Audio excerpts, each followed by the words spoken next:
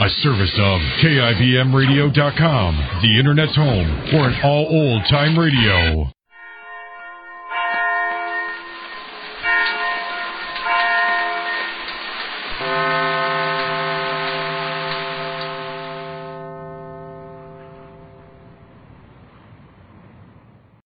Your Coca-Cola bottler presents Claudia.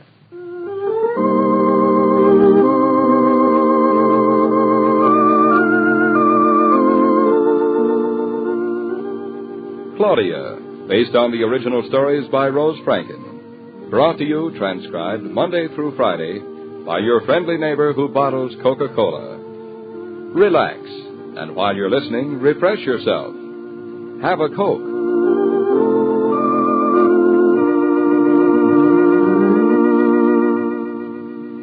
And now, Claudia.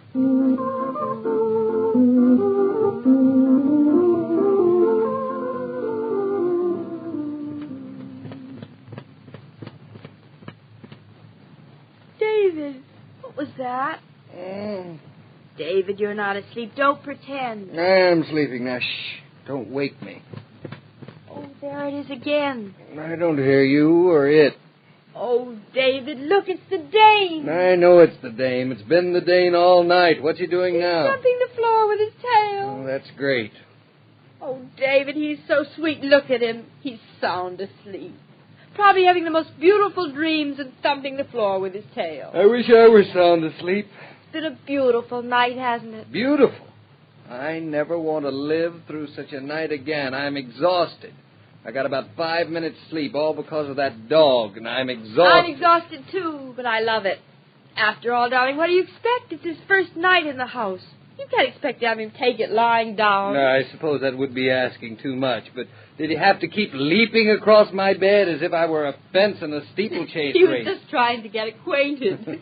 And I noticed each time he leapt at you, you two had a wrestling match. I just thought I could tire him out, but it worked in reverse. It was a dog of a night. Wasn't it sweet, the way he appointed himself watchdog for the neighborhood? Adorable. We'll probably be evicted by noon. Just 'cause he barked a little, don't be silly. Hearing a dog bark gives people a nice, safe feeling. Oh, look at him now. Look at the way his upper lip jiggles when he breathes. Oh, he's nothing to be so proud of. Much. But he looks as if he's going to be quiet for a little while. Would you like to try and get some sleep, darling? What's the use? The minute my eyes close, he would take it as his cue to turn a somersault. No. Weary as I am, I might as well get up. Maybe you can take a little nap at the office. Oh, sure. Now that I've got an extra mouth to keep in steaks, I suppose I can just quit working completely. Darling, let's try to do this quietly. I don't want that monster to wake up any sooner than he has to. David, don't run around without your bathrobe. You'll catch cold. I'd catch the measles today if they came my way. I feel as if I'd been climbing mountains in ski clothes. Where is my bathrobe?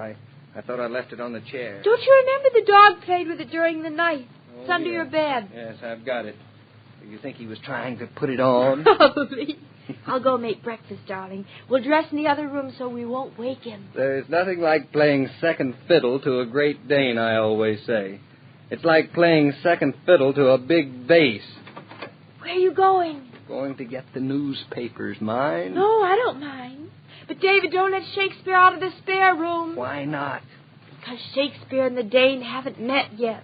And I don't feel strong enough this morning to witness a cat and dog fight. Now, darling, you can't go on isolating the two of them in different rooms for the rest of their lives. Why can't I? How long can two animals live in a 4-room apartment without meeting or at least nodding in the hall? Till we get to know the Dane better and train him to take care of Shakespeare. We haven't even given him a name. You realize, of course, that this dog is perfectly aware that there's a cat in the house. Of course I do. Well, I don't agree with your methods of handling these two beasts, but I don't feel up to arguing with you this morning. I'll just go and get the paper. David, he's awake! David, there he goes! Don't let him out the front door! David, what happened? He ran out the door, the big blithering idiot. Oh, we'd better catch him. If any of the other tenants meet him in the hall, they may be frightened. Frightened? They'd be paralyzed. Which way did he go? He's around the other side of the elevator. Oh, David, the fire stairs. Maybe they left the door open. They did. Which way did he go? I don't know. You go down, I'll go up. Oh, we're not even dressed. Oh, I wish he had a name so I could call him something. Hey, you dog, where are you? Do you see him? I hear him. He went your way. I'll come too. I hear you fugitive, you. Beautiful gratitude for the lovely night we let you spend. I'm coming. I see him. Here he is. David, he found a little boy. Keep them apart until I get there. I'm coming. It's too late. They're together. Gee, he's a big dog. Are you all right? Yes, I'm all right, I think. He just surprised me a little. You can pat him. He doesn't mind. He doesn't? Mm-mm. He's an awful big dog, isn't he? You'll be that big someday. What's his name?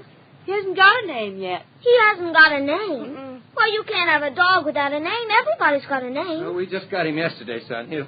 He'll have a name all right. What do you think we should call him? Well, gee, I don't know. He sure is beautiful. How about Rover? I read a book once about a dog called Rover. Rover? Well, Rover's a nice name, but not nice enough for a dog like this, do you think? No, I guess not. He's beautiful. Say, he's licking my hand. He likes you because you're not afraid of him. No, I'm not afraid of him. Why should I be afraid of him? No reason at all. This dog wants to be your friend. He does? Mm-hmm. Gee, I never had a dog for a friend before. You didn't? Well, that's terrible. My mother, she doesn't like dogs. Oh? She won't let me have a dog, not even a little one. Well, maybe she's never known a nice dog like this. I guess not. He's a swell dog, nicer than any dog I've ever met. We think so. Well, I guess we better be getting back to our apartment, David. We look all these silly standing around in our bathrobe. like an Indian or something. I'd forgotten about that. Well, so long, son. You going already? We have to. We have to have breakfast. We have to give breakfast to our dog, too. Oh. Gee, that's too bad. What do you feed him? Large quantities of meat. For breakfast? Mm-hmm. That's because he's such a large dog. Well, so long, doggy. Maybe I'll see you again sometime. Say, are you busy right now? Are you going anyplace? No. It's Christmas vacation, and I'm just wandering about. Would you like to see the dog have breakfast? Gee, could I? Your mother won't worry about you if you don't go upstairs Oh, now. no. She sent me out to play. Gee, can I watch the dog have breakfast? You bet you can. Come on. Hey, wait for me, doggy. Hey, not so bad. Oh, darling. Every little boy should have a big dog. Don't worry. Ours will. We will have a dog for each one of them, David. 6 dogs. Hey, wait a minute. Hold on. First things first. Is this where you live? The door was open and the dog's gone in. Yeah, that's it. He sure is a smart dog. Well, here we are. You better close the door, David. He won't run away. He likes it here. I hope so. All right, go on. You can play with him. He won't hurt you. I know he won't. He likes me, too. Hey, I thought you said he had meat for breakfast. He does. Well, then what's that milk in the saucer for? Milk is for cats. We have a cat, too. You have a cat, too. Mm-hmm. Say, this is some place you've got. Gee, I sure wish I lived up here with you. You can come up any time you like. Did you hear that, Doggy? You and me are going to have swell times. Well, darling, I guess I better get the coffee on. Yeah, I guess I'd better get dressed. Say, mister, how does a cat and dog get along together? We don't know yet. You don't know. No, as a matter of fact, they haven't met yet. We only got the dog yesterday. I guess maybe they'd fight. I guess maybe they would. Now, that just goes to show how much you two know about cats and dogs. You know what I think? I think they would get along swell. You do? Mm-hmm. Is he an awful little cat? Still a kitten. And, David, whatever is in your mind, you better go and get dressed. Say, wait a minute. How would you like to see the cat and dog meet for the first time, son? David, no, please, Now, no. look, darling. This game of hide and seek can't go on forever. Why not? Doggy, how'd you like to meet a cat? See, he'd like it. No, he'd like it, but what about Shakespeare? Somebody's got to think of Shakespeare. You know, Shakespeare needs a good watchdog. Doesn't need him this minute. This minute is as good as any other. No, it isn't. It isn't. Oh, why does everything have to happen to me? Now, nothing's going to happen to anybody. Now, son, you keep right on playing with the dog, and we'll go David, I'm not going to be responsible for anything that happens. That's fine. Now, darling, you go right ahead and let the cat out of the bag. Is he in a bag? You see, you're not even making sense. He means out of the bedroom. Oh, you mean you're going to make them meet now? I am. Go on, darling. Go get Shakespeare. David, I'll never forgive you. Now, fella, you're going to meet Shakespeare. I want you to behave, see? Does he understand when you talk to him? Sure he understands. Don't you, boy? Well, he looks as if he understood. Now, and you're going to behave, remember? No barking, no growling. You're not going to take one swipe at that poor helpless cat. You hear me? Well, here we are, Frank Buck. Would you like a whip, too? No, thank you. I'll just use my hypnotic eye. And remember, I warned you. All right, darling. Now, just put Shakespeare on the floor. On the floor. And you, son, you come over here and stand next to me. This is going to be fun, isn't it? Bet it is. All right, Claudia, put him on the floor. I'm not going to lunch. Sissy. He's on the floor. They're just looking at each other. Well, so far, so good. I'm not looking. They haven't moved. Hey, the dog is wagging his tail. What's happening? Nothing yet. Now, go on, fella. Nothing to be afraid of. The cat's hunting its tail. Oh, you poor Shakespeare. Now, Shakespeare, no funny business. His hair is standing up straight. Shakespeare's terrified. The dog doesn't seem to mind. Stop your cat. Shakespeare. He's going to smash the dog's eyes out. Shakespeare, you monster, you tiger. There. I've got him. Shakespeare, you beast. Look. The dog is just standing still. I don't think he noticed either. Now, you're a good dog. Come over here. Come on. Come on. Gee, that's some dog. He wouldn't even touch the cat. Shakespeare, I'm ashamed of you. Don't you know a friend when you see one? And who was supposed to be afraid of who? Why, that dog is a big bluff. He's so big. Still, he's kind of small. He's so big he doesn't have to bother with anything small, except to take care of it. He's a wonderful dog. Even a mouse would be safe with him. Shakespeare, you ought to be ashamed of yourself fighting like that. Whew, I'm exhausted. Come here, you bluff. Come over here. I'll scratch your ears for you. David, I guess you won. I guess maybe the dog's too much of a gentleman to fight back. Shakespeare, it's all right now. Relax. That dog is a gentleman. Look. Hey, look, he's licking the little boy's face. We could have had a little boy that old if we'd met sooner. When you were about 7. Oh, you big bluff, I love you. Someday I'm going to have a big dog just like you. And I guess the dog's got a name after all. Looks like it. Think you'll answer to it? Let's try and see. Come here, Bluff. Let's go.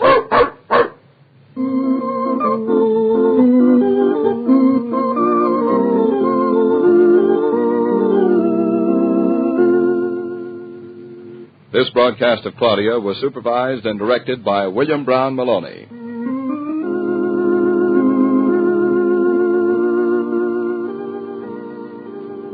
What's better than a congenial evening at home, surrounded by good friends? Whether it's New Year's Eve or any evening, when they come in and settle down for a chat, when you bring out the frosty bottles and say, "Have a Coke," life is good. Be ready for such evenings, expected and unexpected. Buy Coca-Cola by the case, so there's always a supply on hand for the pause that refreshes.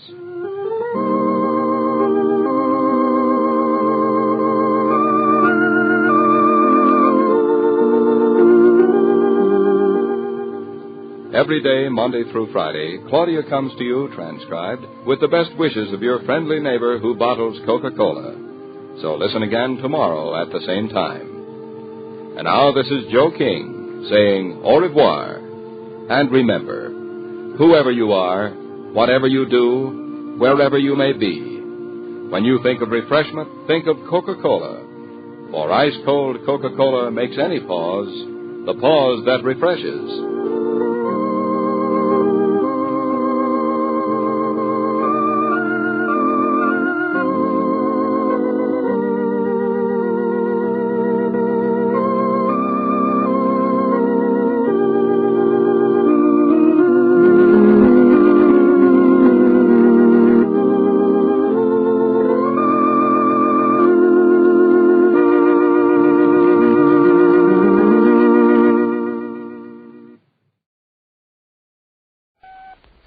The Jack Benny Program. At 45 sold American. Lucky Strike means fine tobacco.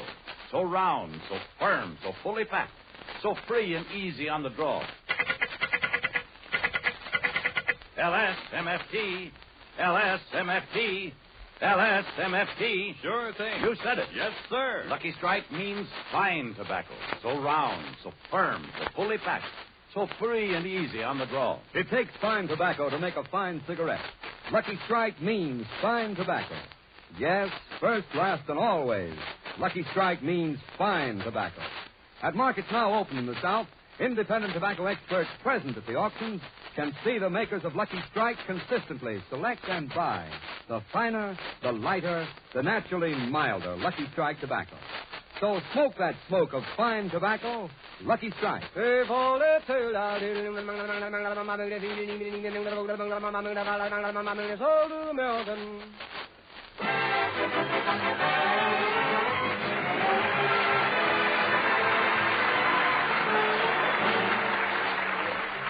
Lucky Strike program starring Jack Benny with Mary Livingston, Phil Harris, Rochester, Larry Stevens, and yours truly, Don Wilson.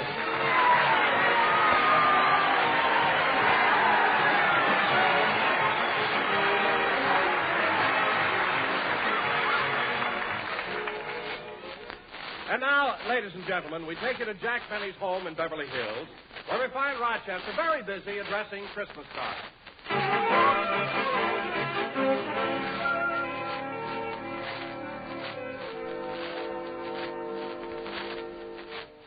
There. Just about 10 more and I'll be through addressing Mr. Benny's Christmas cards. Now, let's see. Mr. and Mrs. Bing Crosby and family. Mr. and Mrs. Eddie Cantor and family. Man, he sure killed a bunch of birds with those two stones.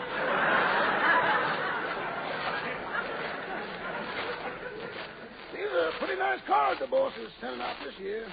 And he sure knows how to economize on them. Just look at that.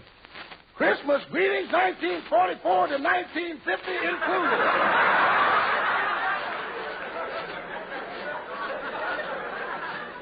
And to whom it may concern. Well, last I got all the cards addressed. Doggone, I wish the boss would buy a stamp. I feel so conspicuous putting on that gray uniform and going from door to door. Oh,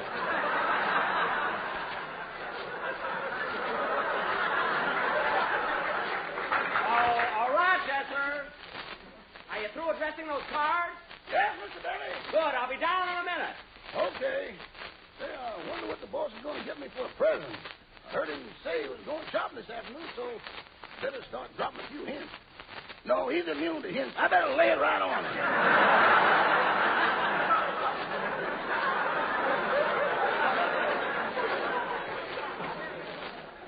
So you're all through with the cards, eh, Rochester? Yes, sir. Jingle bells, jingle all the way. Say, you sound happy today. What happened? Oh, nothing. I've just been thinking how lucky I am to be working for a man like you. Really? Yeah. Now, you take my friend Sam. He works for one of the stingiest men in the world. Why, last year for Christmas, all he gave Sam was 3 little handkerchiefs. Well, Rochester, I don't think that's such a bad present. I'll never forget Christmas Day. Down on Central Avenue, everyone was showing off their new wristwatches and gold cigarette cases and diamond rings, and there was Sam with those 3 little handkerchiefs. Oh, that's a shame. Yeah. It really embarrassed poor Sam when people asked him what his boss gave him for Christmas, and he had to pull out those 3 little handkerchiefs. How can a man be that cheap? It's possible, boss. It's possible.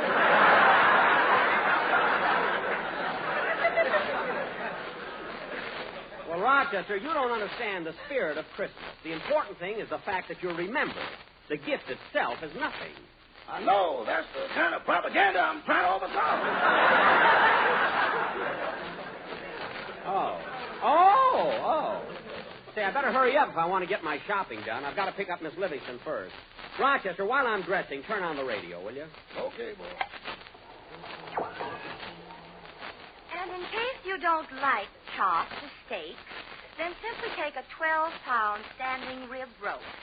Cover generously with strips from 2 or 3 pounds of bacon, and then place in oven.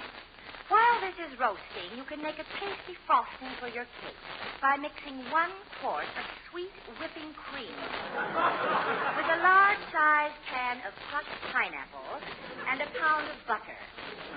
Then call in all your friends and neighbors to help you eat this simple meal. Ladies and gentlemen, you have just listened to another weekly broadcast of Memories of Yesteryear. Rochester, wipe off my chin and get another station. Yes, sir. Ladies and gentlemen, does your complexion suffer from tattletale gray? Do the crow's feet around your eyes have fallen arches? Do you have dandruff? When you comb your hair, do your shoulders remind you of a white Christmas? They do? Then why don't you try a bottle of sympathy soothing syrup? Remember, folks, sympathy spelled backwards is yatapamys. Y-A-T-A-P-M-Y-S. Yatapamys, yatapamys, yatapamys, find your blues Say, Rochester, that's pretty good stuff. Did you ever use any of that sympathy soothing syrup? Boss, if it comes in a bottle, I tried it. I know. And now, ladies and gentlemen, the Sympathy Soothing Syrup Quartet will sing Dance with the Dolly, accompanied by Snoochie Getz and the sweetest music this side of the La Brea Tar Pit Orchestra. Well, Snoochie Getz. He's got a good band, Rochester. See, I'll just have time to listen to this, and I'm going to walk over to Mary's house. That's what I'll do.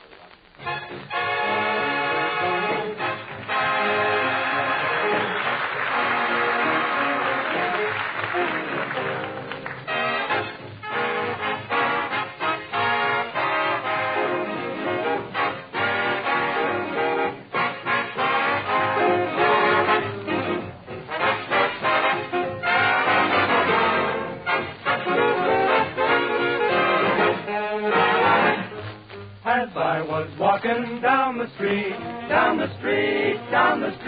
I met somebody who was mighty sweet, mighty fair to see. I asked her, would you like to have a talk, make some talk. All the fellas standing on the walk, wishing they were me. Oh, mama, put the cat out tonight.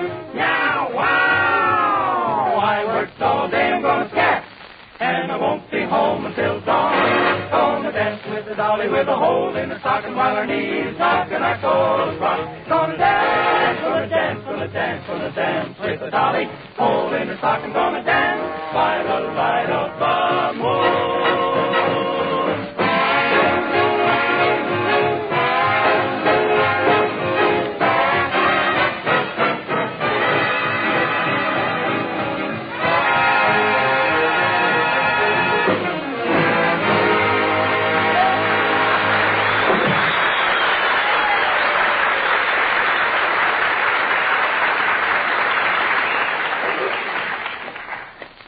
It's nice out today. Hope Mary will be ready when I get there. Yada-dee-da-dum, da-dee-da-dum, ba-dum, ba-dee-da-da-dum. Hello. Hello, little doggy. Yada-dee-da-dum, da-dee-da-dum, da-dee-da-da-da-dee.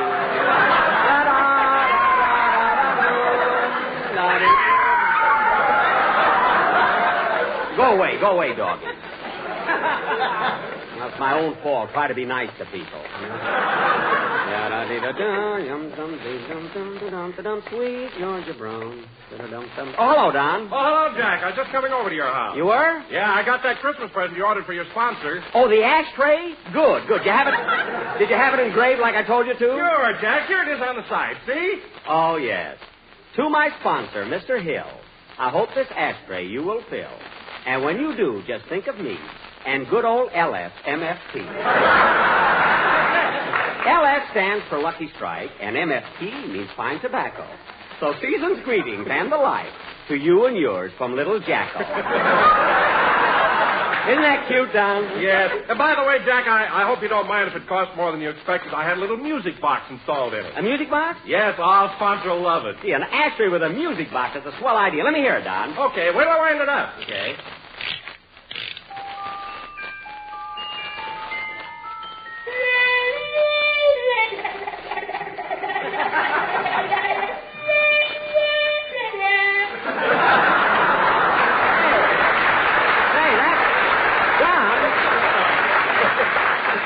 That's perfect. Send it right over to him, will you, Don? All right, Jack. See you later. Okay. Dum sweet Georgia bone. Here's the drugstore. I think I'll go in and try some of that sympathy soothing syrup. Seems to be good for everything. And that's just what I've got. Anyway, I've got a few minutes before I have to call for Mary. Might as well go in. What can I do for you, sir? I'd like to try a bottle of that sympathy soothing syrup. Sympathy soothing syrup? Yes. Sympathy, spelled backwards, is yet-tapamist. I know. Yet-tapamist, yet-tapamist, yet-tapamist. Drive your blues away! Yes, that's what I want. Well, you know, this is rather an old-fashioned drugstore. Old-fashioned? Yes, I wouldn't want this to get around, but we still have some products in here that are spelled frontward. Frontward? Yes. Frontward, spelled backwards, is Stroganoff. I don't care about that. Now, look, I want a small bottle of sympathy soothing syrup. Oh, the 10-cent size. Here you are. Thank you. Would you mind giving me a glass? I'd like to try some of it right now. All right, I'll fix the correct dose for you. I just pour 1 tablespoon of this soothing syrup into this glass of water. There. Now, listen to it fizz.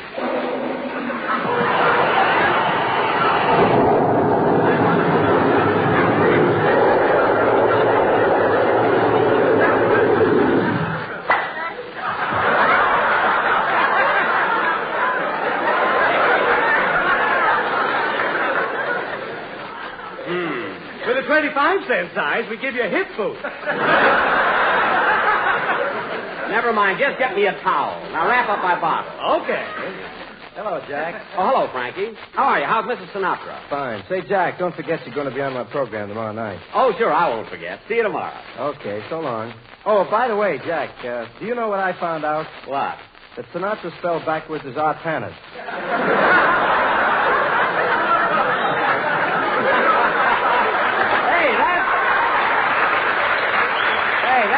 That's pretty good. So long, Frankie. So long, Jack.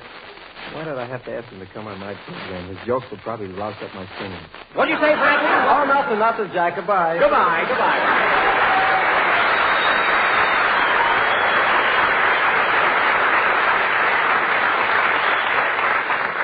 Yeah, sorry I promised to go on his program. The singing will louse up my jokes.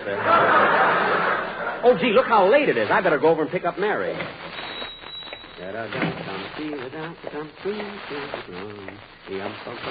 Pardon me, Mr. Benning. Yes? What is it, honey? Well, all the girls in my class in high school are collecting autographs and... Well, how do you like that? I only spoke to Frankie, and I got some of it on me.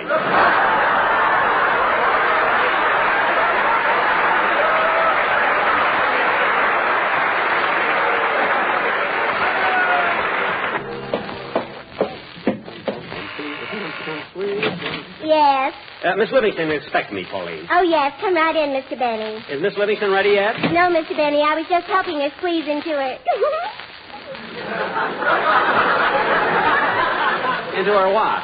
Well, anyway, she'll be putting on her dress next. Oh, for goodness sake, why are women always late? Oh, hello, Jack. Oh, there you are, Mary. How come you're never on time when we have an appointment? What are you talking about? Exactly 3 o'clock now. Look. Cuckoo, cuckoo, cuckoo.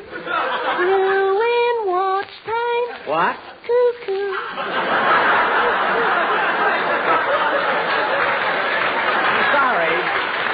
I'm sorry, Mary. I thought you were cuckoo. I mean, late.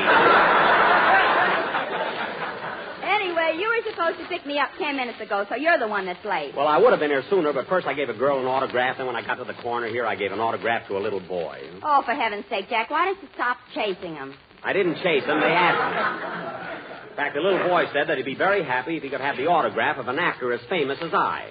Naturally, I couldn't refuse such a request. Well, Natch.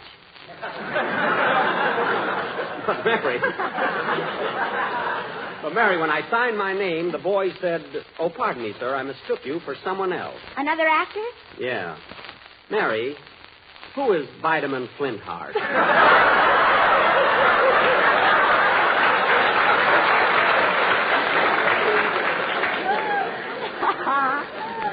It's hard to explain, Jack, but Vitamin Flintheart is the same to Snowflake as you are to me. Well, thank you, I think. Anyway, come on, Mary. We won't get any shopping done. All right. I've got my car parked in the driveway. Good. Oh, say, Jack, Larry Stevens was here a few minutes ago looking for you. He wanted you to hear a new song he was going to do on the program. Oh, well, get in the car, Mary. What is the name of Larry's song? It's called A Sleigh Ride in July, and it's from a new picture, Belle of the Yukon. Oh, darn, I wish I'd have heard it. Is it a good number for our show? Oh, it's beautiful. Larry sang it for me. It goes like this.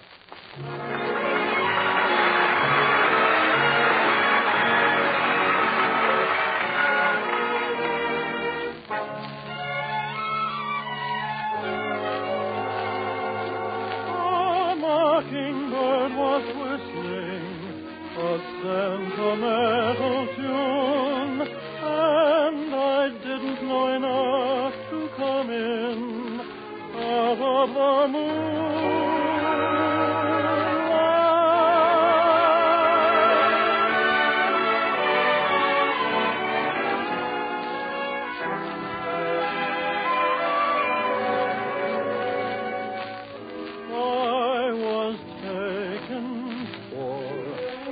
sleigh ride in July.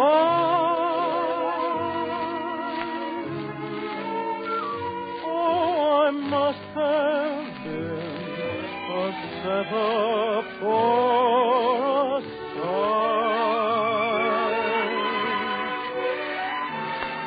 A mockingbird was whistling a sentimental tune, and I didn't know enough to come in out of the moonlight. So the big romance was only make-believe,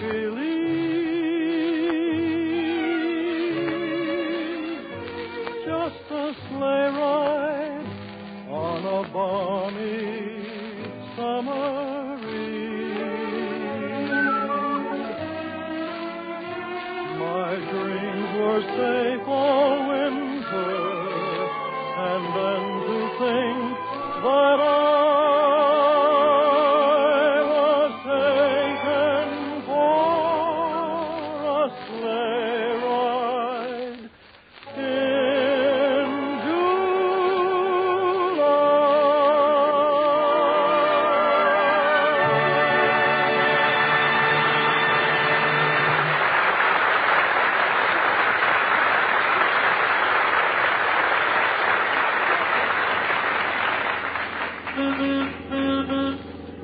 Drive carefully, Mary. Not so fast. Slow down. Watch out, there's a red light. Now it's green. Now it's red again. Hey, wait, there are 3 red lights. No, they're green. No, they're red, but there are 3 green lights, too. Hey, there's a blue light. Jack, put on your glasses. That's a Christmas tree.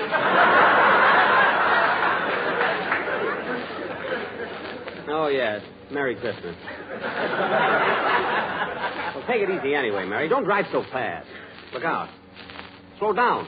You're turning this corner too wide.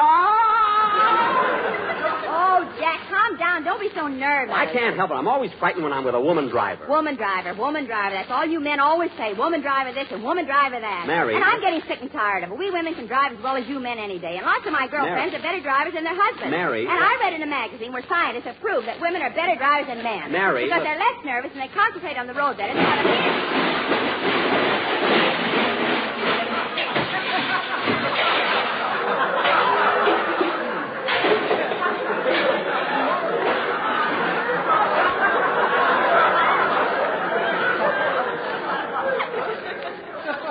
Mary.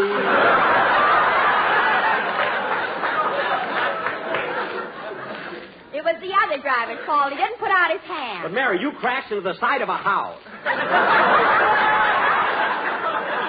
What? I kept trying to tell you for the last 10 minutes you've been driving on the sidewalk. My goodness, you've smashed your fenders, broken your grill, and busted your headlights. So what? Munch will give me more money for it now. Yes, well, anyway, there's a store across the street. We can leave the car here. But, Jack, we can't leave the car here. We'll get a ticket. A ticket? Where would he tie it? Let's go.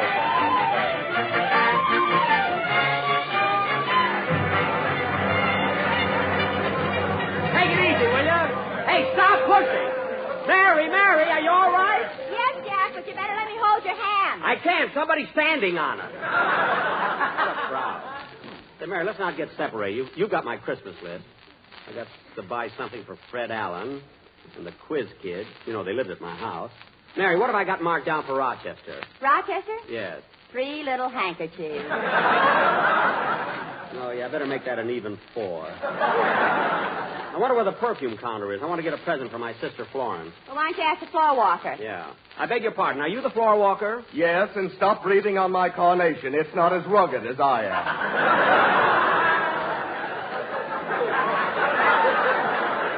am. What? They're hard to get, you know. I've kept this one for 3 years. For 3 years? How comes it looks so fresh? Because it's growing out of my chest. Anything else you want to know, nosy? Yes, I'm looking for the perfume counter. Where is it? It's straight down this aisle on the left. Oh, there it is, Mary. Let's go over and see if we... I beg your pardon, mister. Oh, me? Yes, what do you think I ought to buy my wife for Christmas? Well, I don't know. Besides, that's a personal thing between you and your wife. You ought to figure that out yourself. Figured out myself, he says. I've been racking my brains and knocking my head against the wall, and do I know what to buy my wife? No. Well, I'm sorry, mister, but That's all right. I'll figure it out. You ask the guy a simple question, what does he tell you? Figure it out yourself. That's fine Christmas spirit.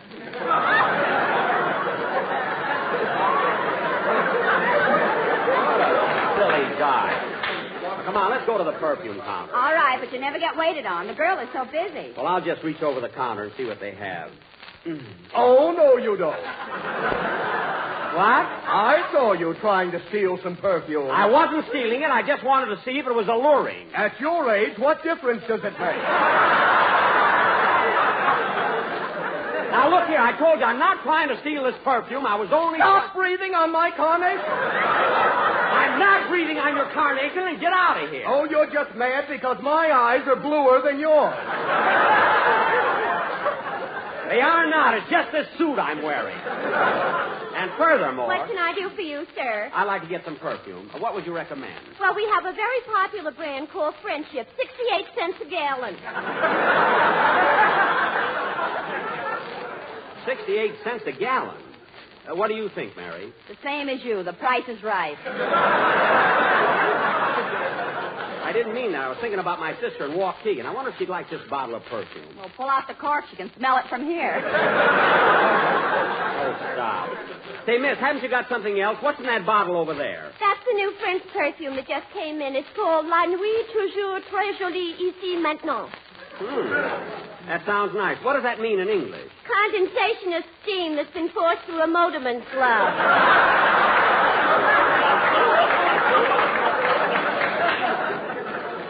Well, that's ridiculous. Come on, Mary. Let's go to another counter. Oh, I beg your pardon, mister. What do you think I ought to buy my wife for Christmas? Look, I can't tell you what to buy your wife. You'll have to figure it out yourself. Okay. I'll figure it out myself. Nobody wants to help me. Fine Christmas spirit. You think it was my fault that I'm married? Thousands of people in the store, and I'm the one he had a pick on there. Jack, I want to buy something for my mother. Ask the floor walker where the ladies' department is. I'm not going to ask that guy anything. Jack, we'll never find it in this crowd. You better ask him. Oh, all right. Oh, Mr. Floor Walker. Yes, my little bifocal yokel. Say, Mr. Floor Walker, would you please tell me where the ladies' department is? It's right down at the end of it. Oh, the department.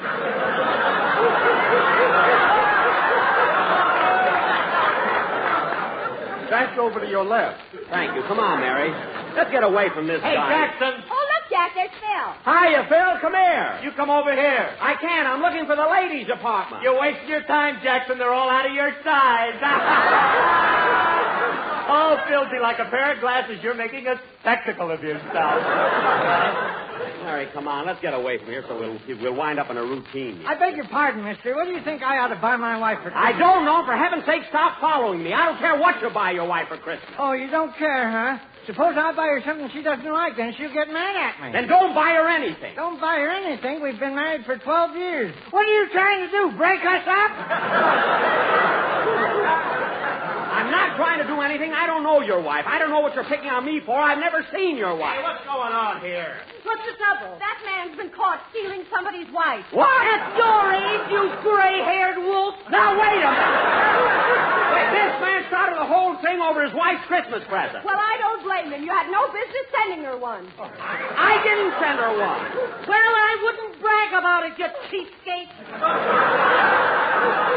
Cheapskate? Jack, it's your own fault for getting into this thing. My fault? These people accuse me of trying... Let me through. What's going on here?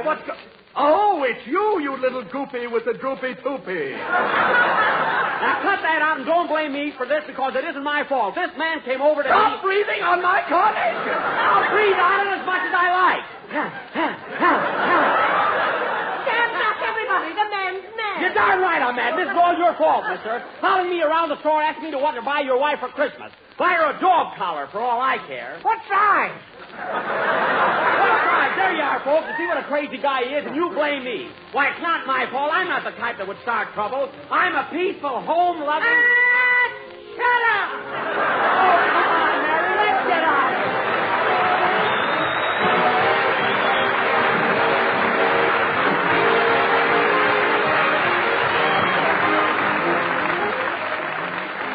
Jack will be back in just a minute, but first, here are my good friends Effie Boone and Kenneth Delmar.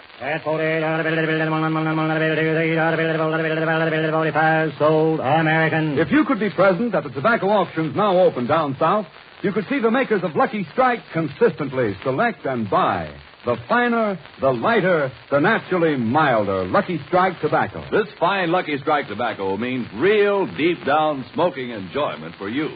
So smoke that smoke of fine tobacco Lucky Strike. So round, so firm, so fully packed, so free and easy on the draw. The famous tobacco auctioneers heard on tonight's program are Mr. Effie Boone of Lexington, Kentucky. At 45 sold American. And Mr. L.A. Speed Riggs of Goldsboro, North Carolina. Sold American.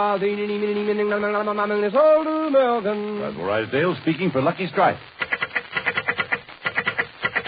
LSMFT, LSMFT, LSMFT. Make no mistake, in a cigarette, it's the tobacco that counts.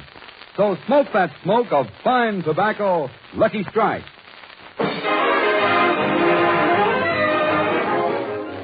Ladies and gentlemen, I'm sure all of us have run across men in uniform who are trying to get home for Christmas, but can't because buses and trains are so crowded. We know how important it is that men on furlough get to be with their loved ones at this time especially. Every time a civilian crowds into a train or a bus for a trip that's not absolutely necessary, you can bet 10 to 1 he's preventing a serviceman from being home for Christmas. That serviceman may have spent long months overseas. Mothers and wives have every right to ask, won't you give my boy a chance to get home? We should answer, I certainly will. I promise you I will not travel unless my trip helps win this war. And another important thing, folks, don't forget to buy Christmas seals. Thank you very, very much.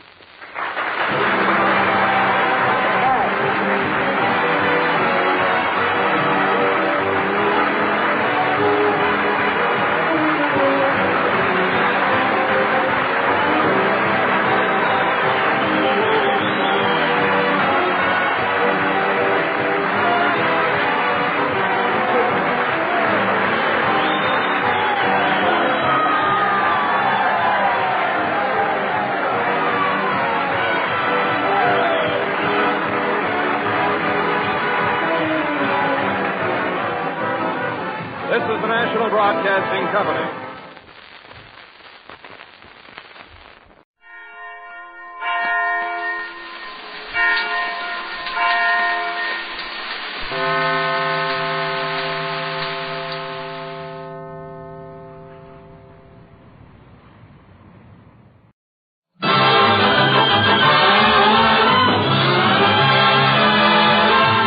The Jack Benny Program. Program, starring Jack Benny with Mary Livingston, Phil Harris, Rochester, Larry Stevens, and yours truly, Don Wilson.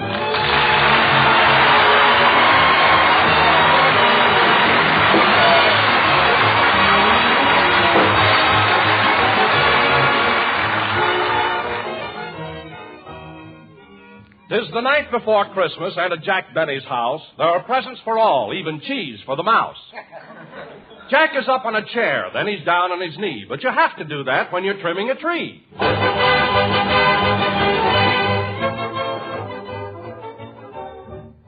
Well, we're all through, Mary. Gee, it was nice of you to come over and help me trim the tree. Well, if I didn't, you'd never get it done.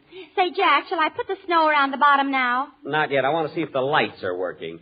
I'll hold up the bulbs, and when I say ready, you plug it in. Okay. Ready? Ready. Pull it out! Pull it out! Pull it out!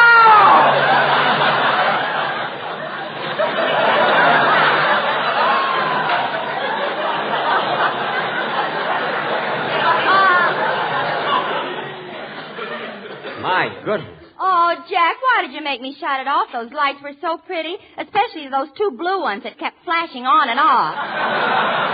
Those were my eyes. I must have been holding on to a bare wire. Well, it's your own fault. Every time you fool around with electricity, something goes wrong. It does now. I know plenty about electricity. Oh, sure. Remember what happened 2 years ago when you fixed your doorbell? What happened? I pushed the button and it burned down Crosby's house.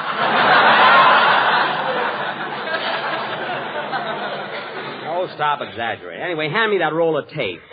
Give me that tape. I'll fix this bare wire right now. Here you are. Thanks. Comes to electricity, I know what I'm doing. See, when you see a bare wire, you just tape it up like this. And that way it's insulated against outside elements. There, that ought to be enough tape. All right, Mary, plug it in. Okay. Pull it out! Pull it out! Pull it out!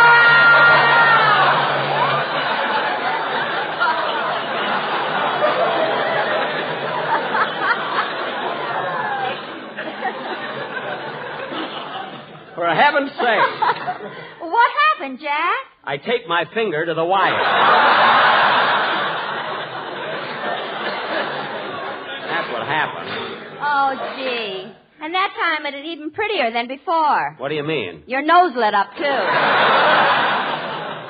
It did not. Let's get this tree finished before the gang gets here. But, Jack, what about the lights? We'll have to let that go until later. Now, hand me one of those... Oh, Mr. Benny! What is it, Rochester? I baked that cake like you told me to. Good. Did you have enough whipped cream to spell out Merry Christmas on top? Yeah. Say, boss, how many R's in Mary? 2. Oh. So you better add one. Add one? I better cross one out. I got 3. Well, leave it. It's better than ruining the cake. Okay. Oh, Rochester, will you please take these Christmas tree lights and fix them? Fix them? Yes. I ain't fooling around with electricity. Now, what are you afraid of? I ain't going to get hit by nothing I can't hit back. Oh, Roger. Imagine being afraid of electricity. Suppose Robert Fulton was afraid of electricity. He never would have invented the electric light.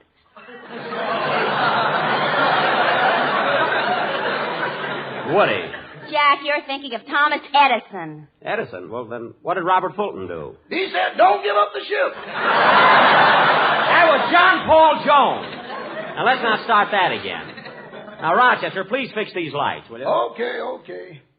Let's see. Now, in electricity, there's the electrons and the electrodes.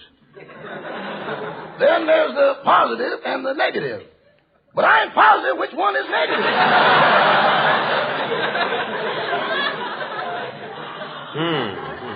Then there's the atom.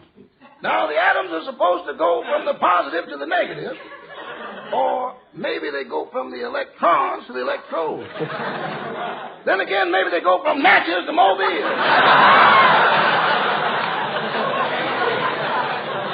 Rochester. Now, as long as these atoms keep passing each other, everything is all right. Yeah. But when they meet halfway and start fighting, they're going to turn on anybody who tries to butt in. Rochester, I'm not interested in the scientific details. I just want you to fix those lights. And I promise you, while you're holding the wires, no one in this room will turn on the switch. I know, boss. While I'm holding the wire, you ain't going to turn on the switch, and Miss Livingston ain't going to turn on the switch. Of course not. But way up there at Boulder Dam is a little man sitting in a room with thousands of wires around him. What? How do I know he ain't going to do something just to break the monotony? Oh, all right. I'll fix it myself. Go back in the kitchen. Come in. I'm looking for Mr. Benny. Mr. Jack Benny. Me? Yes. But you're a policeman. Well, now, what do you know? This blue uniform has given me away again. But, officer. Mary, say something. But, officer. Is that all you can say? That's all you said. Now, officer. Mr. Benny, I hate to be doing this to you on Christmas Eve, but I have a complaint about you disturbing the peace last week at Moore's department store. At Moore's department? Oh, that! Well, officer, that wasn't my fault at all. You see, first I had trouble with some crazy floor walker who kept hollering, "Stop breathing on my carnation." And then... A little slower, please. I'm writing it down. Yes, sir. How many R's in carnation? 1.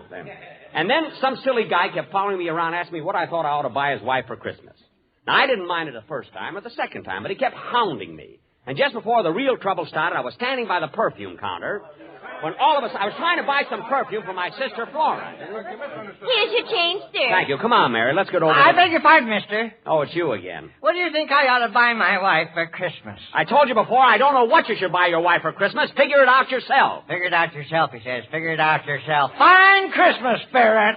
Look, I don't care what you buy your wife for Christmas. Don't buy her anything. Don't buy her anything? We've been married for 12 years. What are you trying to do, break us up?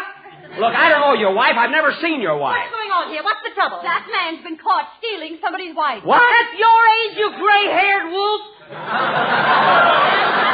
Now, wait a minute. One side, let me through. What's going on here? Oh, it's you, my little Cupid with the droopy toopy. Now, cut that out and don't blame me for this because it's... Stop breathing on my carnation. I'll breathe on it as much as I like. Stand up, everybody. The man is mad. You're darn right on that, and this is all your fault. Mister asked me to buy your wife for Christmas. For all I care, you can buy her a dog collar. What size? What size? There you are, folks. See what a crazy guy is, and you blame me. Why, it's not my fault. I'm not the type that would start trouble. I'm a peaceful home... Shut up!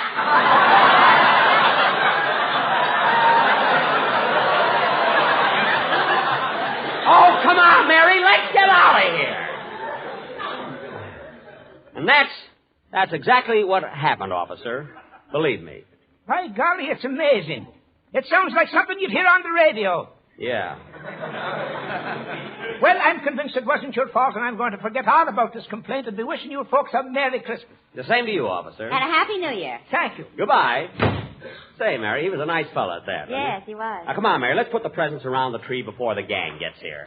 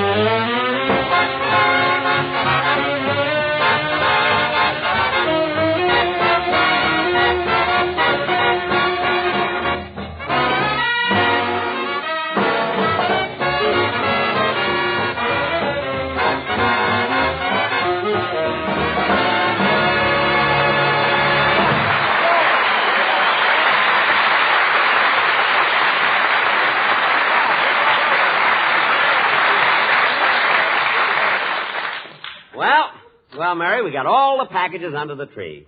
It looks nice, doesn't it? It sure does. Jack, if you're not going to use the Christmas tree lights, let's put on the candy canes. Okay, here's the box, and you can... Hey, wait a minute. I had 12 candy canes, and now there are only 11. Where's the other one? Don't look at me. I'm not looking at you. I'm asking you. All right, I ate it. Here's 10 cents. Smarty. I bet you'd be surprised if I took it. I wouldn't be surprised if you sued me. Mary, let's get this finished, will you? Jack, you better pick up those lights off the floor before somebody steps on them. Oh, yes. Now, where can I put them? You're going to put these lights up here on the chair. This chair right here. And, Mary, here's Rochester's present. I forgot that. Slip it under the tree. Boy, will he be surprised. But, Jack, how'll he be surprised? You've got toilet water written all over the package. Well, you got to do that with Rochester. When he opens the package and finds a bottle, he never stops to read the label.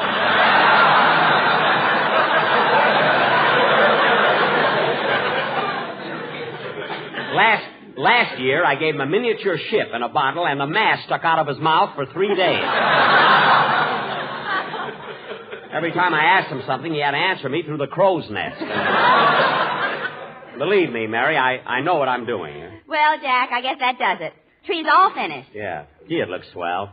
I'm kind of tired. I think I'll sit down for a minute and smoke a cigarette. Mary, have you got a match? No. Oh, well. Oh, say, boss.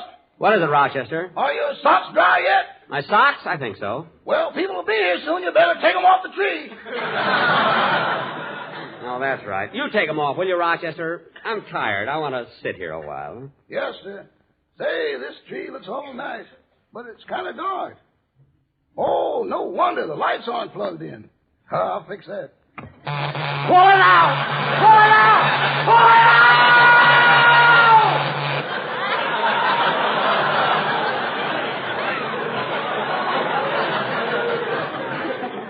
For heaven's sake. Well, what's the matter, Jack? I was sitting on the wire. As long as you're here, Rochester, give me a match. You don't need it now. Your cigarette is lit.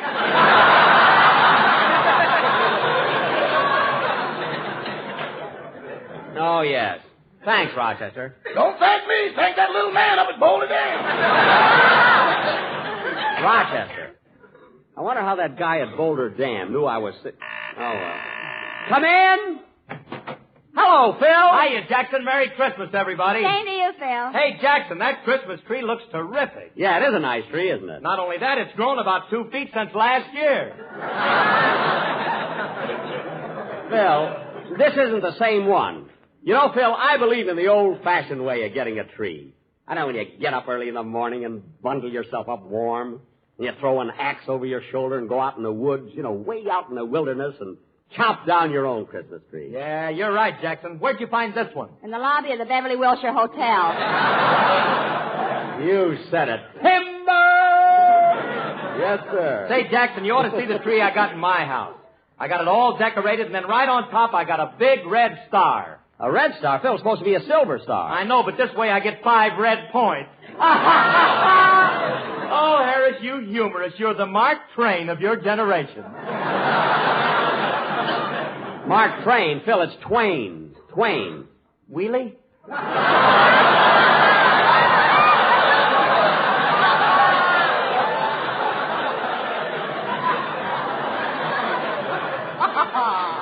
Phil, after a gag like that, you're lucky Santa doesn't scratch you with his claws. Say, that was pretty good, too. Don't bother sending us Cracker Jack, Mother. We're now getting corn by the ton. Oh, I don't know, Mary. I thought that was pretty cute. Hey, Phil, what do you got in that package there? Oh, I forgot, Jackson. It's a Christmas present for you. For me? Yeah, me and the boys in the band all chipped in and got it for you. Well, thanks. I'll put it under the tree. Oh, no, you don't. No, you don't. Open it up right now. Okay. It was certainly nice of you and the boys to think of me. No, I really didn't. Oh, Phil, thanks. Gee, a beautiful turtleneck sweater. Gee. Well, look inside of it, Jackson. Inside? Oh. Oh, Phil. What is it, Jack? A turtle.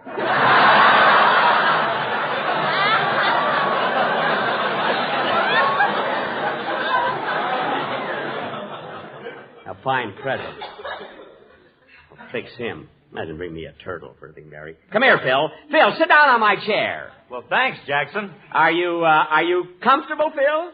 Sure. Good. Mary, push in the plot. Oh, Jack, you wouldn't dare. Hand me the plug. I'll give it to him myself. Hey, Jackson, what about my present? Yes, that where you are. You'll get it. You'll get it. It's a surprise. Mary, watch him jump. 1, 2, 3. There.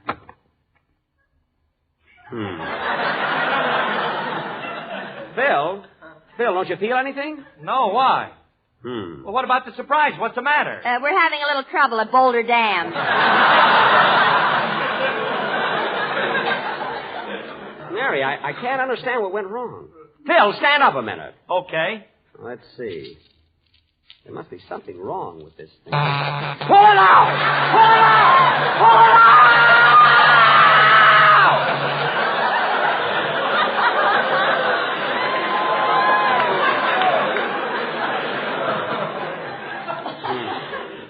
Fine thing to do to a guy on Christmas Eve. Well, it's your own fault for trying to play a trick on Phil. Oh, so that's it, eh, Jackson? Trying to give me a hot seat. Oh, it was nothing, Phil. I was just trying to have a little fun. Pull it out! Pull it out! Jack, that's a doorbell. Oh. Come in. Hiya, Don. Hello, Larry. Well, Don, Larry.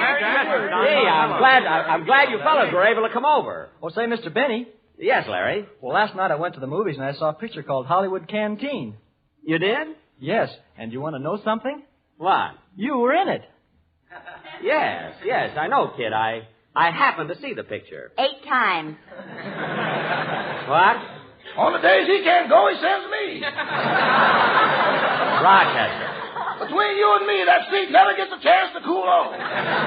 Never mind. Well, say, Jack, I saw the picture, too. You did, Don? Well, Don, tell me, how did my violin solo go over? Well, Jack, this will amaze you. Really? When you started to play, the man next to me got all excited and enthused. Oh, I get it, Don. I get it. You don't have to... Okay, Mr. Benny, I got the cake and coffee on the table. Good. Come on, fellas. Let's have a little bite. Come on, everybody. Now, take it easy, fellas. Take it easy. Take it easy. There's enough for all. Yes, folks, you don't have to crowd. Just line up to the right and have your ticket stub ready. Rochester, this is Christmas. Oh, yes, excuse me. Now, fellas. Hey, who can that be? Come in. Well, I'll be darned. Hiya, Buck. Hello, everybody.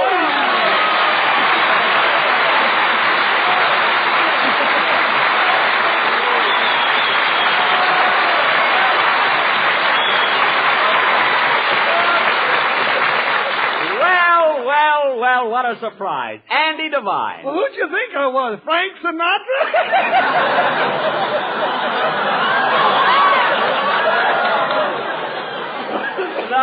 No, Andy, your voice and figure are both a little huskier, I think.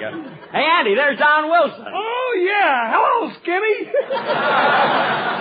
Hello, Fatso. Well, that's the first time I ever heard a pot call a pot a pot. Say, Andy, how's your mother? Oh, she's swell, Buck. Hey, you know, it's nice the way you think of her every year. Oh, I always call my friends around the holidays. Well, you don't have to worry about Ma. Buck, she wouldn't think of buying her Christmas cards from anyone else but you. I know. That's why I always throw in a couple of extra ones, you know? Here you are, folks. Here's the... Oh, hello, Mr. Devine. Well, hello, Rochester. I'm glad you dropped in on the boss. Christmas wouldn't be Christmas without you. Well, thanks, Roch. You know, the holidays wouldn't be the same if I didn't see all of you folks. Those are the two voices that drove Gravel Gertie into hiding.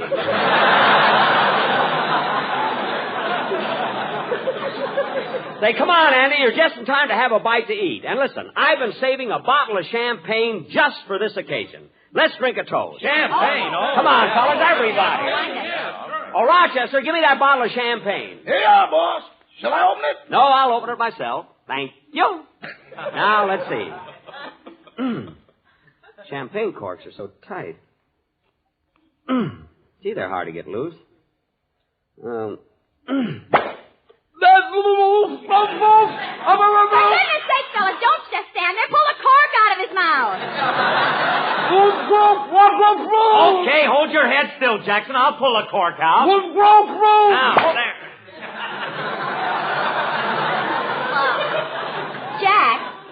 Jack, say something.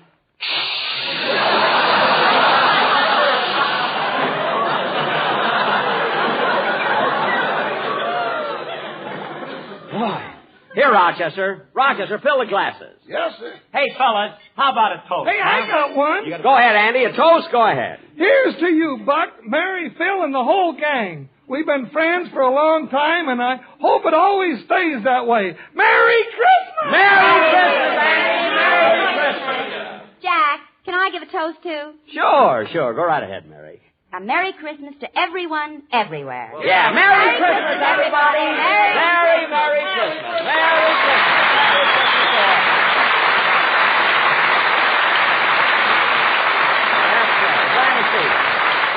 Hey, Jack, how about a toast from you? Me? Yeah, I'd like to give a toast, too, Don. This is a toast to a lot of fellas I met in Africa, Europe, and the South Pacific. And to all you other boys out there I wasn't lucky enough to meet. Fellas, this is Christmas Eve, a time for happiness and good fellowship, a time when our hearts should be humble and forgiving. But this is war, and I've seen what you boys are up against on both sides of the world. I know the Christmas spirit must seem a very distant thing when you're crouched in a muddy foxhole or wading through the half-frozen slush. I know, too, that there's very little to remind you of Christmas inside a stifling tank or in the icy cockpit of a B-29 6 miles above Tokyo.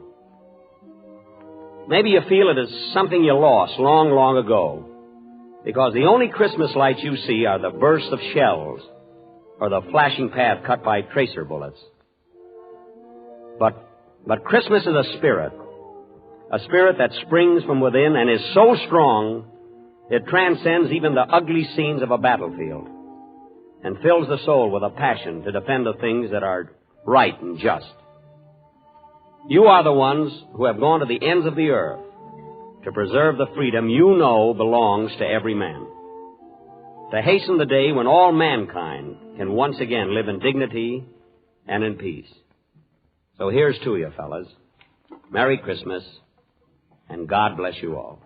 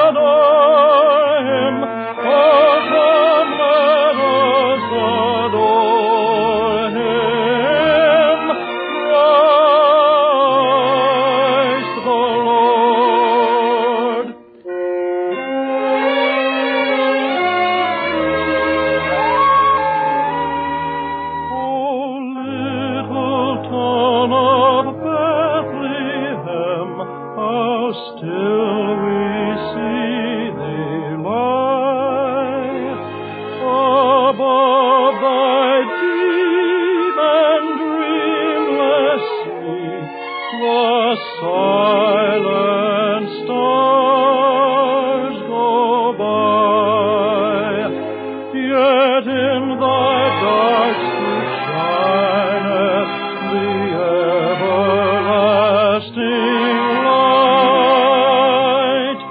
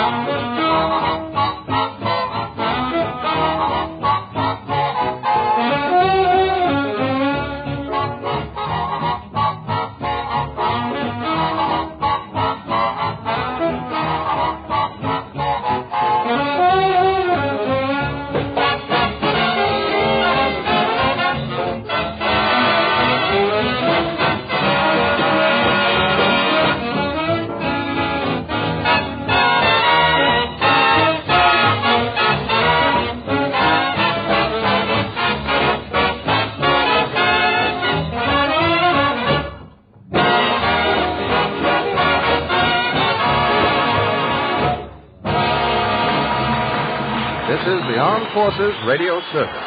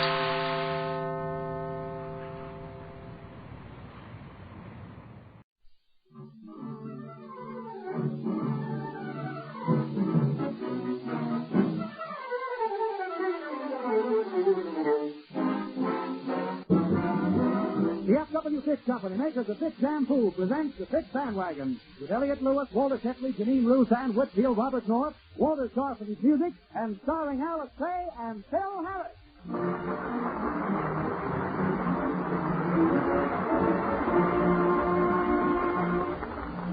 42 prizes each week for you. Just tell why you like Fish Shampoo. To introduce Fish's new clean shampoo, and for those who use dandruff remover shampoo, we're sponsoring our third big weekly contest.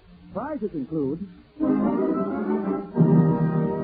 one new Fraser Manhattan four-door sedan, one new Kaiser sedan, 5 Universal Electric ranges, 3 Amana home freezers, 2 Boss electric washing machines, 30 Universal Electric blankets. Easy to enter, easy to win. Get paper and pencil ready. We'll give contest rules and the address now, and repeat them again later in the program. Here's all you do. In 25 additional words or less, complete one of these statements. I like Fitch's Dandruff Remover Shampoo because, or I like Fitch's Clean Shampoo because. That's all. To each entry, attach the round paper disc from top of Fitch's Clean Shampoo jar, or carton top from Fitch's Dandruff Remover Shampoo or facsimile. Mail with your name and address to Fitch Shampoo, Box 1723, Chicago, Illinois. There's plenty to write about. Fitch's Clean Shampoo leaves hair far softer, shinier. It's made with both lanolin and olive oil. Lanolin to soften, olive oil to bring out those sparkling highlights. 42 prizes each week for you. Just tell why you like Fitch Shampoo.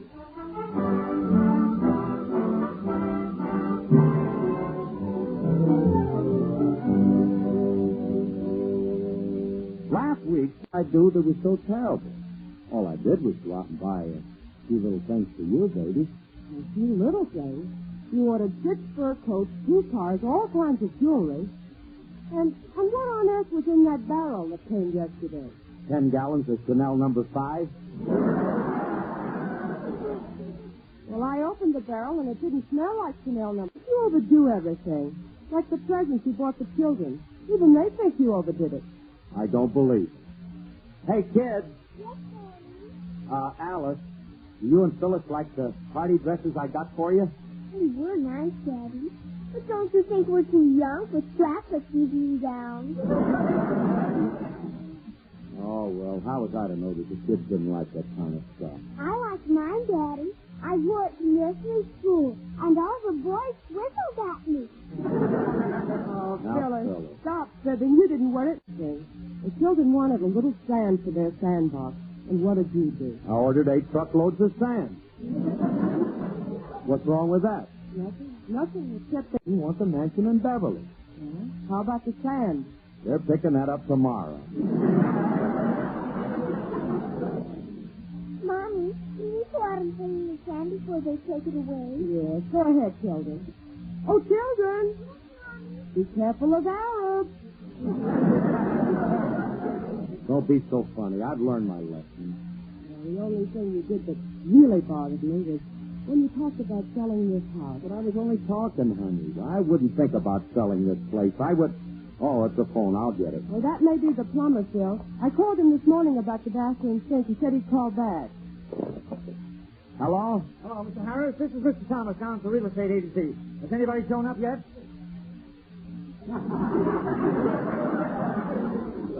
Shown up for what? To buy your house. Yes, you told me to put it in the papers. It's attracting a lot of buyers. Buy my house? Holy recording Petrillo.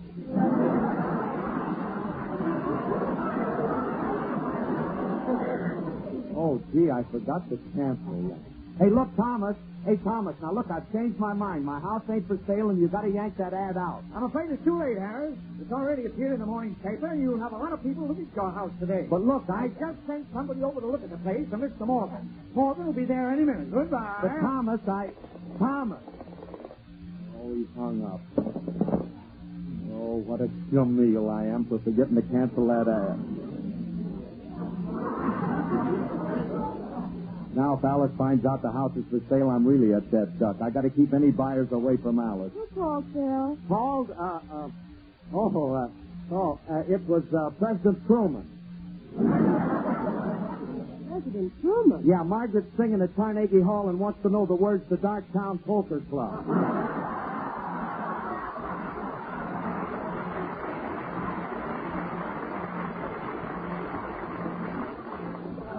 In such a time. Was it the plumber? Oh, yeah, the plumber. Why didn't I think of something as simple as that? Hey, you said they're sending a man over. What time will he be here? I don't know. Let's forget about the... I couldn't be happy anyplace else.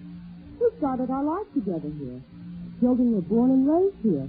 And besides, I want to stay and grow old here. You better start aging faster. You won't make it.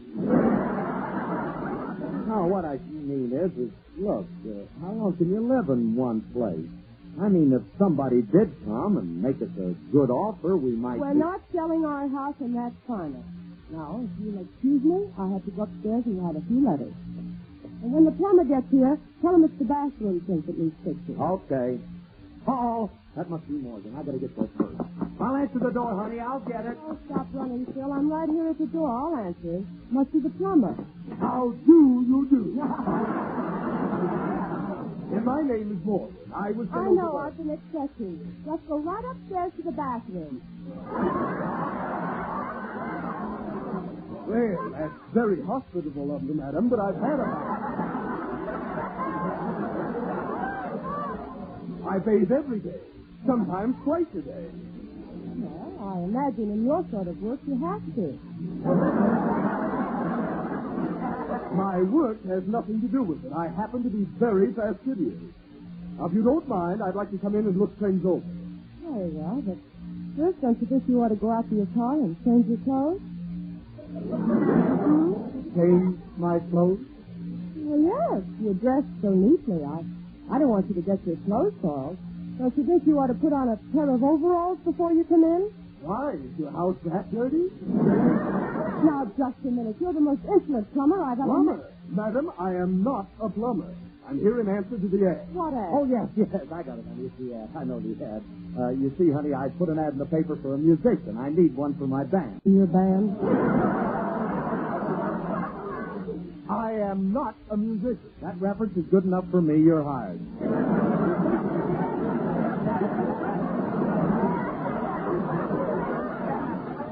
Now, Now bring your trombone to rehearsal tomorrow morning. Goodbye. Now, look, I have no intention of playing with your orchestra. I don't know a bassoon from an oboe. You don't have to. We don't use none of them string instruments. I'll see you tomorrow at rehearsal, Morgie. So long. I am not leaving. If you and Mr. Morgan will excuse me, Phil, I have to write those letters. I'll be upstairs. Yeah, you run along, Alice. I'll try to talk Morgan into doing the same thing. I'm not running along until I see this house. Beat it, Bob. The house ain't for sale. Beat But it. the ad said it was. It said it was for sale for $20,000. It said it was open house today, and by George, I'm going to see it. Get lost, Bud. Get lost. Beat it.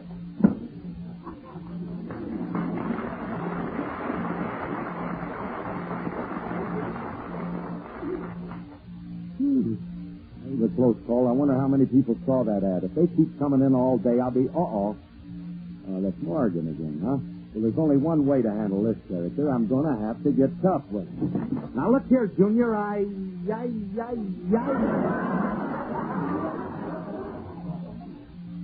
Hello, good boy.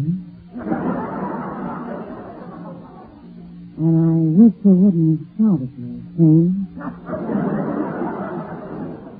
Because I'm very sensitive, please. What's the matter, kid? You in pain?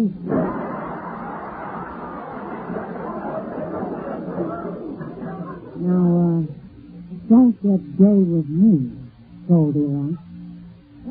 I read the house was for sale, and I came to look it over.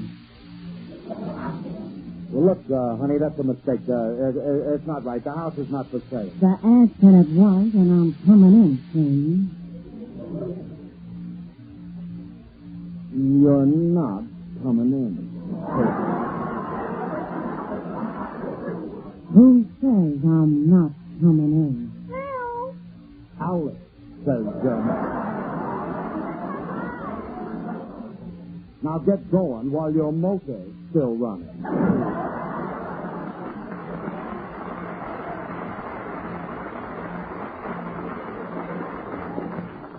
Well, who is that woman? And don't tell me she's a trombone player. Oh, that woman? Oh, yeah. You see, I entered the Fitch contest, and she was one of the 42 prizes. Stop stalling, Phil. Oh, but she had a kind of a pretty face. Oh, you think so? Well, what did you think of her figure? I thought it was abominable. Never mind her stomach. What did you think of Oh, stop it. Phil, sometimes you make me so mad. On me, because I don't mind you telling me that I'm as tacky as a man could be. I reckon you were justified. But I never thought you'd promenade to and fro with a carriage trade. Now you've gone and hurt my southern pride. When you took my honeysuckle vine over the Mason-Dixon line, I didn't take it teary-eyed. But I never thought I'd ever tag you with a Yankee scalawag. Now you've gone and hurt my southern pride.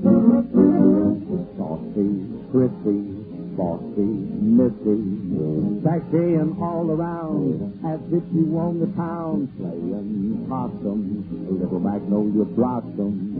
You better mend your ways, settle down. Just shut my mouth and fan my brow, having a heap of wearies now. I hope that you are satisfied. Oh, I never thought this day would arrive when the honey would be in the new beehive. Now you've gone and hurt my southern pride. I'm feeling kind of foolish. I'm feeling mighty blue. Plumb tuckered out with worry. Me and my sweetness are through. Saucy and crispy, bossy and missy, sashaying all around you as if you own the town, playing possum, little magnolia blossom. You better mend your ways, settle down. When Pappy said you'd take my dough, wasted away and off you'd go. I stood right up and took your side. But you headed north when the moon was low with the money I stole from the Bentley show. Now you've gone and hurt my southern pride.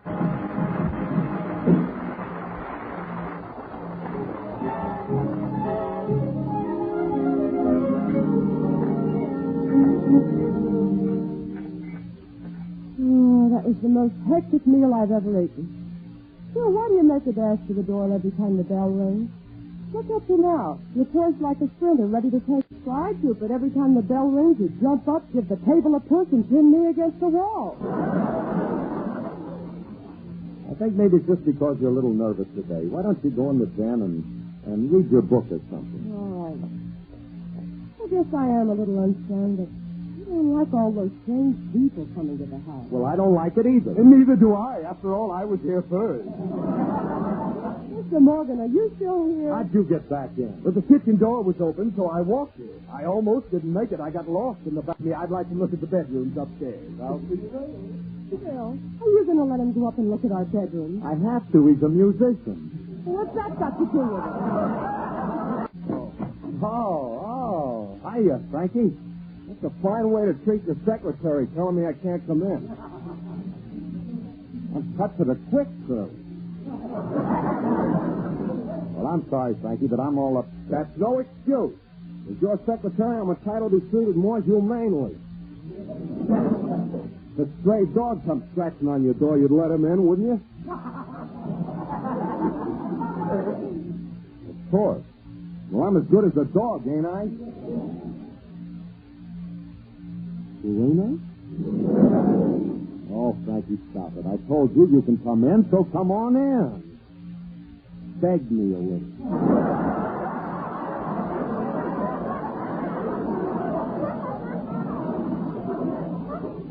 What are you acting like a prima donna for? I got a right to. When you didn't get that thick stock last week, who had to do your dirty work and take back all that stuff you ordered? I had to take back fur coats, jewelry, that 10-gallon keg. By the way, what was in that keg? Chanel number 5. I got to order some of that stuff. It was the nicest smelling beer I ever tasted. Frankie, you shouldn't have drunk that. That's perfume. Oh, really? No wonder my girl kept asking me to breathe on her earlobe.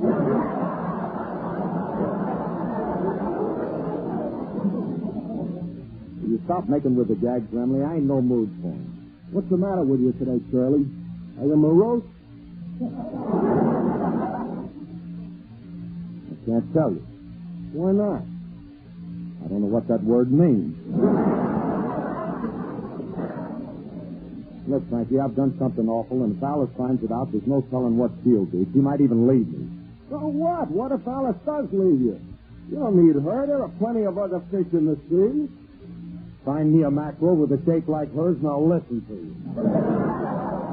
If you're not going to pay any attention to me, I'm leaving. But I'm warning you. With a wife, you got to assert yourself. You got to stand up to her. Tell her off.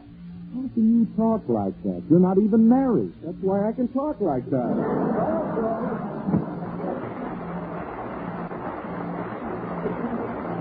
Well, maybe Frankie's got something at that, you know. He might have something. I got to stand up to Alice and tell her the truth. And then when she finds it out, I know she won't mind.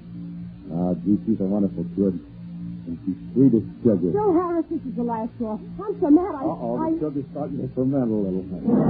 Hey, what's the matter, honey? Well, don't you honey me. That Morgan friend of yours just broke into the den and chased me out so we could measure it. If one more person comes into this house today, I'll... Don't worry, Alice. Nobody else will come in. It's getting late now. Whoop, there's the doorbell. I'll get it. Oh, holy smoke, it's a mob this I time. came to see the house. I was here first. Got any termites? Come in, I want to see the Stop pushing, will you? Stop pushing. Where's the owner? Down here, madam. You're standing on me. Phil, what's all this racket out here? Phil, what are all these people doing? Why, it looks like a tour. A tour? Oh, yeah, that's what it is, a tour. I thought we could pick up a little extra dough, letting tourists go through our house so they could see how the movie stars live. A tour through our house? That's right. Okay, step right up this way. Folks, on your left, we have Alice Faye, the blonde bombshell of 20th century pop. Watch this little girl, folks. Just watch her as she shivers. She quakes, she quivers, and she quakes, and she shivers, and... No, wrong field. Oh, for heaven's sake, Phil, what's going on here? We're here to see the place. We'll go up and look at the bedroom, though, Val. Yes, and I'm anxious to see the den. Come on, come on. Now, wait a minute. Wait a minute. You people can't go through my... Phil, are you going to stand there and allow this? What does all this mean? Oh, now, Alice, it's nothing. You know how people are. They're just being neighborly. They're just up... There goes that doorbell again. I'll get it. Alice, you tripped me. Casey's her again. Alice, I'm a little annoyed with you. After all, I handle all your business affairs.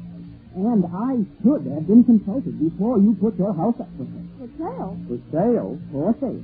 Go ahead, Alice. It's your turn again. Here's today's paper with an ad saying your house is for sale for $20,000. Alice, I'm pretty close to you, and I should have been consulted. Well, I'm even closer to me than you are, and I wasn't consulted. I know who could have put an ad like... Oh, Harry. Oh, pardon me, folks. I got to go in the kitchen and drill some holes in the Swiss cheese. Come back here. So, that explains all those people here. How could you do this to me? Wait a minute, I can explain. It was all a mistake. I told the real estate man last week to put the ad in, and I forgot to... Like a snared rabbit? You're exaggerating. I haven't been running. I just... There's the back door. What am I running for? She knows about it now. Well, who is it this time? It's Julius Abruzio, the grocery boy. Well, what are you... Don't get gay, Junior. What are you doing here? I'm delivering the vegetables, and I... hello, Miss Faye. Hello, Julius. I'm Miss Faye. You've been crying. Your lovely blue eyes are red. What's wrong, Faye? It's nothing, Julius. What it is? I know it's your husband. This beef here's been beating you. Who, me? Yes, you fiend. This sexy woman I love, and there's only one thing I can do. Well, I challenge you to a duel. Take that. Julius, stop slapping me in the kisser with them wet turnip greens. Please control yourself. Mr. Harris hasn't been beating me. It's nice of you to come to my defense, but I really don't need you. You don't need me. But if I can't save you, there's no use going on. I know what I'll do, and I'll do it now. Holy fire, Mon-Chappie Payne. What's with this Mon-Chappie Payne? Where are you going? Out in the backyard enjoying the French Foreign Legion. I wish I could go with him. Wise guy, one of these days I'm going to light up that little punk. Well, I want you to get all of those people out of this house. Hold on, Alice. It's not as simple as that. Philip quoted the price in his ad. And if anyone meets that price, according to law, he must sell. Oh, no. Now, how are we going to get rid of them? We make an offer, we'll have to sell, and... Wait a minute. They wouldn't make an offer because the house is run down, would they? That's it, honey. All we got to do is tell them that the joint ain't no good. It ain't fit for human consumption. Here comes the thundering herd. Let's go into our act. I'm very much interested in this house, and I'm thinking of buying. Just a moment. I want to buy it, too, and I'd like to make a good... Please, folks, please, now take it easy before you make any offers. Wouldn't you like to see the... Why, sugar! Very well. Bill, is the lifeguard on duty down there? You mean your cellar gets flooded? Only when we turn the faucets on in the kitchen. Why did that flood the cellar? No sink. Pardon me. Oh, it's you again. Yes, me. Where do you keep the towels? Well, you'll find them in the linen closet. Who's that? Who's that? Well, we don't know. He comes in every Sunday and takes a bath. Because I'm a... For you, right this way, please. I almost talked to you. What do you expect? I understand this Bill Harris is a hillbilly from Tennessee. Well, they're gone, honey. I finally got rid of them. Oh, thank heavens. Now I can go in and start getting dinner ready.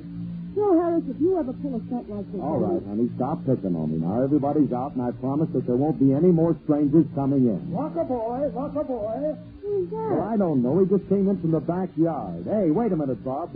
What are you yelling locker boy for? Where do you think you are? Ain't this the Pismo Beach swimming? No, it isn't. Get out of here. Now, come on. Let's have our dinner, huh?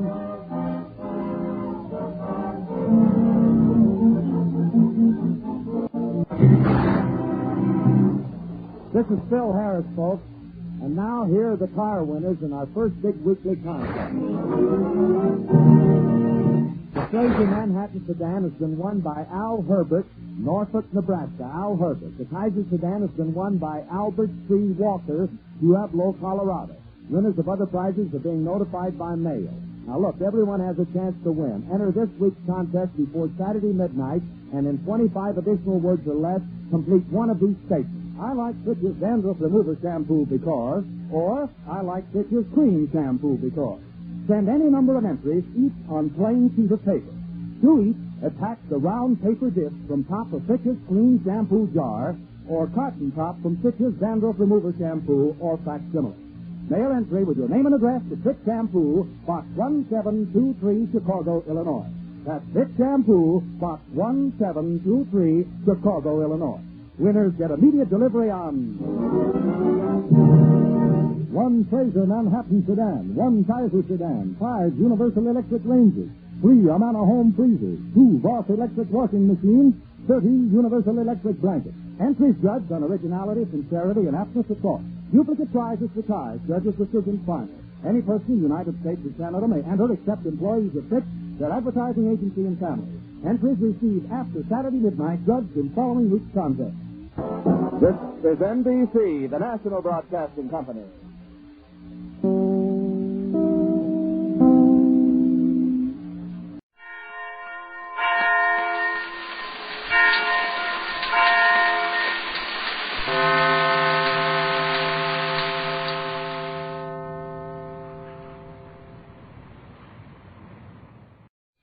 Speaking of radio, the Jack Benny program.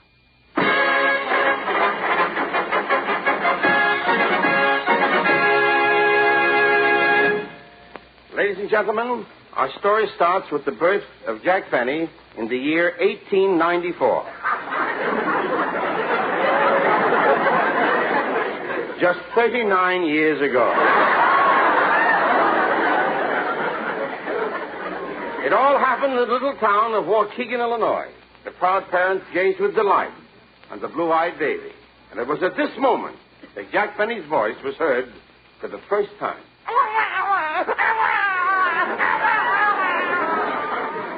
Look at him, Papa. He's so cute. Yes, we'll call him Jackie.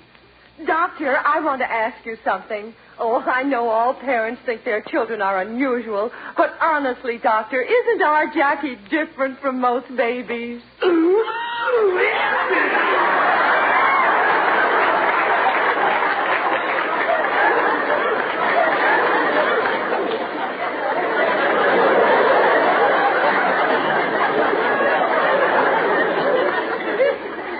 Look at little Jackie, Papa. He's got your mouth. And he's got your nose. And he's got your eyes. And he's got your ears. And look at his hair. That's mine. It slipped off.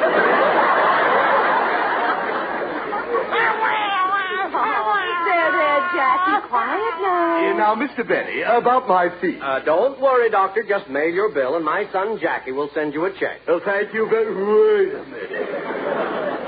Your son here, Jackie, he's only a few minutes old. How can he send me a check? I don't know how he did it, but he already saved $800.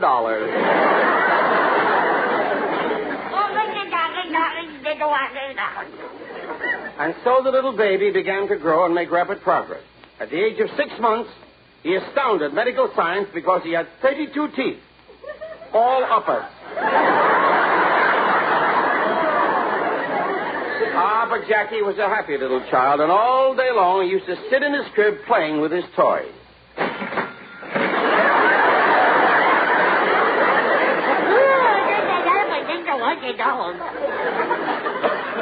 As he grew older, his parents gave him everything he wanted. But Jack wasn't an only child. He had a younger sister named Florence. Today he has an older sister named Florence.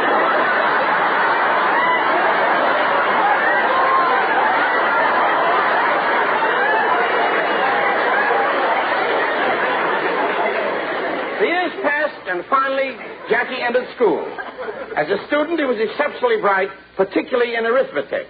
And now for the next question, I will call on Jackie Benny. Yes, teacher. Now, Jackie, if you loan $10 to Albert, and $5 to Irving, and $15 to Tommy, and they all paid you back at once, how much money would you have? $31. I'm sorry, Jackie, but the correct answer is $30. What about the interest?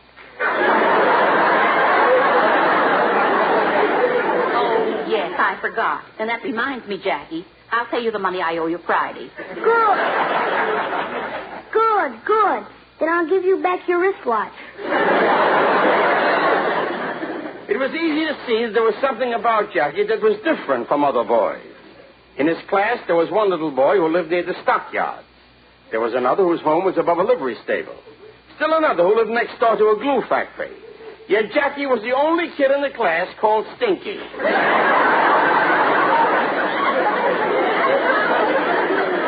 However, somehow he seemed to know that he was destined for a musical career. And for the next few years, he took violin lessons regularly.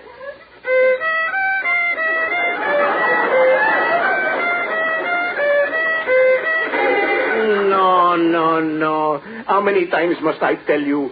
Smoothly. I'm sorry. Well, play it again. Only this time, hold the bow with one hand. You're not Ty Cobb. I'll try. Not today. The lesson she is over. Oh, well, goodbye, Professor. Wait. You did not pay me. Huh? Mr. Benny, I want my money.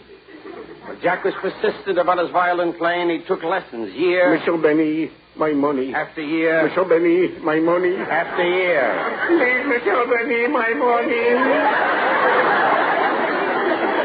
Finally came the day of his graduation from elementary school. Oh, it was a proud moment for Jack and his parents. That was the day that he put on his first pair of long pants. They looked kind of bulky over his diapers.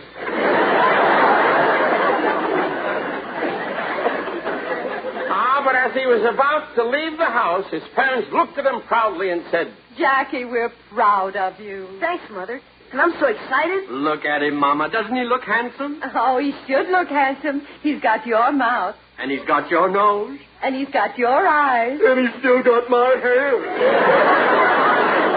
You'll get it. Let him graduate first.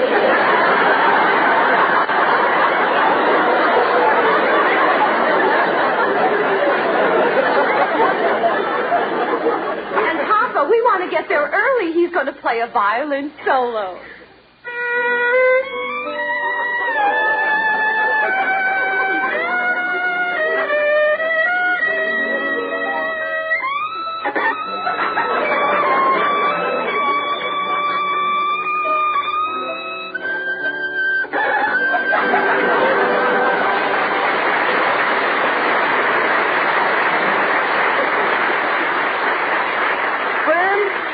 Relatives, teachers, and fellow graduates, your kind reception to my musical offering has filled my little heart with joy. But I don't deserve all this applause alone. Some of the glory must be shared by my music teacher. That wonderful man, that brilliant genius, that great... Never mind the compliments. I want my money. Jack Benny's schooling and violin study was interrupted by World War I when he entered the armed forces. He was really much too young to go, but his father was on the draft board.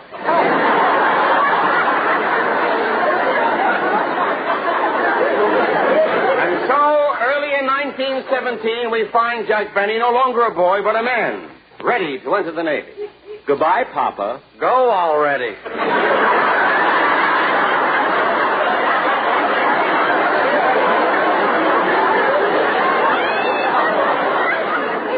So the war was over, and Jack went home, but his parents had moved.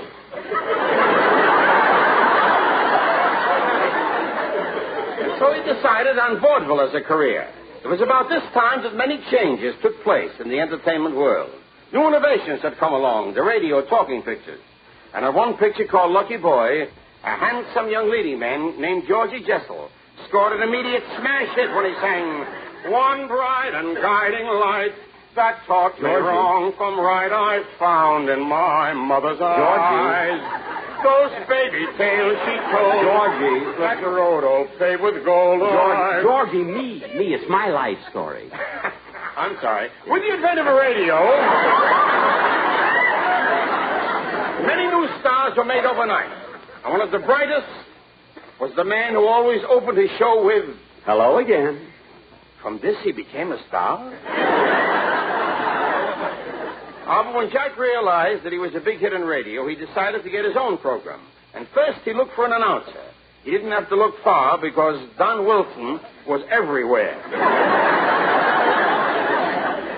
So you want to be a radio announcer, eh? Yes, sir. Have you had any experience? A little.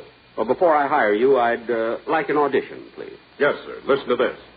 LSMFT, LSMFT. Lucky Strike means fine tobacco. Very good, very good. Friends, we say Lucky's taste better than any other cigarette. And you have a perfect right to know why we make that statement. Well, we certainly do. So here are the facts. The taste of anything depends on two things. First, what it's made of. Second, how it's put together. Well, that's logical. Now, to get better taste in a cigarette, you must begin with fine tobacco. That's right, there's no substitute for fine tobacco. And don't let anybody tell you different. Oh, I won't. And take your knee out of my stomach. So LSMFT, yes, Lucky Strike means fine tobacco. And so Don Wilson was hired, even though at that time Jack was on for Jell-O. But one of the precious things about Jack's show was the new talent that he always found for it. And he usually met these supporting players in unusual places. For instance, one day while he was shopping... Oh, miss, do you have dental floss? Yes, the May Company has everything. Oh. And say, you have all uppers, haven't you? Hey, you notice everything. You're pretty cute. How about having dinner with me tonight? I'm sorry, but I never let strangers buy me dinner. Good. You're my type. Look, mister, you better stop annoying me. Hey, Mary, you want me to come over there and punch him in the nose? It's all right, babe. I can handle it myself. Yes, and that was how Jack first met Mary Livingston. He took her away from the May Company and made her a star. Then one day, Jack was crossing Vine Street. He stepped off the curb and... Whoops, sorry. I almost tripped over you. I didn't see you. I didn't see you either. I was face down.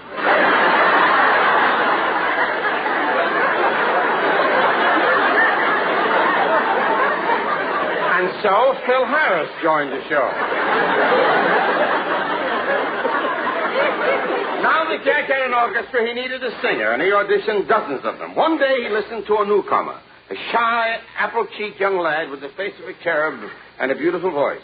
And when he finished singing, Jack said, "So your name is Dennis Day?" Yeah, you want to make something out of it?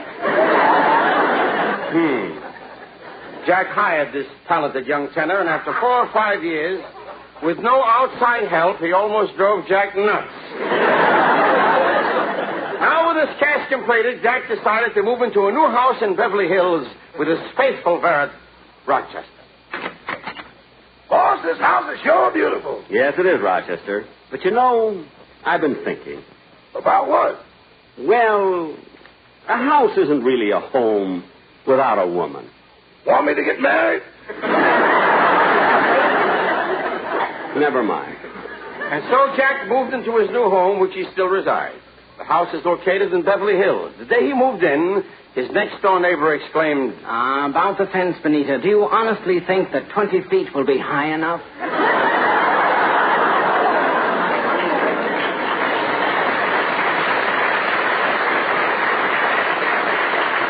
And so, distinguished guests and ladies and gentlemen, that brings us up to the present here at Jack Benny's testimonial dinner. And while we have kidded him tonight about those various characteristics he has assumed on his radio programs merely for the purpose of making you laugh, you who know him best will say of Jack Benny that he is a fine comedian and a fine man. I thank you.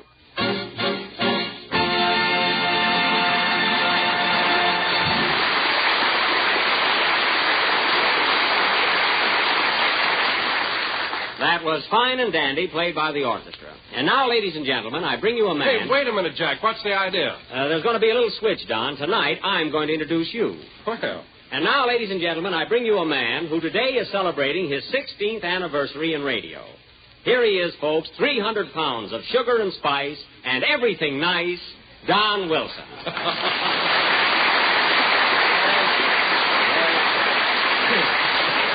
There you are, Don. Well, thanks, everybody. And thank you, too, Jack, for that lovely tribute. But really, you didn't have to do it. Oh, yes, I did, Don. Any man who can spend 16 years in radio and never miss a broadcast, a laugh, or a meal deserves an ovation. Today is your day, Don, and nothing is too good for you. Oh, I'm glad to hear you say that, Jack, because for some time now I've been planning to ask you for a raise. I think I should get more money, don't you? What's that, Don? I said I think I deserve more money. You sure do. Well, let's get on with the program.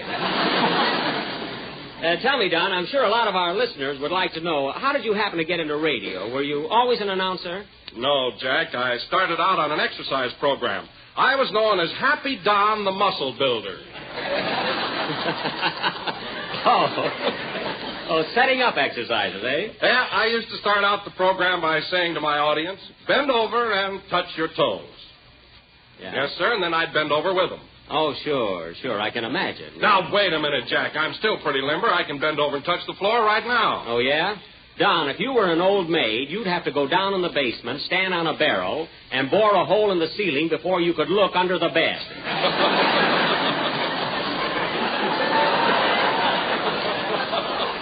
But this is your anniversary, Don, so let's change the subject. Okay, Jack, how about that raise? I think I deserve it, don't you? Yes, I'm agreeing, but not spending. We were out for General Foods and Jell-O for 10 years. Uh-huh. And Lucky Strike came after that. Lucky Strike sponsored Jack and the Benny Show for 15 years. They were the greatest longevity of any client on the show. General Foods being 10 years for Jell-O and 15 years for Lucky Strike. Announcer Don Wilson. The sponsor, I think, was very well aware of the fact of Benny's integrity and his great showmanship and his devout attention that he gave to taste that he did on the show. And that was one thing that got Jack a great children's audience, because he never tolerated anything on the air that was the least bit off color in those days. And it was a show that the whole family could listen to with no compunctions whatsoever. When you started to work for Jack, were you hired by the network or by the agency? Or by Jack, I should say. I was on staff at NBC, as everybody on the announcing staff had to be. I was under their management. But Jack was the man that did the hiring. He negotiated the whole deal. Did he set your salary then, at that time? Well, I guess you would say he did. But Jack had such a reputation of being a skinflint. And all I can say is that the Jack Benny that I knew had all the great attributes of a great human being, such as generosity, tolerance, interest, and he was back of you 100%. So I wasn't as time went on, I wasn't the recipient of his puniriousness that he was so reputed to be on the air. Yet over the course of time on radio and even into television, a lot of the great, of course, this is Jack's character coming out in the shows, but in so many instances, there was so many stories around Don Wilson's salary, which was next to nothing, and how he locked you in a room until it was time for you to sign, until you would sign the new contract at the old salary. That's right. And all of that sort of thing. You have a great memory. You've done a lot of homework, haven't you?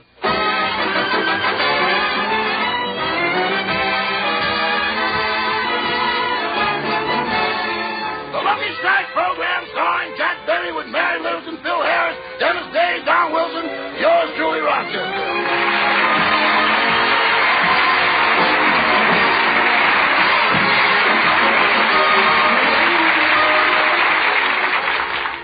Ladies and gentlemen, very few things go on in Mr. Benny's house that I don't know about. Last Tuesday morning at 9 o'clock, Mr. Don Wilson came over to discuss his new contract with Mr. Benny. 5 hours later, they were still at it in the den behind locked doors. Now, look, Don. I've given in to you on a lot of things. You have the right to do another show. I give you full credit on all our programs. You can take a 2-week vacation each year. You even have the right to approve of the scripts. Now, what else could you possibly want? Money.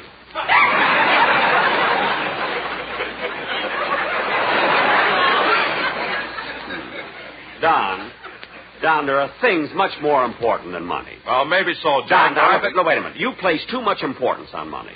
Don't you realize you can't take it with you? I know, but I'd like to finger a little of it while I'm here. Oh. Well, Don, everything else in the contract is satisfactory, isn't it? Well, everything except Clause 11. Clause 11? Yes. That's the one that says I'm not allowed to eat during the broadcast. Oh.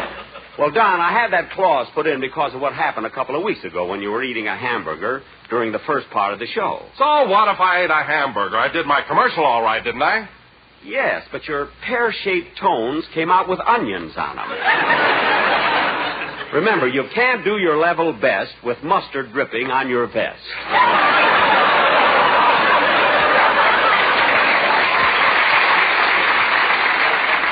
So the no eating clause stays in. Well, that's not important.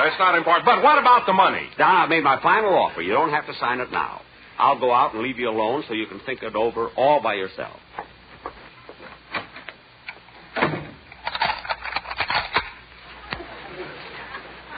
I don't know. Sometimes Don can be so stubborn that Say, boss. What is it, Rochester? Has he signed it yet? Not yet. You want me to heat up the branding irons? Oh, stop being silly. Anyway, I'm using the hunger treatment on him. It didn't take me long to realize that it was the happiest move that I would ever have the opportunity of taking advantage of, and I snapped at it. There was one radio show, many, many years ago that I can recall very vividly, that Jack did not speak one word on the show or on a microphone until the last 5 minutes of the show. This was the great generosity of this great man. Other comedians, if in rehearsal a supporting player got the laugh line, the star had that line on the air, not the supporting player. Jack was the reverse. And all but 5 minutes, Jack was not on the air. We talked about him. We kidded him. He sat over with that kind of sheepish expression on his face on a chair to one side, and all the gags bounced off of him, but he never uttered one word, which was an amazing trait, really. Ladies and gentlemen, we spent the last 3 hours going through Beverly Hills, and now we're in the heart of Hollywood. Continuing down Sunset Boulevard, I'd like to point out the famous Palladium Ballroom. Goodness, Henry, this has been one of the most perfect sightseeing tours I've ever been on. Yeah, and to think the Chamber of Commerce supplies this bus free. And now we come to one of Hollywood's most noted buildings occupying this full block. It's the nation's foremost radio network, the Columbia Broadcasting System. This is where I get off, driver.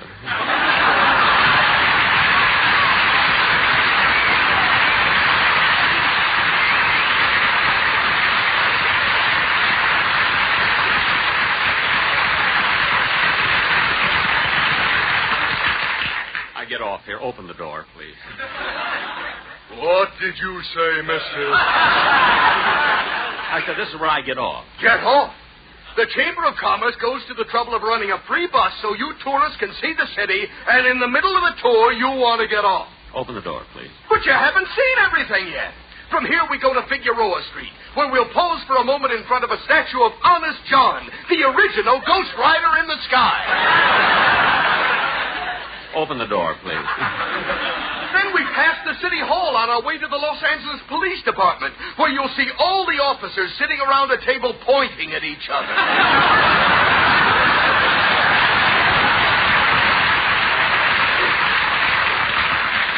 Open the door, please. I've got to get off here. But you haven't lived until you've seen the sun as it slowly sinks its golden rays into the blue goo of the La Brea Garden. I've seen it. Now open the door. But, mister! Let him off! Yeah, let him off. That arguing is lousing up our honeymoon. All right, bud. If you're going to get off, get off. Thanks. Driver, I left my script on the bus. Hey, driver!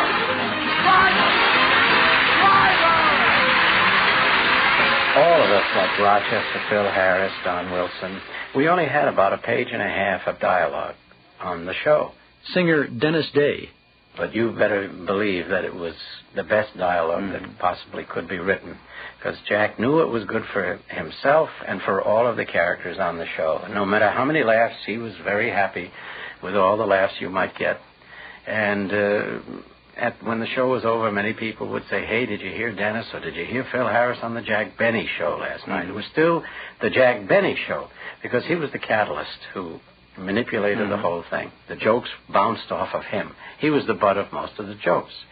And we got the laughs, but it's still, he was a genius in that sense. In many cases, a show would get well underway before he would even make an appearance. That's true, yeah. That's very true. And then he had a great facility of mentioning something. You know, I wonder where I put that book or something like that, or where Dennis would be, or whatever's going to happen.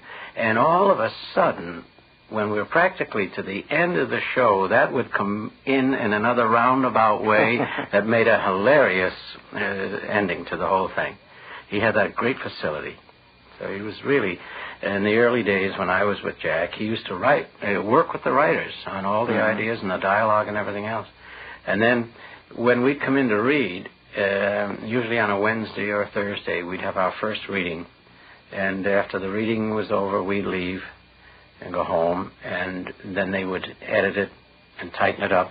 And my gosh, every script would be 200% better once they worked it over. And Jack would work. He says, I don't like this, we've got to replace this, or bring in, new dialogue, or let's keep this, and this worked fine. But he was a great editor of scripts. This is one of the great sense of comedy that the man had. Not only was an editor, but what a timer, a master timer. He knew how to milk, how long to milk a laugh, and when to stop when he had enough, or the public had enough, the audience. And this was a great thing about him. And don't do anything silly right now, because I was just going to talk about you. You were? Yeah.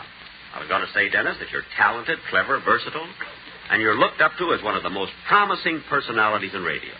And you know what that means coming from me. Yeah, when you're all washed up, you want me to give you a job.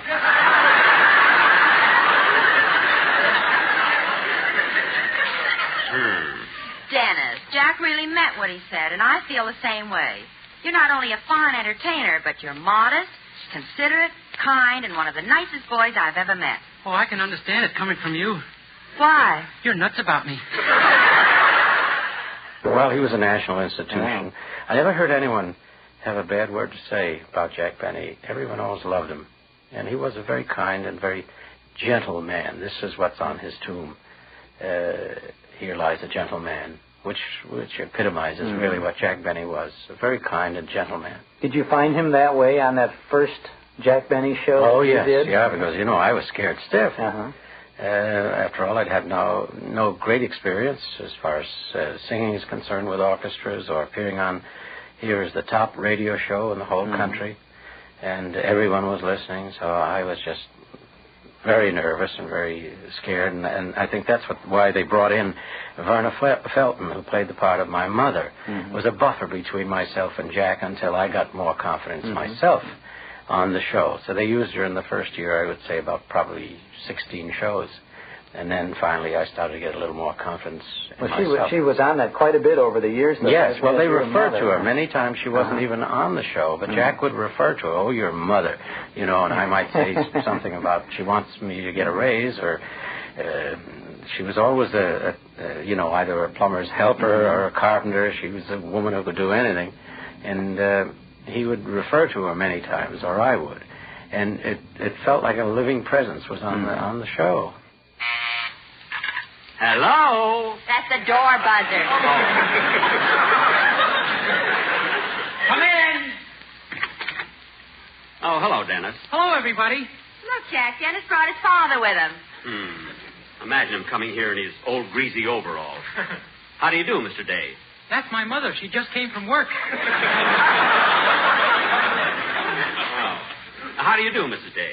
How do you do? Now, remember, Mother, you promised you wouldn't hit him. Hit me? Yeah, there's something about you that brings out the beast in her. Now, Mrs. Day, I don't know what you have in mind, but I'd like to talk to you some other time. Right now, I want to listen You listen to me first. All right, and put down that wrench.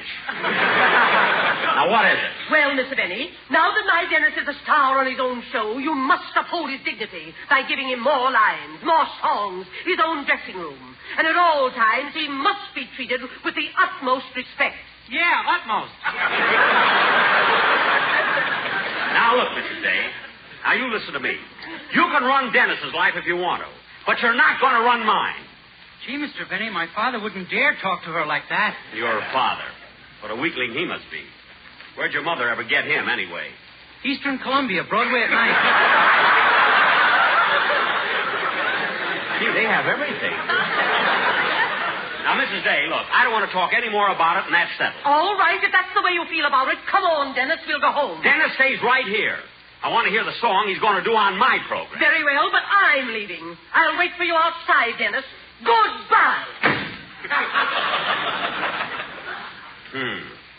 Gee, she's a character, isn't she? I'll say she is. Now, go ahead, Dennis. I want to hear the song you're going to do. Okay. I have trouble with everybody.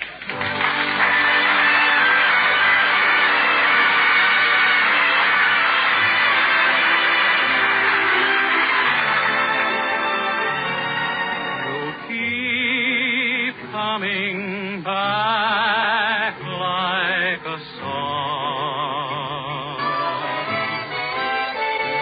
a song that keeps saying, remember the sweet used to be, that was once you and me.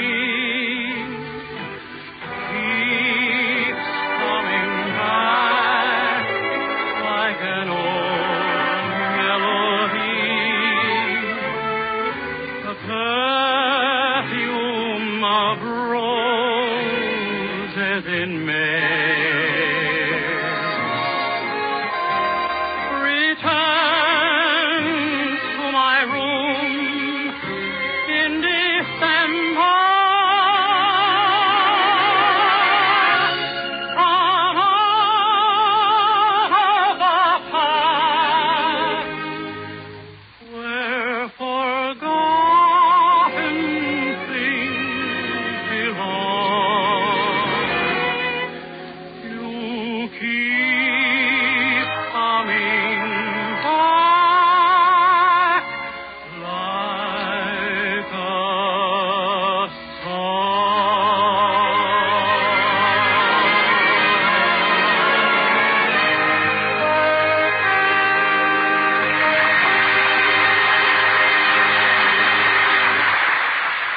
After a while, when I got more confidence, I used to do dialects during World War II. I used to do Rommel popping out of a tank and, so, you know, Japanese. Arigatou gozaimasu. Do itashimashite.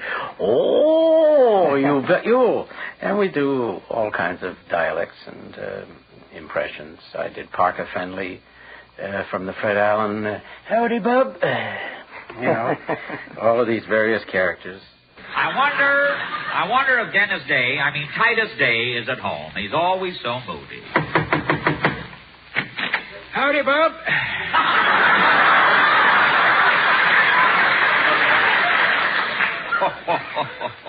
Well, Mr. Day, I see you're at home.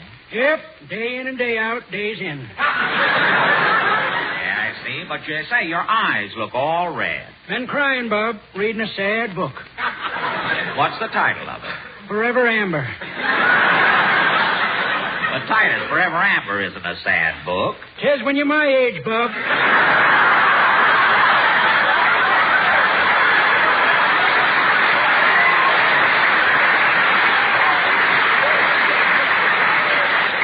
Well, I have a very important question to ask you tonight.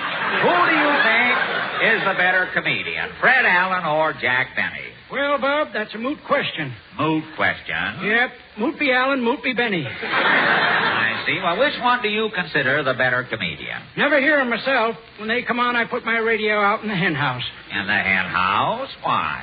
Steps up production. Every time Allen and Benny lay an egg, my hens try to match it.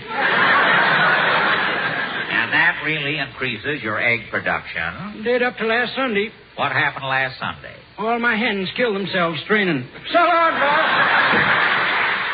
I'll be in the... There's the phone. I'll get it. Hello? Hello, old boy. This is Ronald Coleman. Ronald Coleman?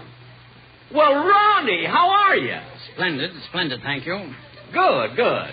How's Benita? Who?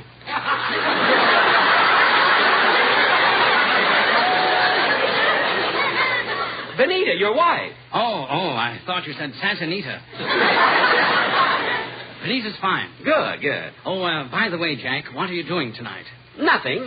Why? Well, Benita and I are having a little party at the house, and we'd love to have you come over. Tonight? Gee, that'll be swell, Ronnie. What time should I be there? Just a minute. I'll ask Santanita. Who? Benita, my wife. Oh. Hey, Phil, what time shall I tell him to be there? 9 o'clock, girl with him. Hello, Jack. Benita says 9 would be fine, and to bring your lady friend with you. You mean my girl, Glasgow? Yes, to meet her. Oh, by the way, come over tonight. We...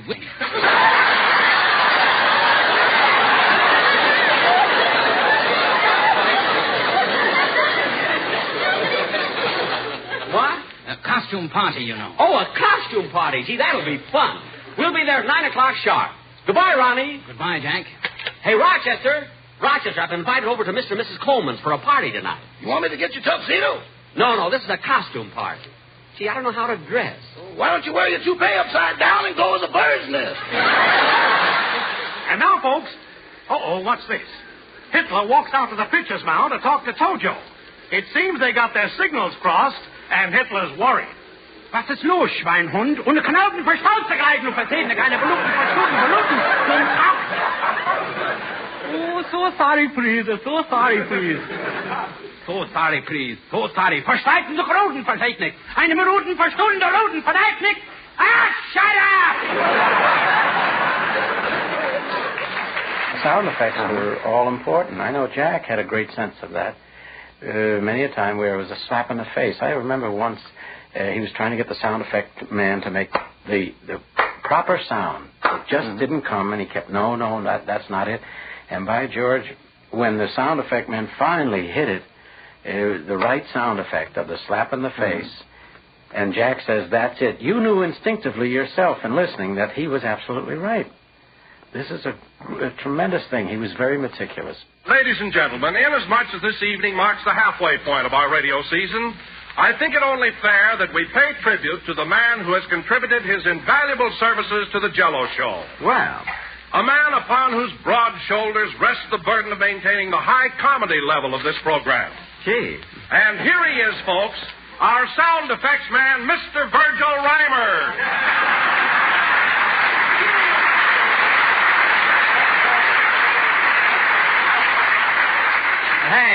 Hey, what is this? Hello again. This is Virgil Reimer talking. And, folks, I want to tell you this is the happiest Wait a minute. What's going on here, Don? Well, Jack, I thought the public might be sort of tired of hearing me introduce you week after week. So for a switch, I thought I'd introduce one of the men behind the scenes. Oh, you thought you'd pull a little surprise on your old boss, huh? And you certainly fell for it. I did at that. Well, Don, I've got a little surprise for you, too. Remember one day in New York when I was having lunch with Harry Von Zell? Uh-huh. And you got all upset about it, and I told you not to worry? Yes? Well, knit your eyebrows, brother. The heat's on again.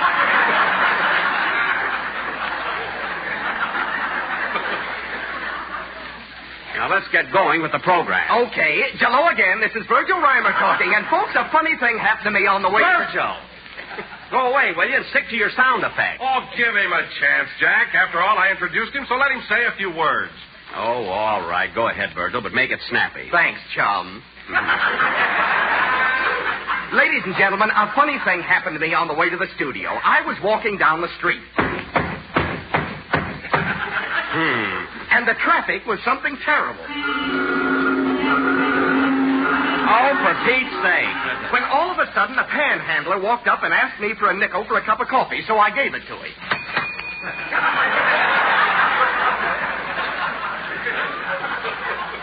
Oh, fine. Now listen, Virgil. Just then it started to rain. Rain? It's a wonder it didn't thunder. Now cut that out!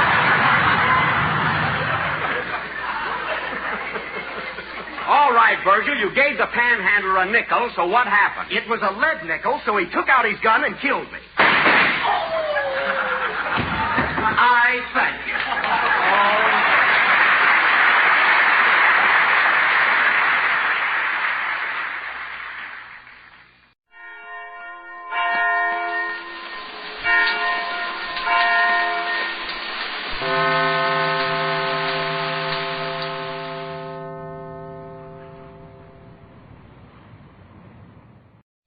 Speaking of radio, the Jack Benny Program.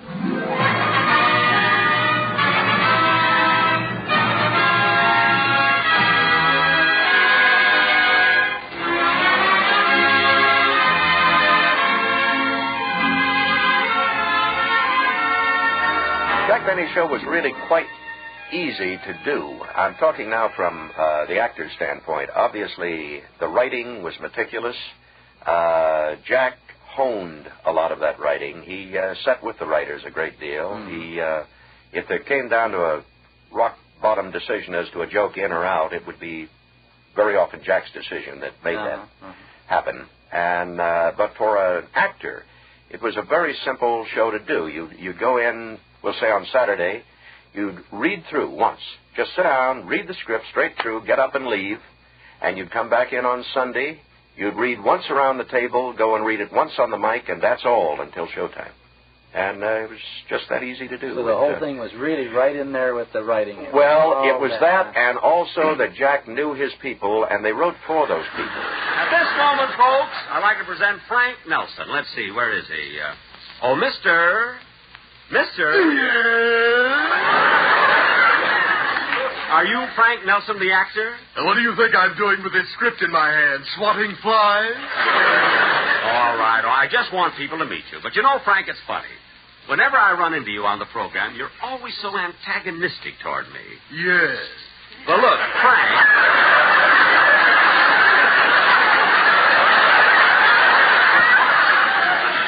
Well, look, Frank, of course, that's... I can't wait for this next one. Look, Frank, that's just on the program. But in real life, do you really hate me? Ooh, do I?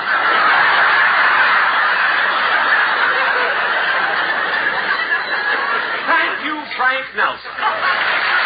Jack had a great thing that I don't think any other comic in the business had. If you were to pick up a Jack Benny script and read it, you'd say, well, wait a minute, where are Mr. Benny's jokes? Because Jack didn't do jokes. He did looks. He did takes. He fed, really, you, the actor around him. That's the way he conducted his show. The big jokes were in the hands of the people who surrounded him, which was most unusual.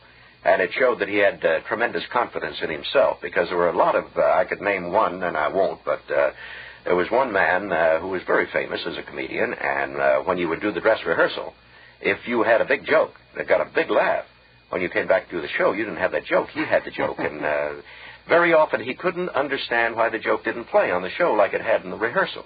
And the reason was it was built for you and it wasn't built for him. But he never learned that lesson. But Jack, on the other hand, had no such insecurity, and so he gave those jokes to his people. He surrounded himself with characters that people expected to hear also. As soon as he said, oh, mister, people said, oh, boy, here it comes. He's going to get it, you know? And if he said, excuse me, and the fellow said, see? He says, oh, boy, here it comes. Yeah. Now they're going to do that routine. The people were in on it, and I think they enjoyed being in on it. Now, pardon me, sir. Are you the floor walker? What do you think I am with this carnation? A flower pot?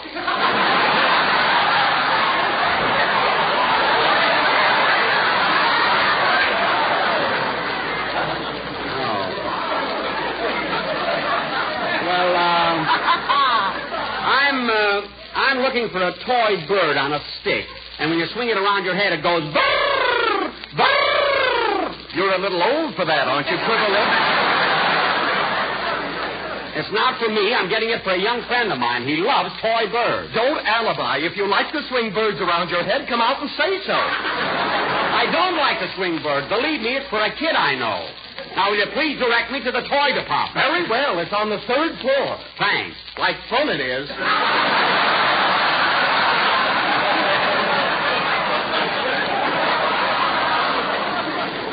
Never mind, I'll locate it myself.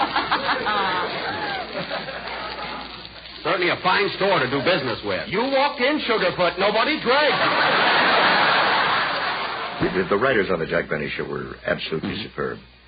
You know, they were a series of writers, and Eddie Boulogne and... Sam Perrin. You're going way back. Yeah, I'm going back to Boulogne and Morrow. Those were the two original when I was first working with him, Bill Morrow and Eddie Boulogne. And then they were followed in by Sam Perrin and Tackaberry and John Tackaberry, George Balzer, and Balzer. Josephsburg. And then even after that came Al Gordon and Hal Goldman. Hal Goldman. Yeah. Oh, Doctor. How do you do?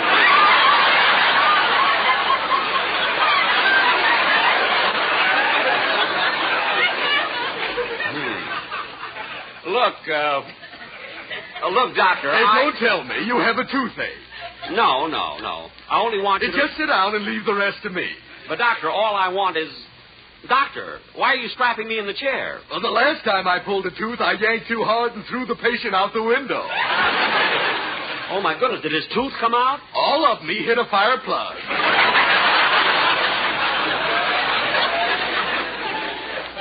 Now, look, Doctor, I don't need an extraction. All I want you to do is examine my teeth. Very well. Open your mouth, please. Wider.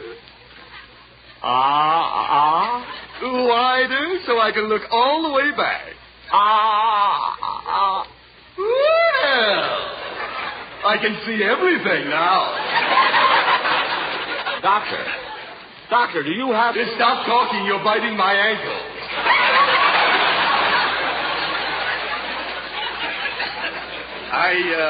I hope you'll forgive me, but I like to make a complete examination. Oh, well, are my teeth bad? No, but you better do something about that appendix.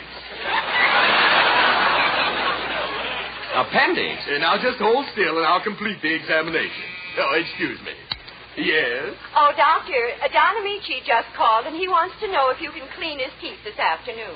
Oh, does it have to be done this afternoon? Yes. Tonight he's going to a masquerade, and he wants to go with the lighthouse. Well, all right. Tell Mr. Amici to come in this afternoon and lay out my dark glasses. Yes, sir. Oh, and by the way, nurse, send in my technician. I have to make an X-ray. Yes, Doctor. Yeah, now, before my technician comes in, I just want to make one final check. Open your mouth. Doctor, why are you spinning my pivot tube? I used to be a disc jockey. A disc jockey? And now I'd like to pull this next tooth for Sam, George, Milt, Tack, and all the boys at Hickey's Bar. And happy birthday to Jeanette. Now, cut that out. Look, I just came here for an examination. You sent for me, Doctor? Yes, I have a patient here who requires an X-ray. Well, very well. You operate the camera, and I'll swing the chair around so you'll get a good picture. Wait a minute. This X-ray man of yours, does he take good pictures? Ooh, does he? He's made several dental pictures. Perhaps you've seen them. They played all the neighborhood theaters. Dental pictures? Yes. Sorry, wrong molar, and Mother wore braces, and that latest one with Jane Wyman, Johnny Bicuspid. Oh, for heaven's sake. Now, look, Doctor, I haven't got all day. If your man is going to take this X-ray, let him take it. Well, I'm going to take the picture. He's going to direct it. What? Now, tilt your head back, Mr. Benny. And on cue, open your mouth, raise your tongue, press it over toward your right cheek, smile. Now, wait, what's going on here? Camera, roll them. Doctor, don't move. We're trying for an Academy Award. Look, all I wanted was a simple examination. That's all I have the picture, Doctor. I'll have it developed in a minute. Good. Mr. Benny, while we're waiting, just sit back and relax. Thank goodness. Now, Doctor? Yes, now. She'll be coming round the mountain when he comes. She'll be coming round the mountain when what is this, anyway? She'll Look, what's be coming this for? round the mountain. Wait a minute. Wait a minute. Wait a minute! Doctor, what is this? Yeah, our floor show. We can't afford magazines. Now,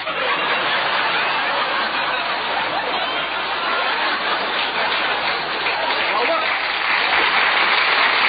make her keep quiet. Here are the results of the X-ray, Doctor. Let me see. Oh, yes. A wonderful picture. Too bad he wasn't bleeding. We could have got it in Technicolor. Doctor, what does it show? Just a moment. According to this X-ray, you have an abscess. An abscess? Yes, it's sort of a pocket. Gee. Oh, it's nothing to be alarmed about. Finding a little pocket under a tooth is very common. Although yours is unusual. Why? It has money in it. Look, Doctor, if you think I'm going to stay in this chair... Now, settle down. It'll only take a minute. Nurse, grab the patient by the hair and hold his head back. Yes, Doctor. Well, then grab him by the ear.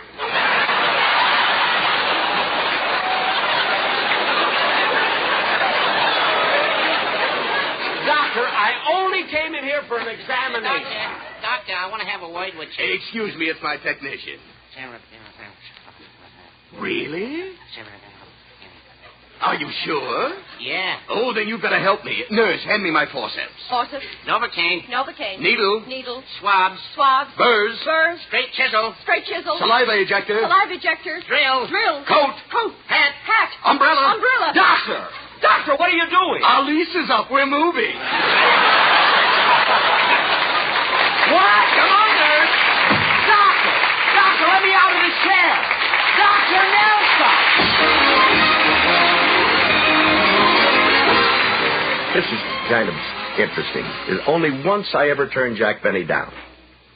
I'd get a call, do Jack's show, and I'd get out of whatever else I had to do and cancel that out and go and do Jack's show because I'd like to do it. Well, one week he called me on a Saturday and wanted me for the next day, and I had 4 shows to do on Sunday. There was no way in the world I could beg off of 4 shows, and I said, well, I'm awful sorry, but I simply can't do it. And what he wanted me to do was a porter on a train coming from Albuquerque. And because I couldn't do it, they went out and hired an actor by the name of Eddie Anderson, who became Rochester. And Jack was so taken with his delivery on the train, he said, gee, we got to find something for him to do on the show. And that's where the character of the valet came into existence. And he ran the household, as you well know. And that's the only time I ever turned Jack down. Now, had I done it, it would have just been a one-shot, and that'd have been it. But because Eddie had this very distinctive delivery, and Jack said, hey, that's great. We just got to find something for it. Viola, you appeared on the Jack Benny shows as well. In what kind of role? Oh. Well, you know, Frank, as he has said, has been put into this one particular career, you know, the one part. And with me, it was the same thing. Actress Viola Vaughn. I began doing a lot of other things, but I went into Femme Fatale, Slinky, and even though we did it in a studio and nobody they were listening to it and there were only about 300 people watching it, I would dress for it all the time, and I would go from far stage, timing myself, wiggle, slink, to get right up to the mic and say, what is it, Jack? Or whatever the line was. So all of that was the way I was typed, too. You know, but it was a wonderful way of doing everything. You could do accents with it. You could still... You know, Chuck, there's a funny thing, though, that they did. Now, Viola is, what is the term, well-endowed. And that's one of the reasons she was called for the shows, you know, and so she dressed it. So help me, they would... One show they came out and they said, oh, no, you can't. You must put Tool in. Yeah. So help me God, this is for a studio audience. And you've got thousands, hundreds of thousands of people on the air listening, and you've got 300 people in the studio, and they would do that. They also did a thing, which is in Milt Joseph's book. They did the shooting of Dan McGrew. And because of Viola, and she was the lady that's known as Lou... And so they changed the line of the shooting of Dan McGrew. Instead of clutched to the breast, it was clutched in the arms of the lady that's known as Lou. Now, that's how far censorship went in those days. That was family entertainment. Yeah. But, Viola, it's interesting that you say that you dressed appropriately and you kind of slinked out on the stage. Now, I'm sure that you did this not only for the studio audience, but just for the whole... characterization that you were trying to do. That was my idea, though, to dress, because I'd been a dancer, and I thought I should not just walk out in a pants or a suit or a dress, or it had to be really something that would stop everybody when I appeared, and it worked beautifully. Back of the bar in the solo game sat dangerous Dan McGrew. Washing his luck was his light of love, the lady that's known as Lou. But out of the night, which was 50 below, and into the din and glare, there stumbled a miner fresh from the creeks, dog dirty, loaded for bed. Okay, bartender. I struck it rich. Set up drinks for everybody. Does that include me, handsome?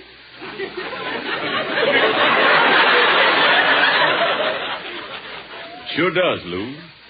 I came right back here after finding the gold just to see you. Well, the minute I heard you was coming, I hurried home and got into this new dress.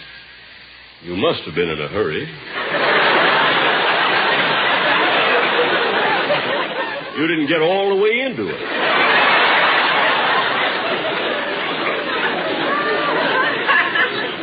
But, Lou, I got presents for you now that I'm rich. I got diamonds and ermine fur, jewels, and a yacht for you. Oh, darling. Come here, honey. Kiss me.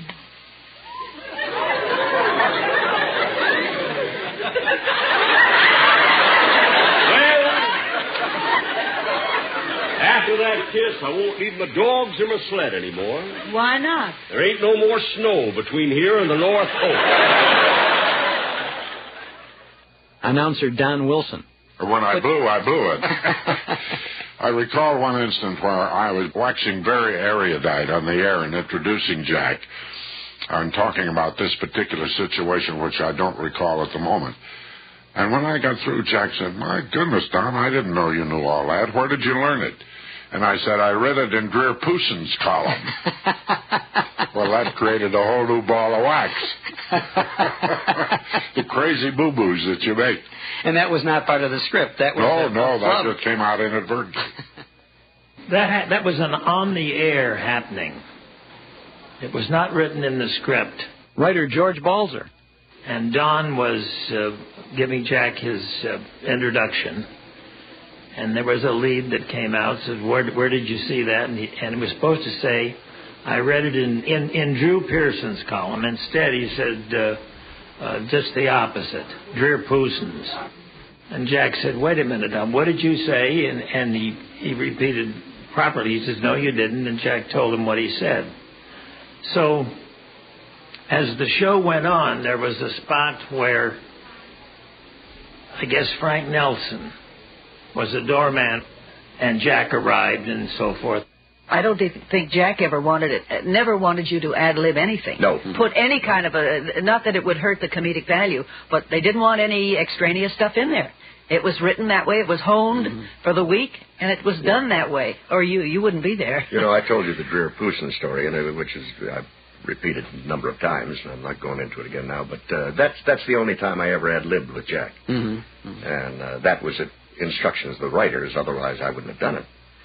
Well, you better say it now. You better tell us again, because... you mean I got to do this story? Do the Dreer Poussin. Sit back and listen. It takes a little time. What happened?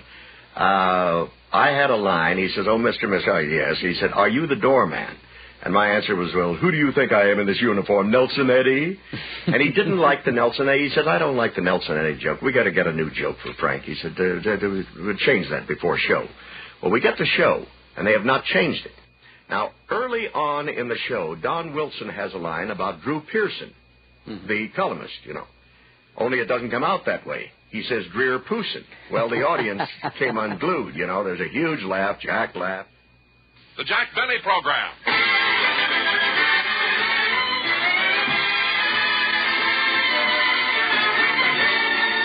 Starring Jack Benny with Mary Livingston, Phil Harris, Rochester, Dennis Day, and yours truly, Don Wilson.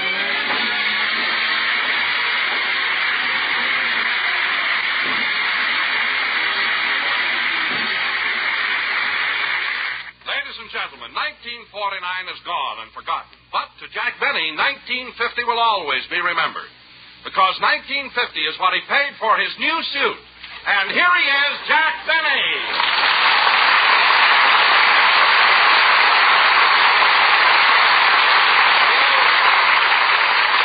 Thank you. Hello again. This is Jack Benny talking. And, Don, I want to ask you something. How did you know that I bought a new suit? I heard it on Dreer Poussin. You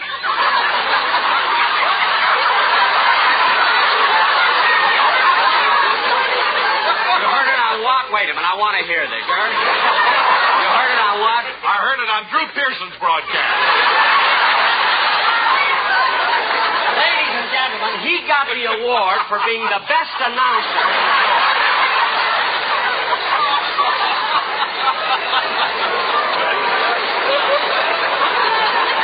That gives you a rough idea. Dr. Gallup must have given it to you. Now, wait a minute, Don. Drew Pearson is a commentator who specializes in national affairs. Why would he mention that I bought a suit for $19.50? Because Wall Street feels that it indicates a definite trend toward a bull market. Yeah, I can't understand it. A man goes out and buys a plain herringbone suit, and it shakes the economic system of the nation. I need wool socks, too, but who knows what it'll do to England. I look into the booth, and the writers are motioning for me to come into the booth. And I got up and went into the booth, and I said, what do you want? They said, when you get to the line, just say, who do you think I am in this uniform, Dreer Pooson? I said, oh, come on, fellas, that doesn't track at all. They said, trust us. I said, you don't ad-lib with Jack. He said, just do it. We'll take responsibility. We have instructed you to do it. Now, we get to the thing, and I always had my back turned away from Jack, and I would whirl into the mic on the yes, and he says, oh, mister. And I said, yes. And he said, are you the doorman? And I see this dull look come into his eyes of, oh, my God, here comes that line. And I said, well, who do you think I am in this uniform? Dreer Pooson? Well, his eyes got like two saucers. He grabbed a hold of the microphone. He slid down the microphone. He pounded on the floor. He got up. He staggered all the way across the studio to the far wall. He hammered on the wall. He turned his back on the audience into the drapes, got a hold of the drapes, and he slid down the drapes, pounding on the floor some more. Finally got up, came back to the microphone, and the laugh is going all this time. Now, you've always heard that the biggest laugh that ever happened was your money or your life. I'm thinking. I really think this was a longer laugh. But it was not a planned laugh, you know. But it just turned into an absolute unbelievable thing. All right, men, get out the squad car. There's been a murder at Romanoff's. And I'll find out who killed Carlton Quince, or my name ain't...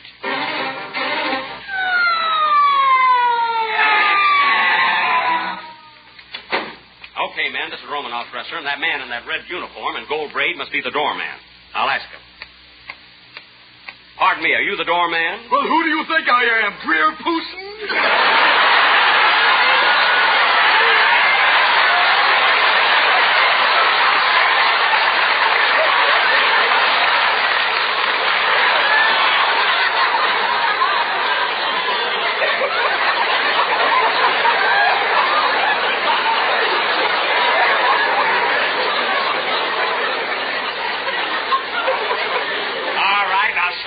And let me in. You can't get in here unless you have a reservation. A reservation? Well... If you say anything about being an Indian, I'll punch you right in the nose. I was trying to switch it. Now, look, there's been a murder committed in here. I'm Captain O'Benny, so stand aside while I...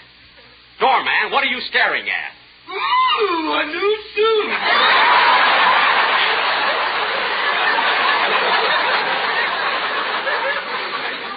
How did you know? I heard it on the frost warning. For weeks after that, I would run into writers on other shows, and they'd say, that whole thing was planned, wasn't it? I'd say, no, and let me tell you how it happened, and I would tell the story as I've just told it to you. There wasn't a writer in town that would believe the story that I told. But that's exactly what happened.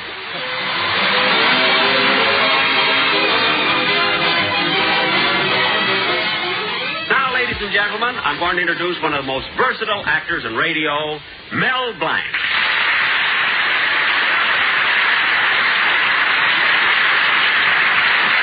As you may or may not know, Mel plays several parts on my program. For instance, when I come downstairs in the morning and walk into my den, Mel looks at me and says, oh, hello, Polly. Hello.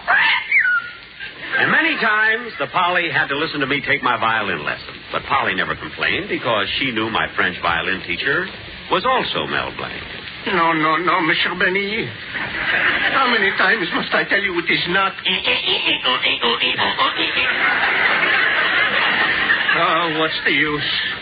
Mr. Benny, my money, please. Then every once in a while on my travels, I have to take a train. And at the railroad station, again, you hear Mel Blanc. Train leaving on track 5 for Anaheim, Azusa, and Coop. Then sometimes I decide not to take the train and go by automobile. And when I get in my car and step on the starter, does the motor start? No. Again, it's Mel Blanc.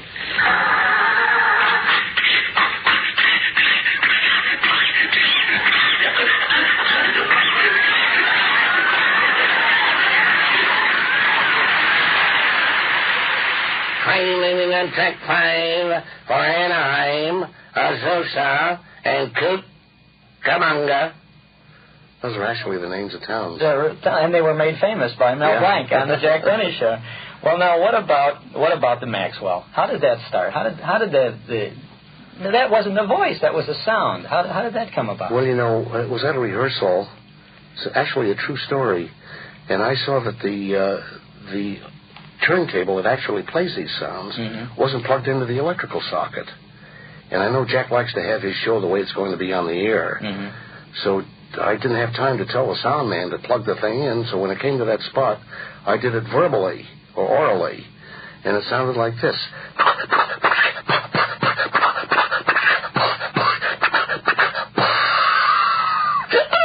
Okay, start the car. Okay.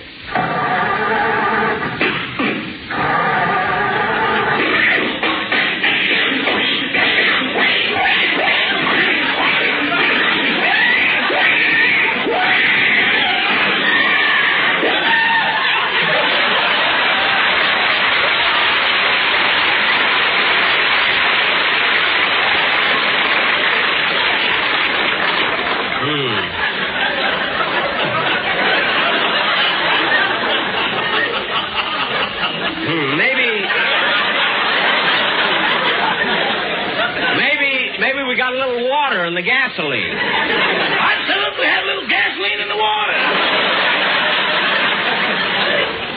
Never mind. Try the motor again, will you? Yes, sir.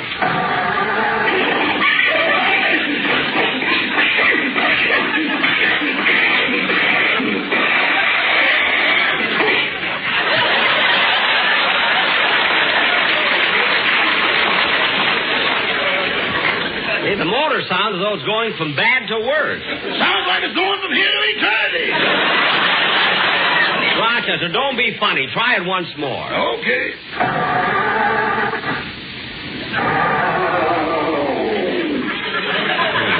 The motor's not even catching. Maybe the battery's dead. Can't be that, Mr. Billy. I put a new battery in yesterday.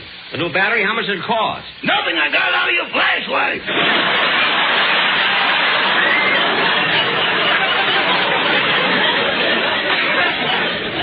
Try it once more.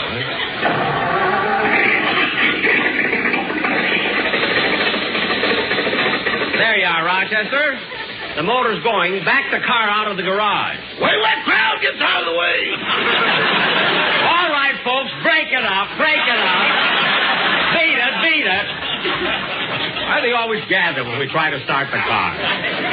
You can go, Rochester. They've gone now. I started working with Jack in 1940. In 40? Yeah, he had heard me in the cartoons. I started there in 37, but he heard me do these voices in the cartoons. So he called me one day and asked me if I could do the growl for Carmichael the bear. This is maybe before your time. And he had a bear that was down the cellar. And finally get away with a gas man. But he said, can you do the growl of a bear? I said, sure. He said, great. And he used that for about 6 months.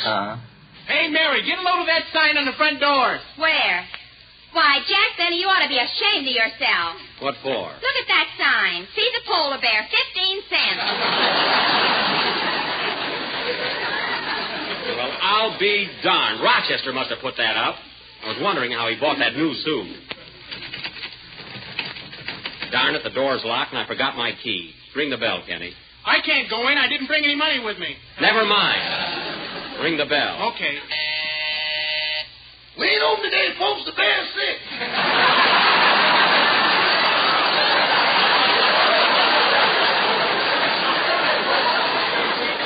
Rochester, open that door. Oh, it's you, boss. Hello, Miss Livingston. Hello, Mr. Baker. I ain't seen you in some time. Forget the formalities. How's Carmichael? Did you put him in bed like I told you to? Yes, boss, but I had a little trouble getting your pajamas on him.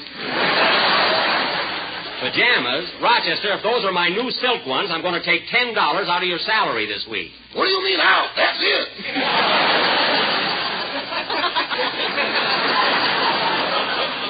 Well, I haven't got time to argue. Tell me, how's Carmichael? His cold seems to be getting worse. He sneezes all the time. Well, that's awful. Did you take his temperature? I sure did, boss. What does the thermometer say? Easterly winds with probable rain. You used the barometer. Oh, well, I'm going in and look at him. Can we see him, Jack? Yes, but you'll have to be quiet. Now, follow me. I wonder if we should have brought flowers. That isn't necessary. Here's the room. Shh. Now, be quiet. Oh, look at Carmichael sleeping there, peaceful as a lamb.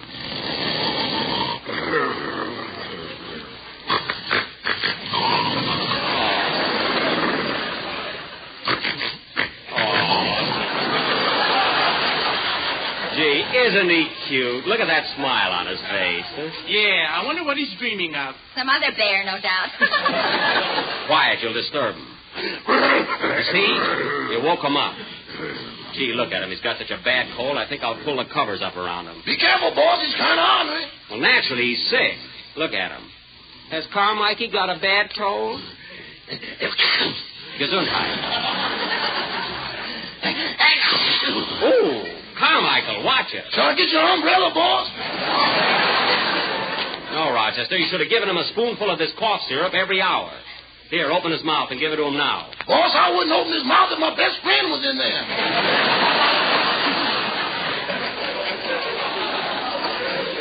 Oh, give me that spoon. I'll give him the medicine myself. Look out for your hand, Jack. Don't listen to Rochester. He's just a coward. That's me, a coward with brains.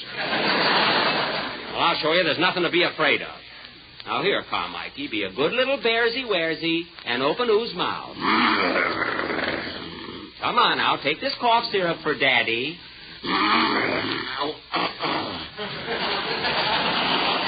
Now, come on, Carmichael. Daddy is getting impatient. Take this cough medicine. Carmichael, I'll shove it right in your mouth. Carmichael! Open up them golden gates. Carmichael, take this medicine. Jack, no! Hey, look out, Jack. He's coming for you. Carmichael, get back in bed. Come on, Ray, let's get out of here. Carmichael! Rochester, get out of my way. Out of your way, I'm in Pomona now. Oh, my goodness. Hey, boss, can I get a doctor? Doctor's up and get Frank Buck.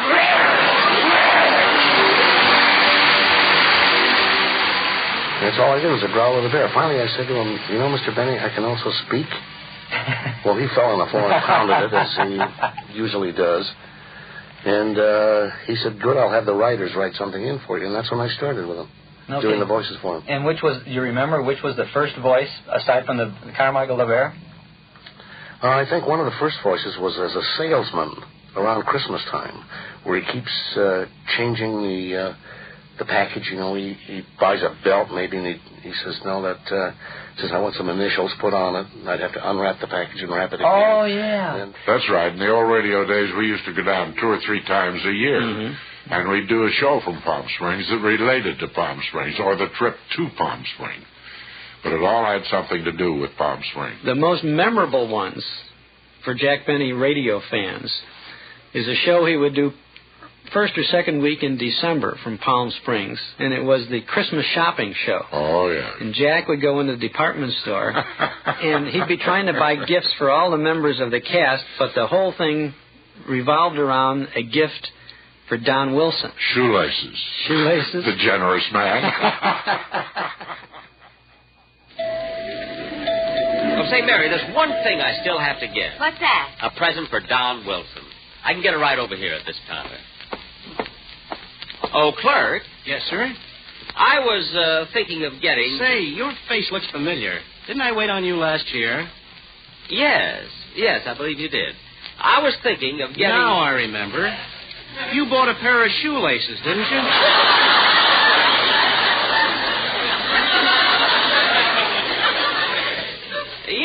Yes, I did.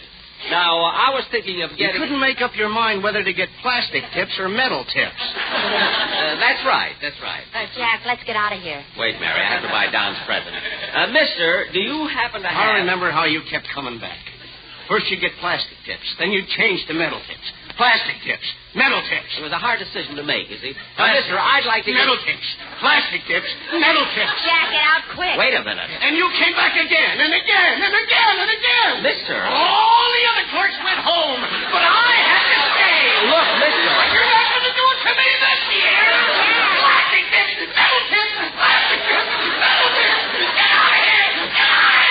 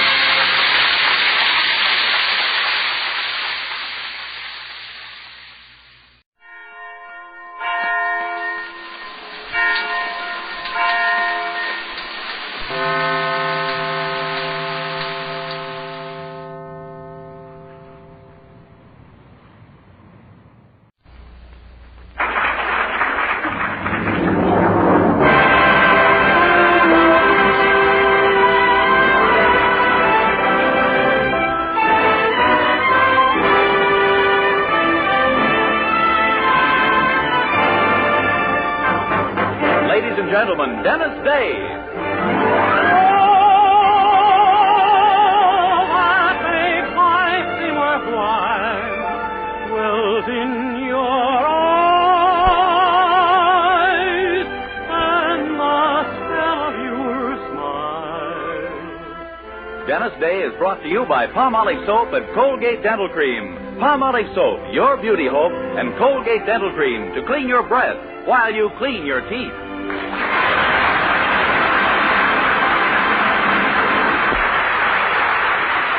The Dennis Day Show with Barbara Eiler, B. Benadera, Dink Trout, George Dooning in the orchestra, and yours truly, Vern Smith, is written by Frank Galen and stars our popular young singer in A Day in the Life of Dennis Day. Here's Dennis to sing the new hit song, The Matador.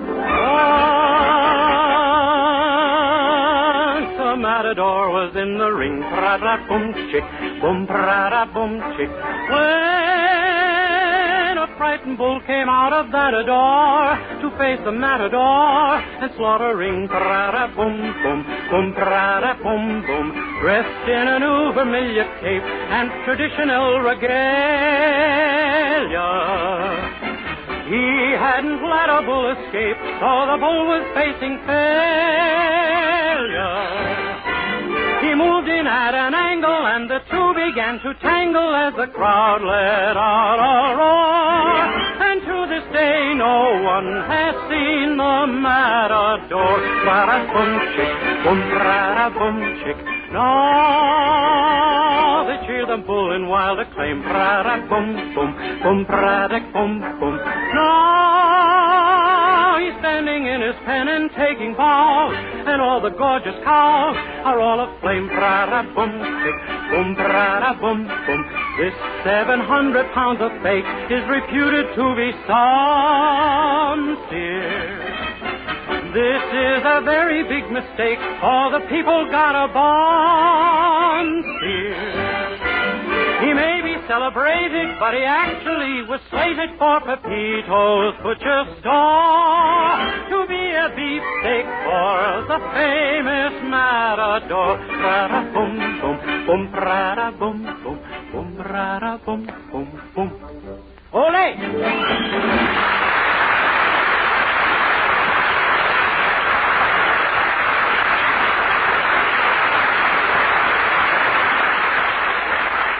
Palmolive Soap is giving away prizes worth $67,000. A grand prize of $25,000 in one lump sum, or $100 a month for life. And that's not all. There are over 2,000 prizes in Palmolive's big treasure chest contest. Ford sedan, Westinghouse laundromats, Fromm Silver Fox scarf, Toastmaster toasters. And it's easy to enter. Complete the last line of this jingle. A fresher, brighter-looking skin is something I would like to win. I'll get Palmolive Soap today. Da-da-da-da-da-da-da. Write your last line on a plain sheet of paper or use an official entry blank giving complete rules obtainable at your dealers. Include your own and dealer's name and address and mail with the big word Palmolive from the front of the wrapper of one regular and one bath-size cake of Palmolive Soap to Palmolive, Box 92, New York 8, New York. Now, here's the jingle once more. A fresher, brighter-looking skin is something I would like to win. I'll get Palmolive Soap today. Da-da-da-da-da-da-da. Mail your entry to Palmolive, Box 92, New York 8, New York. But hurry, contest closes soon. Get Palmolive Soap for a lovelier complexion. Remember, doctors prove Palmolive's beauty results.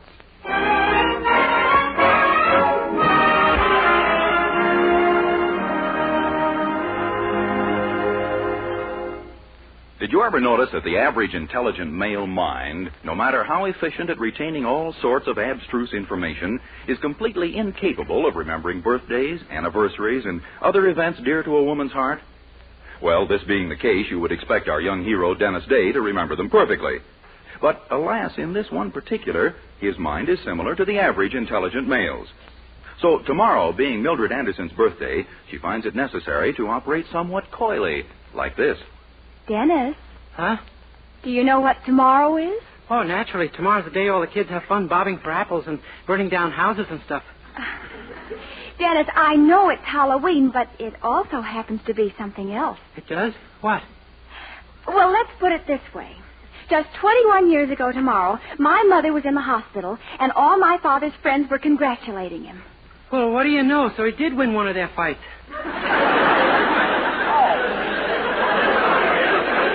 Oh, Dennis, that's the day I was born. Oh, I knew he couldn't have done it if she hadn't been concentrating on something else. Dennis, don't you realize what I'm trying to tell you? Tomorrow's my birthday. Your birthday? Oh, my gosh, that's right, it is. How could you ever have forgotten? Don't you remember how you surprised me on my birthday last year? Yeah, I didn't give you anything. Yes, and I'll bet you were going to do the same thing this year. Oh, Dennis. Oh, Mildred, don't get excited. All you have to do is tell me what you want. No. It's up to you to pick out my gift with no help from me. Oh. Do you think I tell you that a new shop called Mademoiselle Yvette of Paris just opened at 128 Elm Street with the loveliest bed jackets and negligees and things I've ever seen? Do you think I let you know I didn't trust your judgment by hinting that's what I wanted? Looks like. Well, she does have some simply divine imported lingerie, Dennis. Just ask for Mademoiselle Yvette herself. Okay, I'll get a firm grip on myself and go down to her shop right now. Get a firm grip on yourself? What do you mean? Well, I've never been in a store like that before, Mildred, and, well, gosh, you know how I blush just going through the backyard on Monday mornings.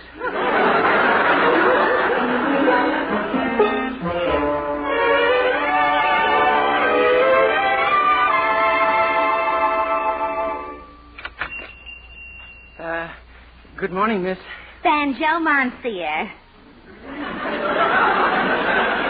You have a desire? Oh, yes, ma'am.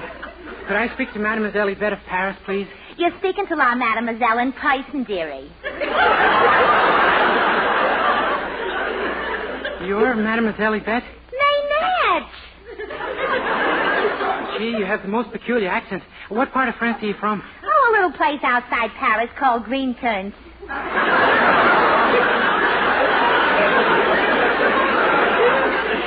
Did you wish to see some merchandise, Monsieur? Well, yes, ma'am.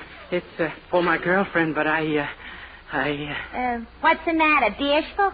Yes, ma'am. I understand. Well, how about a pair of these? Oh, put him down! Put him down! Now, what are you getting excited? There's nobody in them.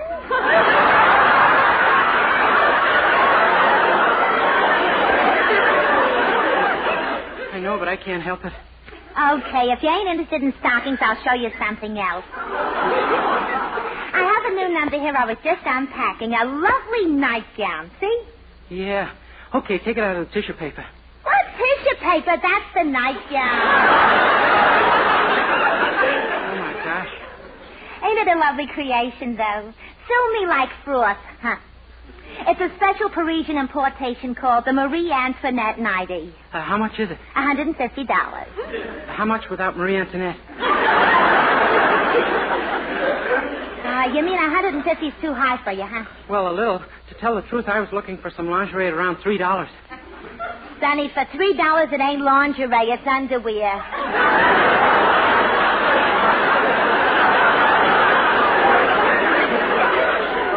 I'm sorry, mademoiselle, but that's all the money I have.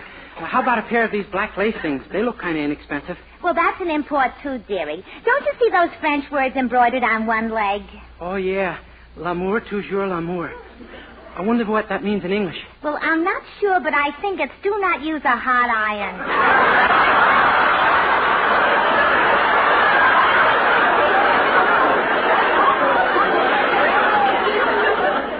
I doubt if those step-ins would interest you anyway. They're $85.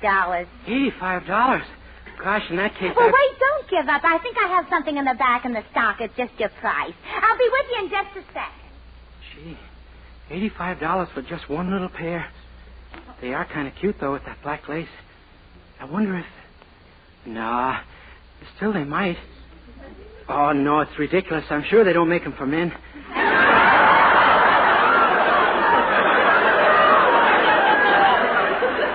It'd sure be a sensation down at the locker room of the gym, though. Oh, but they're too flimsy anyway. I'll bet if they got one little tug like this that they just... Oh, my gosh, what have I done? They're not black lace step-ins anymore. They're black lace kilts. What'll I do? $85. She'll have me locked up. I think I have honey. Holy smoke, here she comes. I gotta get out of here. I can't go to jail. Hey, wait, where are you then? Oh, my $85 pants I paid $9 wholesale for.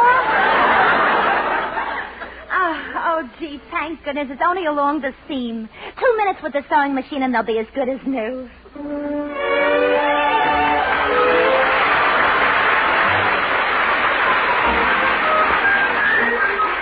Listen, thank goodness you're home.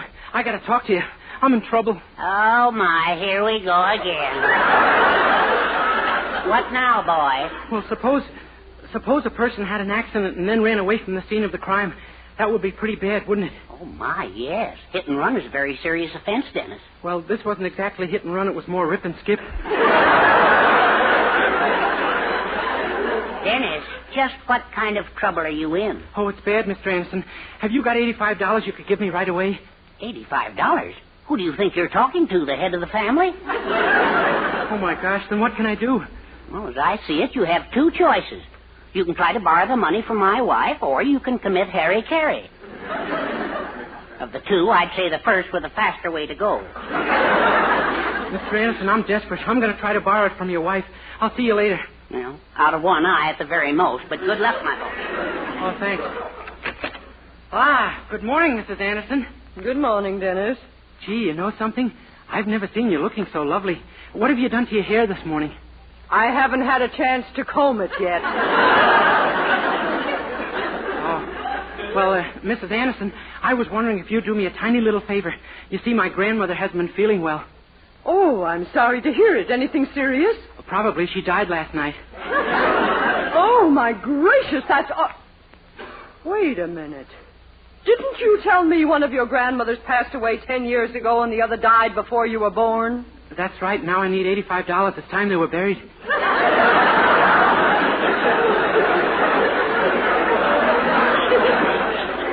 Dennis, do you by any chance happen to be out of that vacuum-packed head of yours? Oh, no, ma'am. Look, Mrs. Anderson, I'm desperate. I just got to get my hands on some money. And you want it from me? Would you please, ma'am? Would you please? Don't be fantastic. Not a red cent will you get. But, Mrs. Anderson... That's final, Dennis. Now get your hat. I want you to run an errand for me. Yes, ma'am. I want you to take these diamond earrings down to the jeweler on Main Street and have them cleaned and the stones reset. Do you think you can handle such an errand? Well, sure. What gives you the idea I can't do a simple thing like that? We haven't time to go into that now. Just get them there and don't breathe a word to Mildred about it. I'm giving them to her as a surprise for her birthday. Oh, yes, ma'am. Now hurry. And remember, Mildred mustn't know a thing about this. Oh, no, ma'am. She won't. Oh, hi, Dennis. Where are you going in such a hurry? Oh, someplace. Yes, but what have you got there? My goodness, Mother's earrings. Oh, my gosh, I didn't mean for you to find... Mildred, you got to forget you saw them. Please, will you? Well, sure, but where are you taking them? Oh, I can't tell you. But believe me, you're going to get a nice birthday present. Goodbye. Now, what in the world? Was that Dennis who rushed out of here like that, Mildred? Yes. Daddy, have you any idea why he's rushing off with Mother's valuable diamond earrings? Her diamond ear... Oh, my sacred Aunt Petunia's little lace pencil. Daddy, what is it? Well, he told me he was in a bad jam and needed money desperately. Mildred, you don't Oh, my goodness. And he just told me I was going to get a nice birthday present.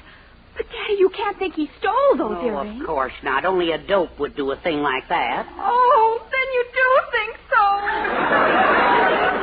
Well, I'm afraid our Dennis is in trouble and has done something very foolish, Mildred. Oh, Daddy, I always wanted to take an ocean trip for my honeymoon, but not to Alcatraz.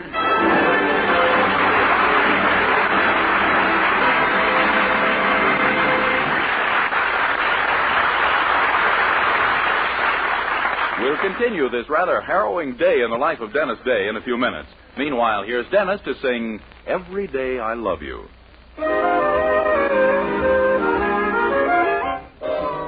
Every day I love you just a little bit more, just a little bit more, just a little bit more. Every day I want you just a little bit more than I did the day before. You'll never guess how deep my love is, not even in your wildest dreams. But just so you'll get it clear, compare to my love, my dear, the Mississippi River's just a stream.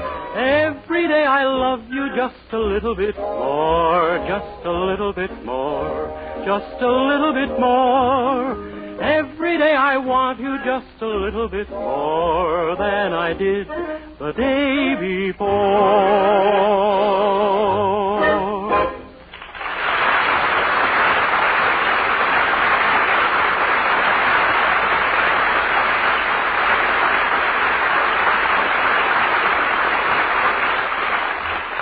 Well, our Dennis is in a jam. He expects to be arrested any moment for accidentally tearing a pair of black lace step-ins in a lingerie shop. But what he doesn't know is that his guilty actions have caused Mildred and Mr. Anderson to believe he's stolen Mrs. Anderson's diamond earrings and intends to sell them. They've just confided their suspicions to Mrs. Anderson, who takes the news of her loss like a trooper. A stormtrooper, that is. Why, that low-down snake in the grass. I'll break every bone in his empty skull. Easy now, Bunny Fluff. Easy. Oh, that thief. And to think I handed him those earrings myself. Mother, Dennis isn't a criminal. He's just temporarily out of his mind. 22 years is not temporary. That's what he is. No, Mother, there must be some mistake. He can't be a crook. I tell you he is. And you wanted to marry him. Well, I still do. I don't care what he turns out to be. I'll marry the man I love in spite of everything. That's a fine way to talk. And with the example of your mother right in front of your nose. I've decided to overlook that for any number of obvious reasons. However, the main problem right now is what to do about Dennis. Problem? What problem? I'm going to call the police and have him locked up. The police? Oh, Mother, you can't. No, lover girl, I won't let you. Oh, you won't let me, huh? No, Poopsie. You make one move toward that phone and you have me to deal with. You understand?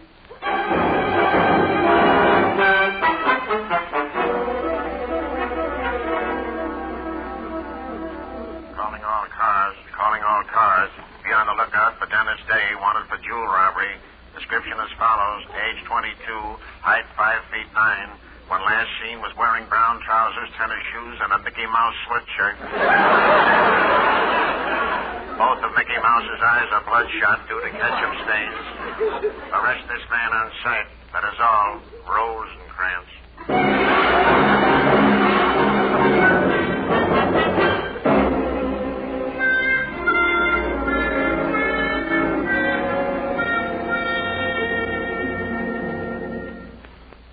Well, did the kid talk yet, Dunnigan? Yeah, sure he talked, only who can make sense out of what he's saying? What do you mean?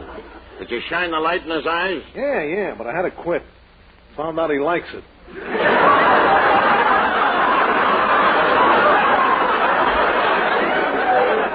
Well, did you threaten him with the hose? Yeah, 3 times. Kept saying, no thanks, he just had a shower. We got to get a confession out of a man. I'll find out what he did with those earrings if it takes all night. Now, I'm warning you, Cap, his answers ain't like any that you ever heard before. Baloney, wait till I work on him a while. Come on. All right, Day. Sit down. Oh, that's all right. I've been sitting all evening. Here, you sit down. Shut up. Yes, sir. Didn't I tell you, Kevin? You keep quiet, too. Day, have you got a record? Oh, no, sir. I don't even have a phonograph.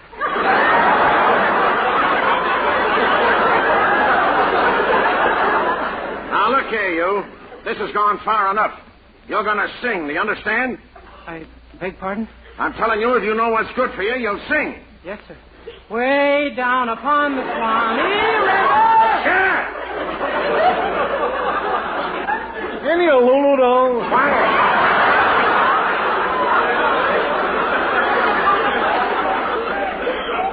Once and for all, Day, are you guilty or aren't you? Oh, yes, sir, I did it. But they were such flimsy things that I couldn't help. Never mind the excuses. What I want to know is, have you got them on you? Oh, no, sir.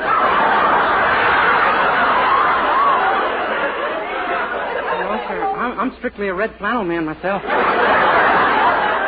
Say, Cap, did you notice that some of his answers don't even have anything to do with the question?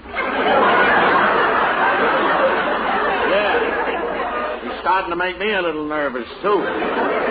Well, he ain't got him on him. I can vouch for that. He probably gave him to a fence and they divided the loot. Yeah. Okay, Dave, did you split with the fence? I told you I wasn't wearing them, so how could I have split them on a fence? Quit stalling. Did you break them up and take the stones out of them? There's stones in them?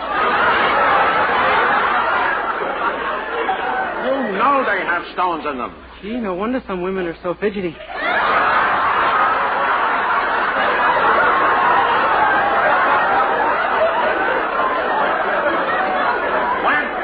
Now I know why you hear so much screaming on the radio when you tune in Ladies Be Seated. Well, let's get him both and let him go before we're nuts too, ain't we? Now, Day, I'm warning you for the last time. Are you going to tell us what you did with those earrings, or aren't you? Earrings? What earrings? Mrs. Anderson's earrings, of course. What do you think we pinched you for? Oh, I thought it was on account of the black lace step-ins. Why do we care how you dress? All we want to know is where those earrings are. Oh, well, that's easy enough. They're at the jeweler's being fixed. Mrs. Anderson asked me to take them there for her. Oh, she asked you to take them, eh? A likely story. Oh, it's true, Sergeant. In fact, I walked right past you when I went into the jeweler's with them. It could be, Dunnigan. That's your beat. Of course, maybe the sergeant didn't notice me. He was sitting in his patrol car with a blonde. What? Oh, look, don't listen to him, Cap. Were you with a blonde or weren't you, Dunnigan? No, really, Cap. Come on, talk. Shall I shine the light in his eyes?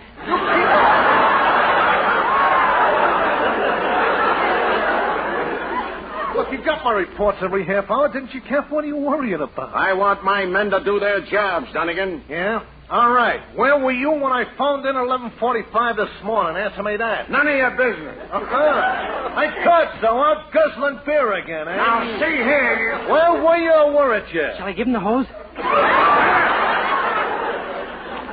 Dunnigan, go get that jeweler on the phone and check the kid's story. Okay, Cap. But I'll tell you one thing, Dave. If you're lying to us, I'm sorry for you. You're going up the river for so long that you... Ah, so you finally caught the scoundrel, huh? Oh, hi, Mrs. Anderson. Well, I must say this is a very inefficient police force. There isn't a mark on him. Mrs. Anderson, how can you talk like that? Lady, the boy says you gave him those earrings yourself. Well, of course I did.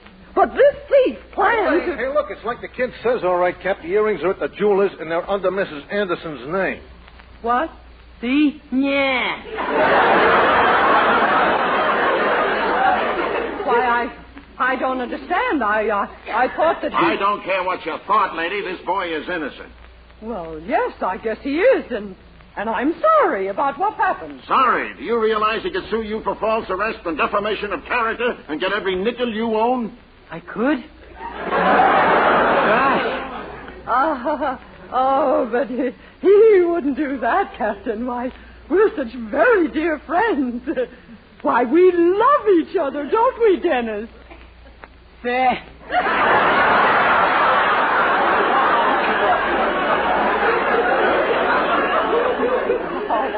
Why, you don't mean that. I know you don't. And just as soon as we get back to my house... Whose house, kiddo?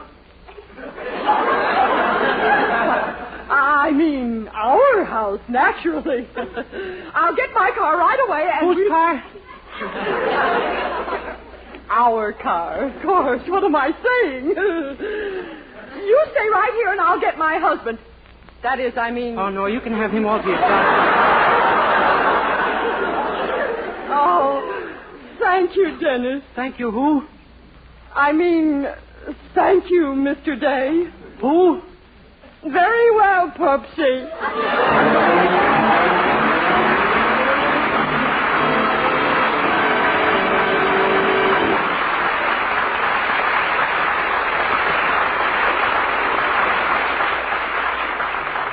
Colgate Dental Cream cleans your breath while it cleans your teeth. No other toothpaste does a better job of cleaning teeth than Colgate Dental Cream.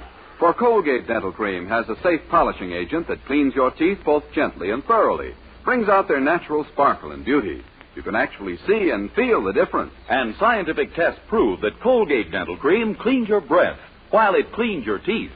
Yes, actual scientific tests prove conclusively that in 7 out of 10 cases, Colgate instantly stops unpleasing breath that originates in the mouth. Colgate Dental Cream is famous for its wonderful wake-up flavor, too. Nationwide tests of leading toothpastes prove that Colgate's is preferred for flavor over every other brand tested. Yes, preferred over every other brand tested. And no wonder. For Colgate Dental Cream is the result of constant effort to produce the finest toothpaste in the world today.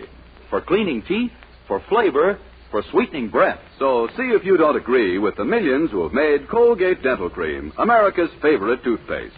Try Colgate Dental Cream to bring out the natural sparkle and beauty of your teeth for a wake-up flavor you'll thoroughly enjoy. And always use Colgate Dental Cream after you eat and before every date to clean your breath while you clean your teeth.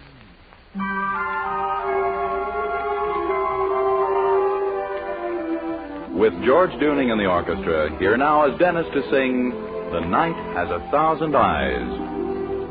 Don't whisper things to me you don't mean,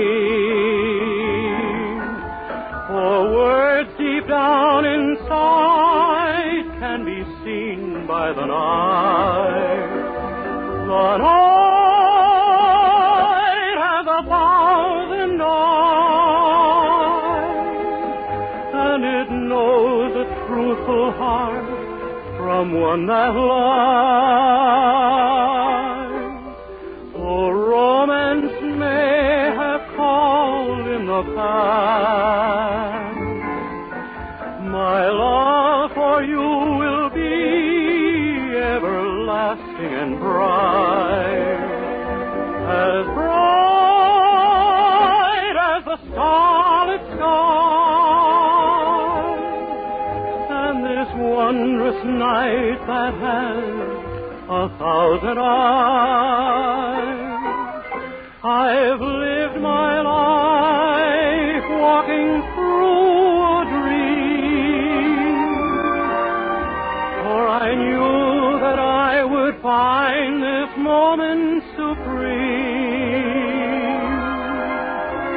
a night of bliss and tender sighs,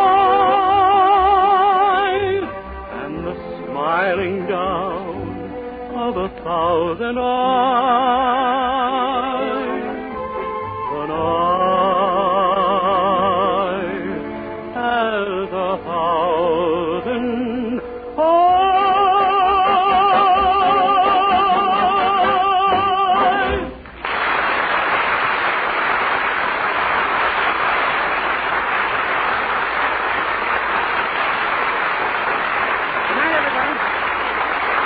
Next week, tune into another Dennis Day Show brought to you by Palmolive Soap, your beauty hope, and Colgate Dental Cream to clean your breath while you clean your teeth.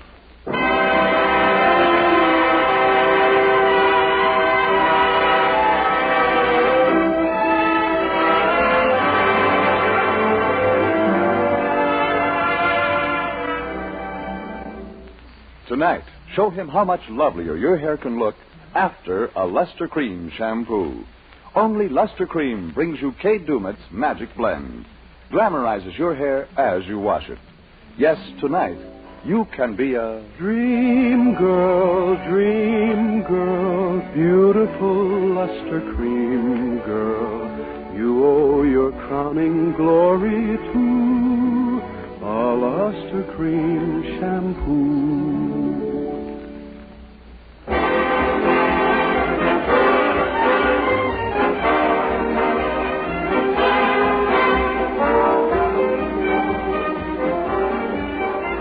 Listen again next week to Colgate's Hour of Fun, Judy Canova, followed by Dennis Day. And for another great comedy program, hear Blondie next Wednesday evening over your favorite NBC station. This is Vern Smith speaking. Good night.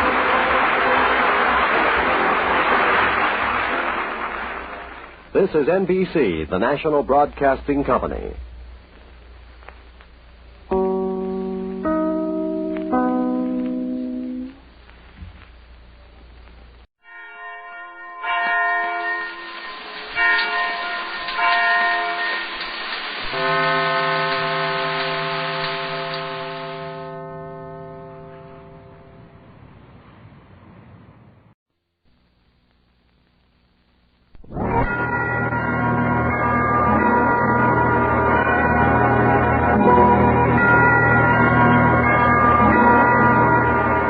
Voice of America presents The Halls of Ivy, starring Mr. and Mrs. Ronald Colman.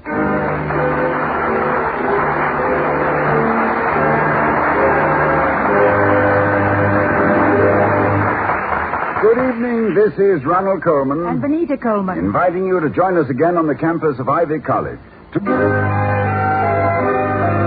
now, The Halls of Ivy.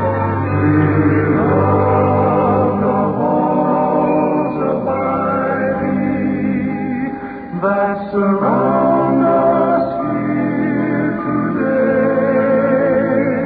and we will not forget, though we be far, far away. Welcome again to Ivy College, that is, in the town of Ivy, USA. Somebody once observed that a letter is an unannounced visitor, and a postman is thus the agent of impolite surprises. Well, it looks as though Dr. William Todder Hall is going to have a lot of epistolary company this morning when his wife Victoria brings an armful of letters into his study and says, Darling, I know how busy you are this morning, so I've already sorted the mail. I took out all the ones addressed to Mr. and Mrs., and here's your batch. The batch? Vicky, my sweet, I would hardly describe two as a batch. A batch is a quantity or number of anything coming at one time and treated as a set. The set? Oh, I see, like a batch of tennis, so I just had my hair batched. Or a batching hen. Well, for your information, which you may find useful on rainy afternoons, the origin of the word batch is the Anglo-Saxon bacon, to bake. Oh, I always thought bacon was what you brought home from a horse race if you were lucky. No, dear, that is B-A-C-O-N. Oh. Which brings up another interesting word association. The use of various edibles for the word money. Oh, there's cabbage, lettuce, dough, beans, sugar, berries, gravy. Then you can have fish. Lend me 10 fish until payday. Mm-hmm. Or just part of a fish. Lend me a fin. Or just a buck, which is a male deer, which is meat, which takes care of the whole subject, of which I was getting a little weary anyway. It's hardly worth the time we spent on it. But getting back, is there anything interesting in your batch of letters? Nothing except there probably won't be a bachelor left in this college the day after graduation. These are all invitations to weddings. Ah, yes. June plus graduation equals marriage. A mathematical equation which sometimes makes me feel that despite my concern with administrative and academic problems, I am, in the final analysis, simply a marriage broker. Business is flourishing and everyone is going to live happily ever after. Well, some people have scornfully referred to colleges as matrimonial bureaus. But don't stop, darling. Louise'll get it. Oh, to be sure, it is not the purpose of an educational institution to provide mates and helpmates for its inmates. But since marriage, as I can fervently testify, is the desideratum, the summum bonum, then I can... Hello, Mr. Hello, Brogan. Hey, are you folks busy? No busier than usual at this time of year. Yeah, this time of year. I'd like to rewrite the calendar, leaving out June entirely. Why, what's the matter with the joyous month of June? Who enjoys it? Maybe you and your bride, not me. Well, is this a general mood of depression, Grogan, or something particular? I'm up to my neck in particulars. Well, come on. Don't just stand there. Give us a particular. House mothers. What? Oh, all of a sudden they love me. They can't live without me. How can you hold a dance without Grogan? And all on the same night in 17 different places. That's a tribute to your ability as an officer of the law and your graceful presence as a gentleman, Grogan. It's ruining my digestion, that's what it is. 17 different kinds of cake in one night. Yeah, but I didn't come over here to talk about myself, Doc. I got another beef. You have a beef? I just used the word in what you might call a slang way. Colloquial. Idiomatic. That's right, idiomatic. And if that idiot is no way for me to talk about a professor, even if he is, which he is. Look, Doc, You know I got nothing against education. Oh, on the contrary, Grogan, you have viewed our educational activities with considerable tolerance. And you've been very nice to the students, even in their more irrational moments, too, when they're being what we might call non-campus mentis. Well, I'm glad to do it, whatever it is. Anyway, if I may be permitted to say so, and who's going to stop me, some of your teachers need an education in the facts of life. Oh, we all do, Grogan.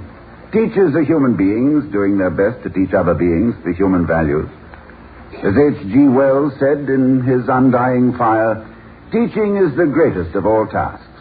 It is to ensure that man the divine, grows in the souls of men. An untaught man is but himself alone, as lonely in his ends and destiny as any beast. A man instructed is a man enlarged from that narrow prison of self into participation in an undying life. That began we know not when, that grows above and beyond the greatest of the stars. Well, that's what H.G. Wells said about teachers. Well, I ain't no H.G. Wells, and I don't make no broad statements. I don't say all teachers is inhuman. I just got one of them in mind. Him and his corny jokes. Jokes, did I say? May heaven strike this laughter from me lips. Well, would you care to be more specific in your... He doesn't have to be more specific for me, William. I'm sure he means Professor Heaslip. None other than the same. Well, now, Professor Heaslip has certain mannerisms. We all do. But, Grogan, I must assure you that the head of our English department is thoroughly competent. Competent in the head, maybe, but no compassion in the heart. He won't even give a girl a break. For what girl? Well, maybe you don't know, but it's Caroline Swanson. Lives off the campus in a boarding house. Now, folks, you know I ain't sentimental. Oh, of course not. Heart of stone, Grogan. Oh, it's completely unemotional, except with dogs, children, and the first 8 bars of Mother McCree. Well, anyway, that poor kid. Husband is overseas in the army. Her working part-time and the studying and the worrying. Just trying to keep her head above water. And this professor throws her an anvil. Now, I'm sure that whatever Professor Heaslip has done has been only in the performance of his duty. It's his duty to send her the examination papers. Why, what's the matter with her, Grogan? Is she ill? Not exactly, but the doctor told her she had to stay in bed, and Heaslip said it was too bad, but he couldn't make no exceptions. And she would have to come to class to take the exam or else. Well, if she's under a doctor's care, that is certainly an extenuating circumstance. However, it is not unusual at this particular time of the year for students to develop strange symptoms. Blue book allergy. Compound fracture of the thesis. Inflammation of the curriculum. Oh, she ain't really sick. She's going to have a baby. Baby. Oh, and with her husband overseas, and she's here all alone. Oh, well, a baby. Is it very... is this child... well, how imminent is the... is it... It ain't imminent at all. It's going to be almost any minute.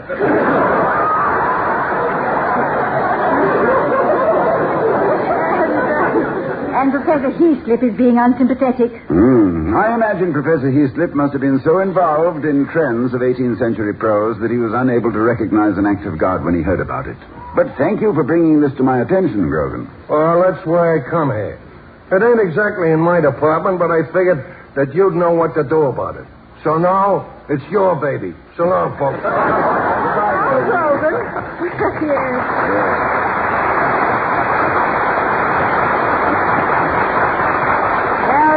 Almost the first thing you'll notice about our Mr. Grogan is that he isn't sentimental. No, he isn't. He cries at card tricks. Did you ever watch him after graduation when the students start making their round of farewells? He suddenly develops a terrible head cold. Yeah, I know. The kind that makes your eyes water. But, darling, now we've got to get in touch with Caroline Swanson right away. Yes, she must be Donald Swanson's wife. He was graduated last year, and I did hear that he'd gone into the army. Appropriately enough, into the infantry. I know who she is now. She's a very pretty girl. Works part-time in the campus knit shop. Very foresighted of her. I hope she gets a discount. Vicky, I suppose it would be pointless to try to explain this kind of human problem to Professor Heaslip. Oh, yes. He probably thinks a bassinet is some kind of medieval musical instrument. And a crib, something his students are doing behind his back. Well, I shall take the matter into my own hands. Oh, good for you. Go right over Heaslip's head. No, I shall not go over his head, Vicky. I shall meet him head on. I shall call upon him, collect the questions, and supervise the conduct of the examination in person. Oh, darling, I love you when you get that determined look on your face. And if you don't mind my quoting your own James Russell Lowell, all the beautiful sentiments in the world weigh less than a single lovely action.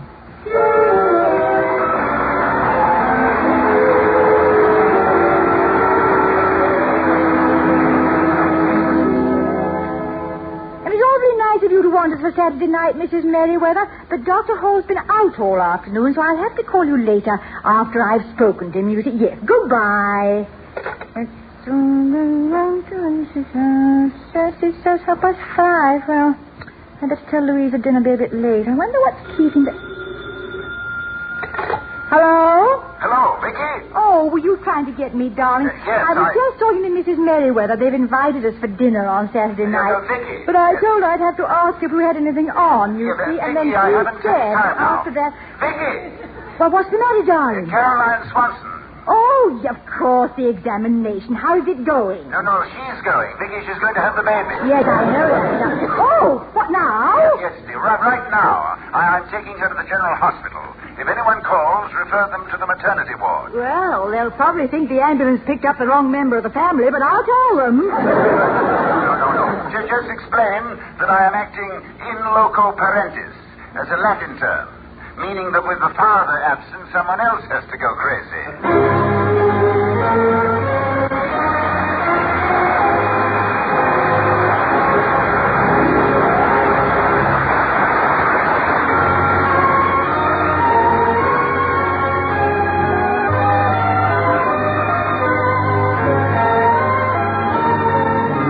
The Voice of America is bringing you this presentation of The Halls of Ivy, starring Mr. and Mrs. Ronald Colman.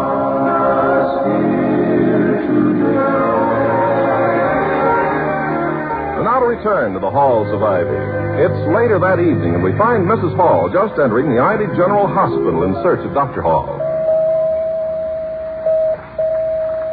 Dr. Tyndall, you're wanted in surgery. Dr. Tyndall, report to surgery. Excuse me, nurse, but could you tell me where I might find Mrs. Donald Swanson? Mrs. Swanson? Just a moment, please. Oh, yes, that's a maternity case, 3rd floor. But you can't see her now. I think Mr. Swanson's in the father's waiting room now. Mr. Swanson, but that's impossible. He's in Korea. And that Mr. Swanson, yes. Thank you, nurse.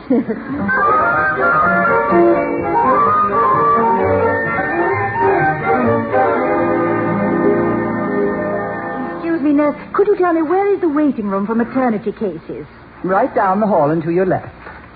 Who are you waiting for? Mrs. Donald Swanson. Oh, yes. Well, it'll be some time yet. You're a relative? Yes, well, that is... Well, I think I saw Mr. Swanson in the waiting room a few moments ago. Yes, of course. Well, thank you very much, nurse.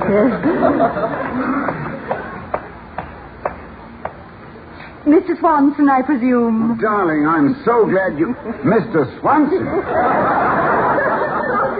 It seems that in the confusion, nobody's been told that the father is overseas, so the nurses think that you're Mr. Swanson. Good heavens, they do? I'm supposed to be a relative, too. They're very strict about visitors. Well, I'm relieved that you're here, my sweet.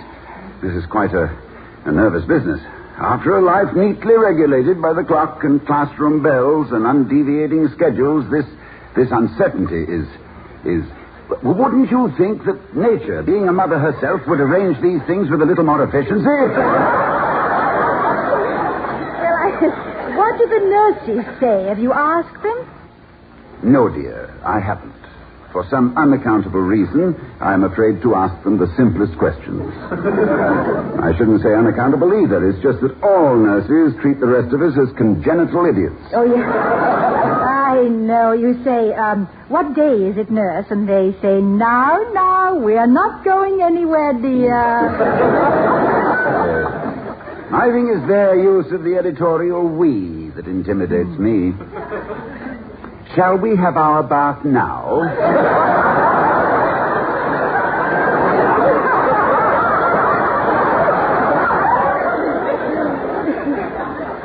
Well, look what we have for our dinner. Some lovely mashed turnips and skimmed milk.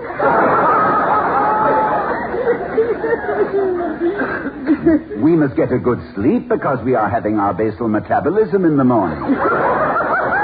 Yes, it's that we.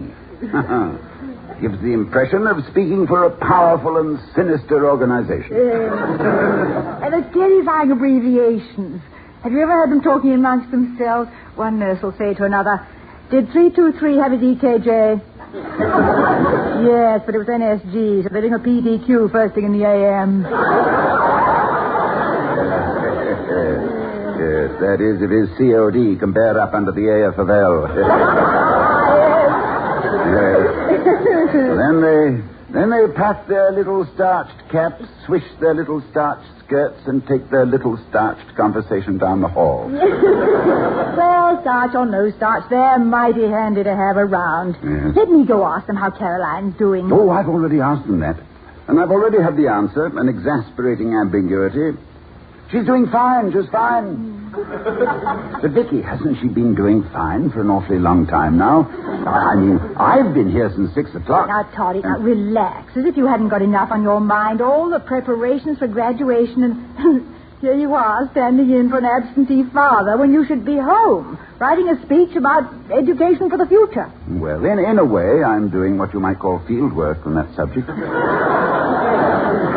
Why, I've already held up 5 expectant fathers, and just between ourselves, Vicky, it's not as easy as passing out diplomas. As a matter of fact, one of them passed out in my arms.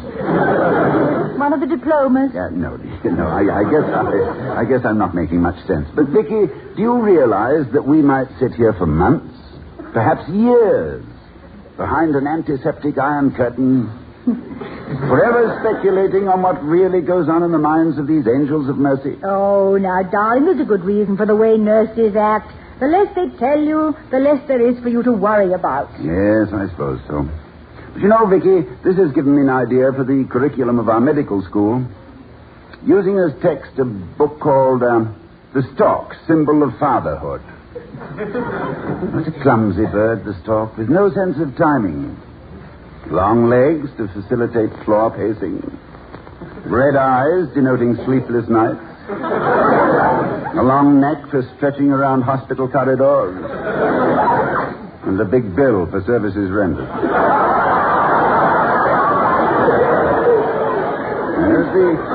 The book would also include... Grogan, come in. Glad to see you. Well, come and join the reception line. Well, you'd think somebody would have told me. How's it going? Well, that, Grogan, is my own unrequited question. I've been reduced to mute expectancy and silent patience. I know. Listen, Doc, I was one of 14 kids. The 5th, I think. No, the 4th. So I helped my pop wait up for 10 of them. And when we was waiting for me brother Aloysius, Pop and me slipped out to the ballpark, seen a doubleheader, and got back with half an hour to spare. That's why Aloysius was always my favorite brother. He was so considerate to get born in the daytime. Dr. Schulman, you're wanted in maternity. Dr. Schulman, this is an emergency. Well, I wonder if that's Caroline's, Dr. William. Schulman? No, I don't think so. She called her Dr. Carter, I believe. Oh, Doc Carter? I just run into him in the drugstore at the corner having a sandwich. Oh, so you got plenty of time to kill.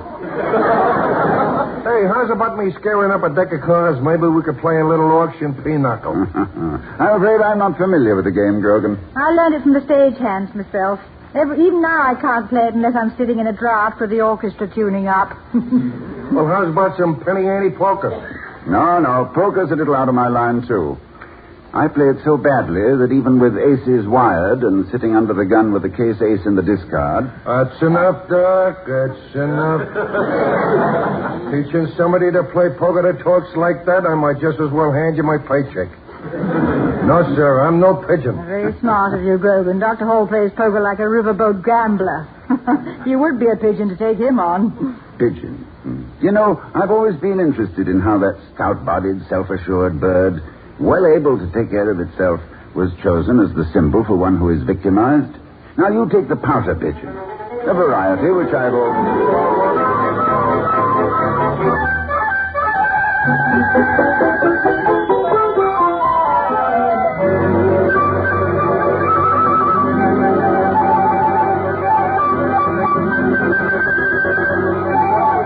see why the meadowlark, one of the most common of all birds, is also one of the most popular. And then, of course, Grogan, there is the celebrated nightingale. You remember Keats's ode, "Thy plaintive anthem fades past the near meadows, over the still stream up the hillside, and now 'tis buried deep in the next valley glades. Was it a vision or a waking dream? Fred, is that music? I beg your pardon. Do I wake or sleep? You'll really have to be more quiet. This is a hospital, you know. Oh. And there are patients sleeping. Oh, of course. I'm sorry, nurse. I didn't realize. Yes. Well, just so you keep your voices down, please. Yes. She has probably had a very unhappy love life. Don't pay no attention to that hatchet puss. She was right, Grogan. Was I really shouting, Vicky? Oh, no, Toddy. You were just a little carried away by Keats. But it was lovely. Yeah, sure pretty, Doc. I'm a city kid myself. I don't know nothing about boys. Except I used to get them all the time.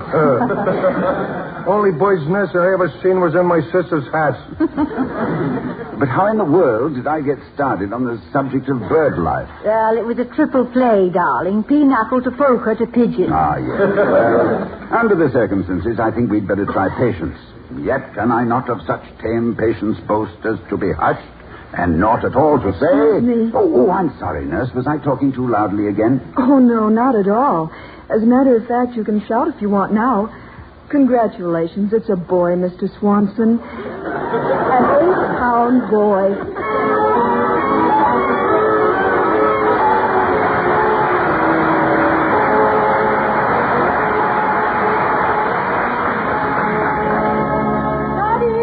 Toddy, you here? Yes, darling. I've been revising my address for graduation. It seems that my experience of last night has led me to invest more vitality and hope into the subject of facing the future.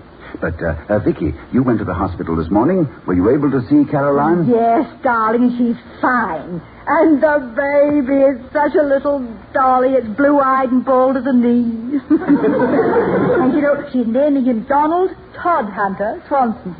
Todd Hunter? Mm-hmm. Oh, no, well, that wasn't necessary at all. No, I don't think she should have done that. After all, did she really? Very interesting. Well, darling, she's terribly grateful to you, and she's such a sweet girl, you know. Excuse me, darling. Dr. Hall speaking. Oh, hello, Professor Heathcliff. How did it go? Oh, splendid. 7 pounds, 14 ounces, a boy. Oh, you mean the examination. Well, well, I have postponed it. The exact date will depend upon the availability of a babysitter. Incidentally, Professor, how's your schedule? Yes. Well, I'll be in touch with you, Professor. Goodbye. What did he say? He said, with characteristic originality, that circumstances alter cases, and considering the merits of this case, the quality of mercy is not strained. And he finished up with the eloquent observation that now is the time for all good men to come to the aid of the party.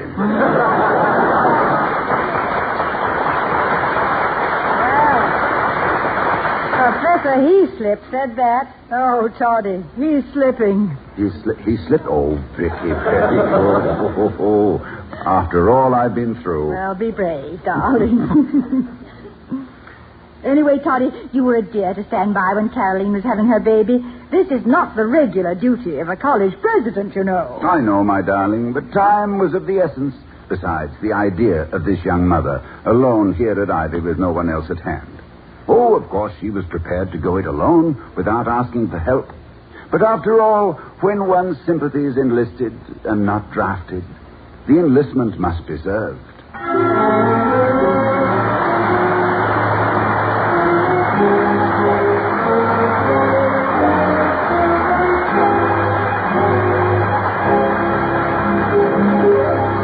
We'll be seeing you next week at this same time at the Halls of Ivy, starring Mr. and Mrs. Ronald Colgan. Grogan is played by James Gleason, and the nurses were Janet Warren and Jean Tatum. Tonight's script was written by Barbara and Milton Merlin and Don Quinn. Oh, we love the halls of ivy that surround us here today. This production of the Halls of Ivy was broadcast with an actual audience present in the studio.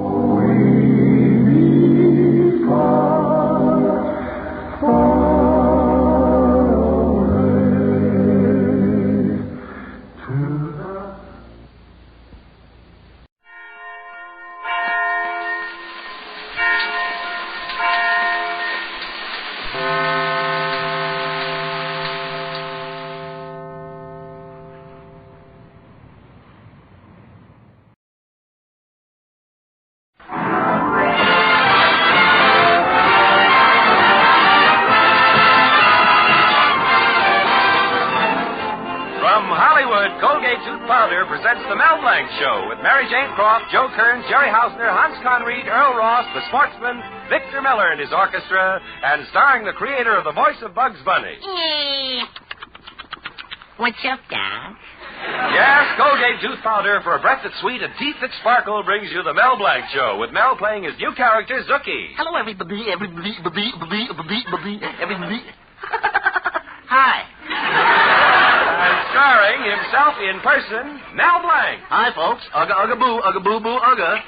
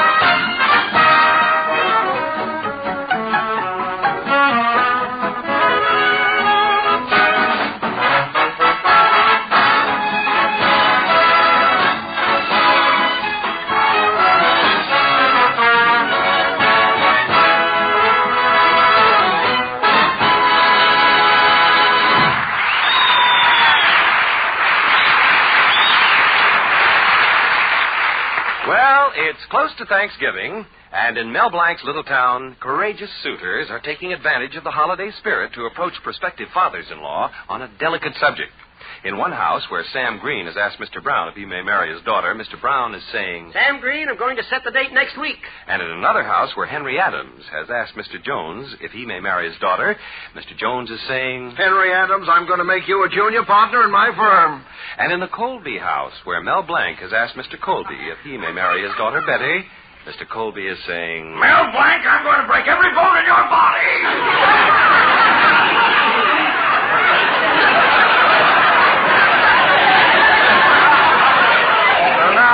Thanksgiving Eve, and in order to get in Mr. Colby's good graces again, Mel Blanc is holding a Thanksgiving party in his Fix-It shop. He has invited a few of his friends for Thanksgiving dinner. Right now, we find Mel and his girl Betty setting the table. Knife, plate, fork, knife, plate, fork, knife, fork. Mel, those were the last two plates. Now what'll you do? Oh, don't worry. Knife, piece of plate, fork. Knife, piece of plate, fork. gosh, what a beautiful table. Yes, there's the celery stalks, stuffed olives, candied yams, cranberry sauce, all the fixings. And in the center, that great big, beautiful 15-pound salami. But, Mel, Father will be awfully mad. He's expecting turkey. Oh, I took care of that. I scooped out the center of the salami and I stuffed it with chestnut dressing. And besides, Betty, what difference does it make? Salami or turkey? It's the spirit of Thanksgiving that counts. But, Mel... Anyway, the orphans' home needed the turkey much more than I did.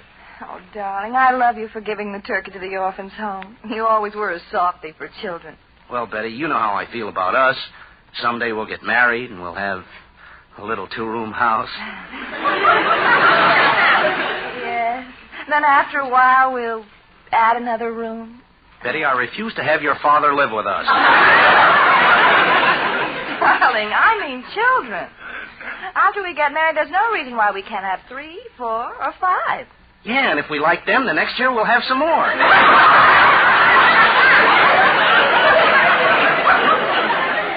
Well, if Dad gets mad at you for not having turkey, I'm going to tell him why. Oh, that's another thing, Betty.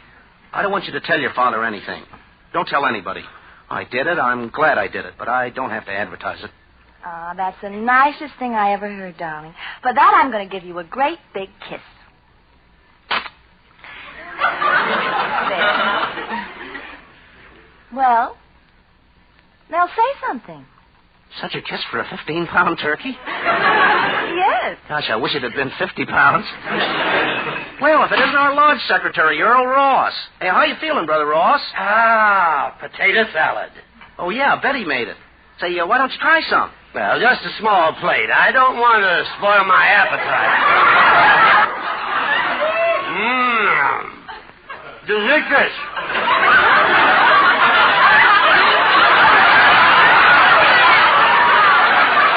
Pass the olives, Mel. No, not the green ones. The pitch or the green ones. Say, why don't you have another sandwich? No, thanks. I've already had 2. You've already had 4, but who's counting? Go on, have another one. Oh, here comes Father, Mel. Say, who's that fellow with him? Oh, that's Willie Murdoch. Father just hired him to manage the supermarket. He's rather nice. Rather nice. Betty, have you gone out with him? Well, Father insisted that I go to the movies with him last night. You and Willie at the movies? Dark places? Betty, why didn't you tell me? Well, darling, it's Thanksgiving, and I didn't want to upset you. Now, you be nice to him. Hello, Mel. Happy Thanksgiving. Oh, happy Thanksgiving, Mr. Colby. Oh, Mel, I want you to meet my new manager, Willie Murdoch. Hello, Mr. Murdoch. Hello, Blank. Heard a lot about you from Mr. Colby. Don't want to get you down.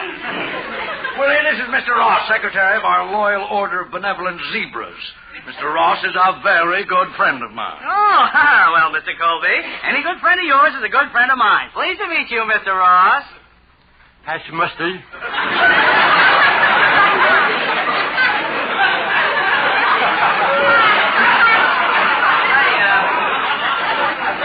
This is a very nice fix-it shop you got here, Blank, but I've got a couple of ideas to improve it. First of all, it's too stuffy in here.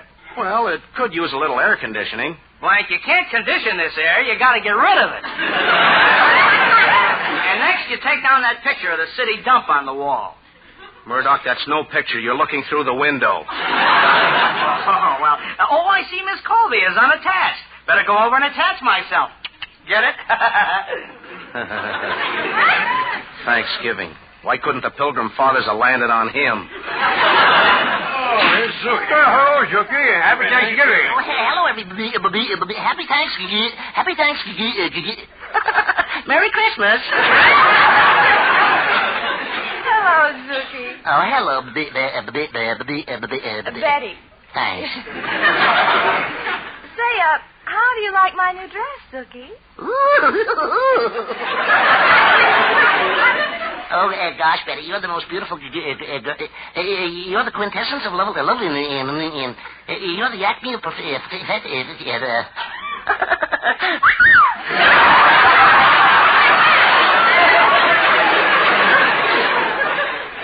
Oh, by the way, Zookie, I got a letter from my cousin Dolly and a new picture of her.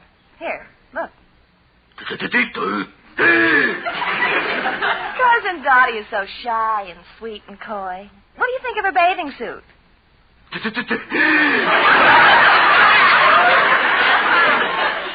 Zookie, can I get you a little something before dinner? What would you like? I'd like some potato here. I'd like some some candy there. Yeah. I'd like that picture of Dottie.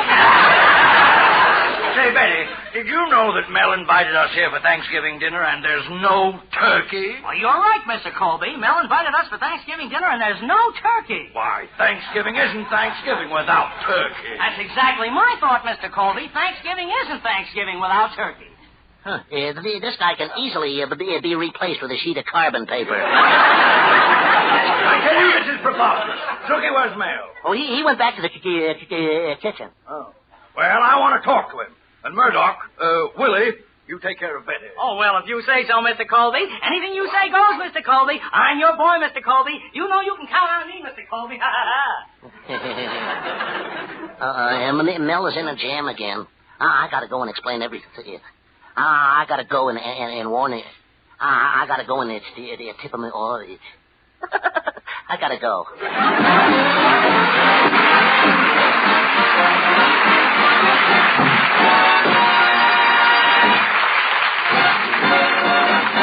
Use Colgate tooth powder. Keep smiling just right.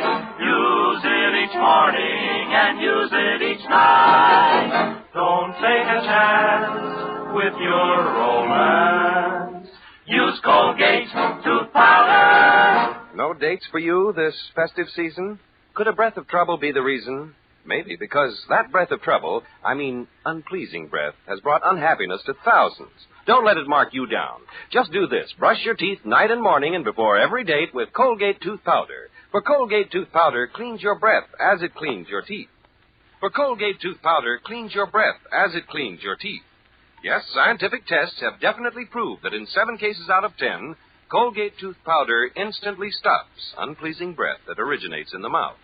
What's more, no dentifrice at any price cleans your teeth more quickly and thoroughly than Colgate tooth powder. Remember to buy it first thing, and remember the name, Colgate tooth powder, with the accent on powder. Don't take a chance with your romance. Use Colgate tooth powder.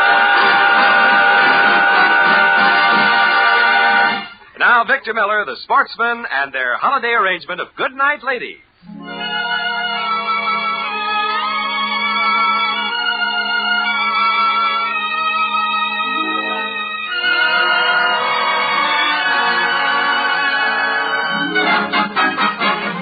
Good night, ladies. Good night, ladies. Good night, ladies. We're gonna leave you now. Merrily we roll along, roll along, roll along. Merrily we roll along o'er the deep blue sea, o'er the deep blue sea. Farewell, ladies. Goodbye. So long. Good night. Toodaloo. Farewell, ladies. Goodbye. So long. Good night. Toodaloo. Farewell, ladies. For we're gonna leave you now. Merrily, merrily we roll along. Merrily, merrily we roll along. Merrily, merrily we roll along o'er the deep blue sea. Merrily we roll along, roll along, roll along. Merrily we roll along o'er the deep blue. Merrily we roll along, roll along, roll along. Merrily we roll along o'er the deep. Merrily we roll along, roll along, roll along. Merrily we roll along o'er the. Merrily we roll along, roll along, roll along. Merrily we roll along o'er the deep, deep blue sea.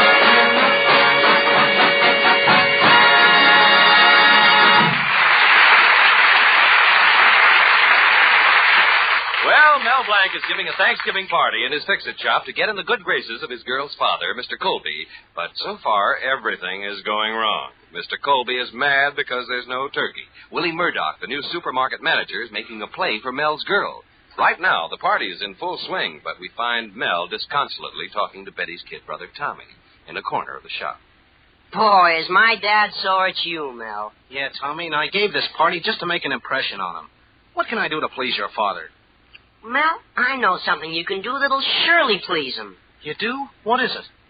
No, you're too young to die. Oh, anyway, my papa's mad at you for having salami instead of a turkey at this party. Yeah, I know. Mel, why don't you tell my pop you gave the turkey to the orphans' home? Now, you keep out of this, Tommy. The reason I'm not saying anything is because this year your father forgot to give them a turkey himself. And if I said anything about it, it would only embarrass him. Oh. Oh, Mel, here comes our lodge president, Mr. Cushing. Good, I'll go over and welcome him. Holiday greetings, Brother Blanc. Ugga-boo-boo-wugga. Greetings, mighty potentate. Ugga-boo, ugga-boo-boo-ugga. How are things? Wonderful. Happiest Thanksgiving I ever had. Well, where's the wife? Home in bed with laryngitis. Happiest Thanksgiving I ever had. Gee, that's too bad. How's she feeling? Darn that penicillin. Say, how did you get laryngitis? Well, Mel, we went to the UCLA-USC football game. Little woman went completely berserk, kept screaming her head off. She did? Yeah, with the first opportunity she ever had to yell at 22 men all at once. You mean now she can't talk at all? Not a word. She just lies there in bed and hisses. Empty the garbage pail, shake out the carpet sweeper, clean up the kitchen. I wish she wouldn't tell me what to do. I have my own system for doing the housework. Gosh, Mr. Cushing, it must be tough living with your wife. Mel, if you only knew. Last night we went out and she said, "Look at me, John, I'm dressed up to kill." Gad, what a temptation.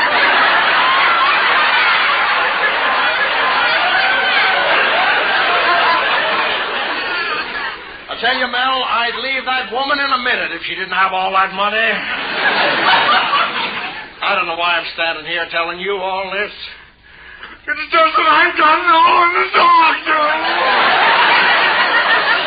Oh, cheer up, Mr. Cushing. When you get your wife a Christmas present, everything will be okay. Well, she's already hinted about a present. She wants some beauty aid. Ha!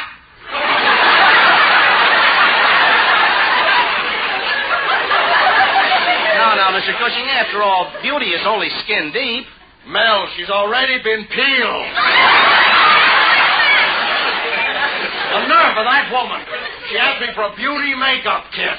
Well, what are you going to get her? With her face, a box of Dr. Scholl's foot pad. Nothing helped that woman, Mel. Well, I have to let you in for another disappointment, mighty potentate. Huh? I haven't any turkey. What a relief. You're happy not to see a turkey? Mel, are you forgetting? I've been looking at my wife all day. Well, on to the party. Oh, I see Brother Colby here. Greetings, Brother Colby. Ugga-boo, ugga-boo-boo-ugga. Greetings, mighty potentate. Ugga-ugga-boo, ugga-boo-boo-ugga. And there's Brother Ross. Greetings, Brother Ross. Ugga-ugga-boo, ugga-boo-boo-ugga. Ugga-ugga-boo, ugga-boo-boo. Pass us all ugga. And little Tommy. Ugga-ugga-boo. All right, Mr. Cushing, all right. Well, I'm sorry. Sort of run away with Muggaboos, huh? All right, come on, everybody. Let's all have fun. Does anybody want to hear me impersonate Charles Boyer? All right, I'll sing a song. Anybody hear the story about the cop in Brooklyn? Shall I sing now? You've never heard this story before. Is it about the cop finding the dead horse on Kosciuszko Avenue? Uh-huh. And he can't say Kosciuszko, so he moves the horse to Main Street? Shall I sing now? No! I'll tell another one, and I know you don't know this story. A fellow was having soup in a restaurant, and he called over the head waiter. "See here, sir," he exclaimed. "There's a fly in this soup." And what do you think the head waiter said? Did he say, "What do you want for a dime, an elephant?" Yes, and I wish you'd drop dead. I'll try one more story now. All right, everybody quiet now. Mr. Colby's going to try one more story. Go ahead, Mr. Colby. Everybody keep quiet. Thanks, Murdoch, thanks. Well, it seems a man in a restaurant called the waitress over and said, "My cocoa is cold." "Well," replied the waitress, "if your cocoa is cold, put your hat on it." Oh, very funny. Very, very funny. Shall I sing now, Mr. Colby? I've had enough from you, Mel Blanc. You've ruined my entire evening. His entire evening. Father, let's... And you've got a nerve inviting people to a Thanksgiving party and not even having any turkey. Yeah, not having any turkey. But, Father... Hey, when do we eat? I'm starved. That's a good idea. Come on, Father, let's eat. Oh, all right. Okay, everybody, sit down now. Fine, yes. This food looks wonderful. No home cooking. Well, everybody seated? Yeah, let's go. Okay. I'll carve the salami. Who wants a leg? I do. I do. Everybody wants a leg. I should have gotten an octopus. I'd rather have turkey. Colby, will you stop? Everyone knows salami is much safer than turkey. Safer? Yes, no bones. Oh. Well, Tommy, what part do you want? I want the part that goes over the counter last. And how about you, Brother Ross? Well, I don't know. I'm losing my appetite. Just give me the dark meat. The salami is all dark meat. That's what I said. Just give me the dark meat. Oh, Murdoch? What part do you want? I always let Mr. Colby choose first. All right, Mr. Colby, what part would you like? Oh, this has gone too far. I refuse to sit here and be made a fool of. Oh, but Mr. Colby... Well, this can't go on any longer. I'm going to tell Father. Betty, please. Huh? Tell me why. Why we haven't any turkey tonight. Oh, come in. Is Mr. Blanc here? I'm Mel Blanc, little boy. Mr. Blanc, I'm from the orphan's home. I brought you a piece of your turkey. You did? Yes. It tasted so good, all the boys wanted you to have some. They wanted me to tell you how much they appreciated you remembering them on Thanksgiving Day. Gee, thanks. They also asked me to give a message from all the boys at the home. Do you mind if I give it? No, go ahead. 2, 4, 6, 8. Who do we appreciate? Mel Blanc, hooray! Thanks a lot. So long, Mr. Blanc. So long. Gee, wasn't that sweet? Mel, you gave your turkey to the orphanage? Oh, why didn't you tell us about it? Well, you're right again, Mr. Colby. Mel Blanc, why didn't you... Oh, shut up!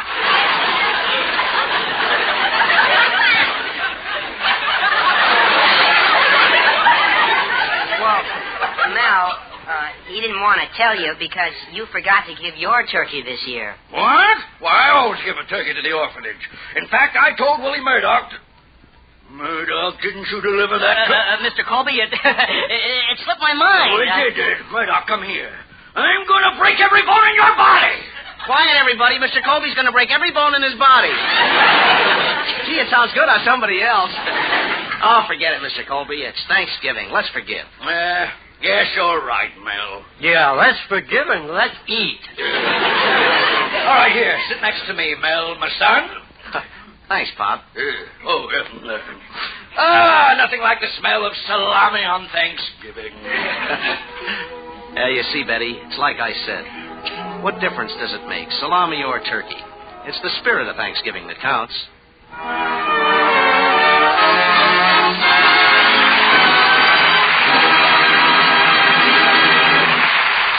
This is Mel Blanc saying Happy Thanksgiving, and that's all, folks.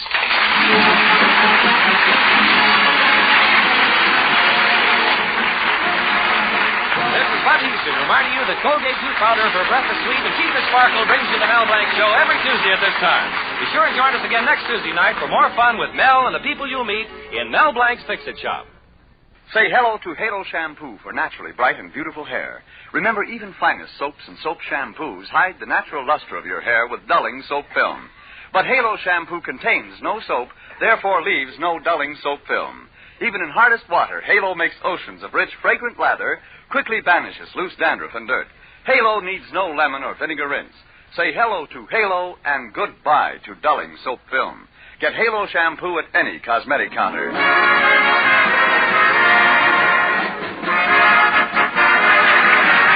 Remember, Mel Blanc every Tuesday night at this time. This is CBS, the Columbia Broadcasting System.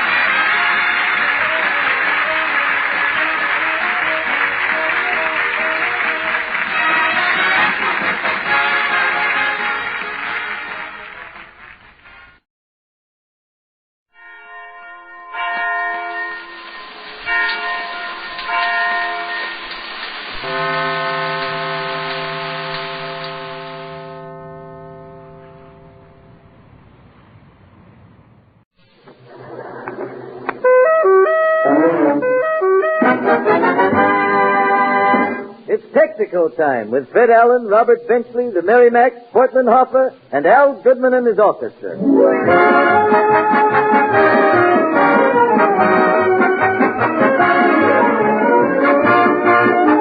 This is Arthur Godfrey bidding you welcome to the Texaco Star Theater for your friends and neighbors, Texaco dealers from coast to coast.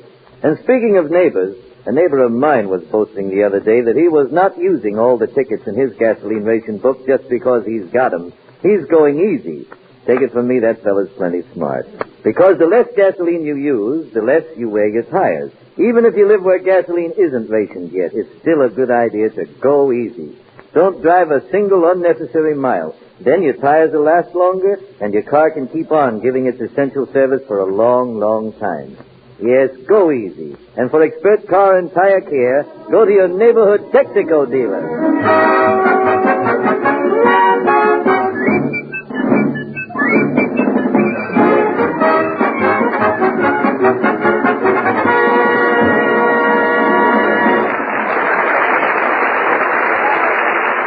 Next Tuesday is election day, folks.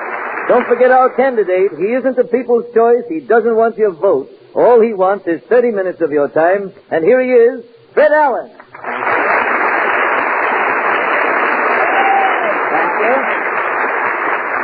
Thank you, and goodies. Thank you very much.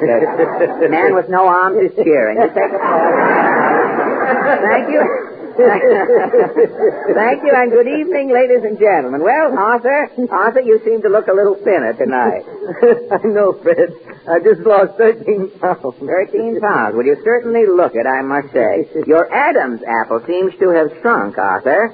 Your Adam's apple looks like the ghost of a dead grape, I must say, from here. And your neck is thin, too. Your neck looks as though somebody's leg is hanging out of your collar there. What's wrong? What's wrong, Arthur? Oh, it's that new meat ruling, Fred. I've been eating in restaurants on Meatless Tuesday. Oh, you mean you haven't been getting enough meat? Enough to eat, rather? Have you tried one of those new Meatless Day ham sandwiches? What is a Meatless Day ham sandwich? It's 2 slices of white bread. Yeah? When you lift up the top slice, there's a big daub of mustard on the bottom slice. And no meat? Under the mustard, there's an IOU for a piece of ham. Well, meatless days are a problem, all right. You know, last Tuesday, to keep going, Arthur, I ate about 20 pig's feet. I didn't sleep all night. What happened? Well, as soon as I got to sleep, I dreamed that Phil Spatolny was playing the Star-Spangled Banner. And those 20 pig's feet in my stomach stood up. My stomach felt like a parade ground for most of the night. Well, if you have nothing else on your mind, Arthur. I have one thing, Fred. One thing, yes? You read about this new ceiling on salaries? Yes, the law says you can now make $25,000 a year. You know the salary that I'm getting from you? Yes. Who do I see about making up the difference? You can take it up with the Goodwill Court, Arthur. While you go into conference with Mr. Anthony, I shall turn lightly to the latest news of the week. The March of Trivia presents its weekly lowlight from the world of news. Washington, D.C. On November 29th, Price Administrator Leon Henderson announces coffee rationing will start throughout the nation. Every person over 15 years of age will be limited to 1 cup of coffee per day. Coffee ruling is greeted with mixed reactions throughout the country. A prominent epicure says, "There's only one way a coffee lover can make 1 cup of coffee last all day." How? He can freeze it and suck it like a lollipop.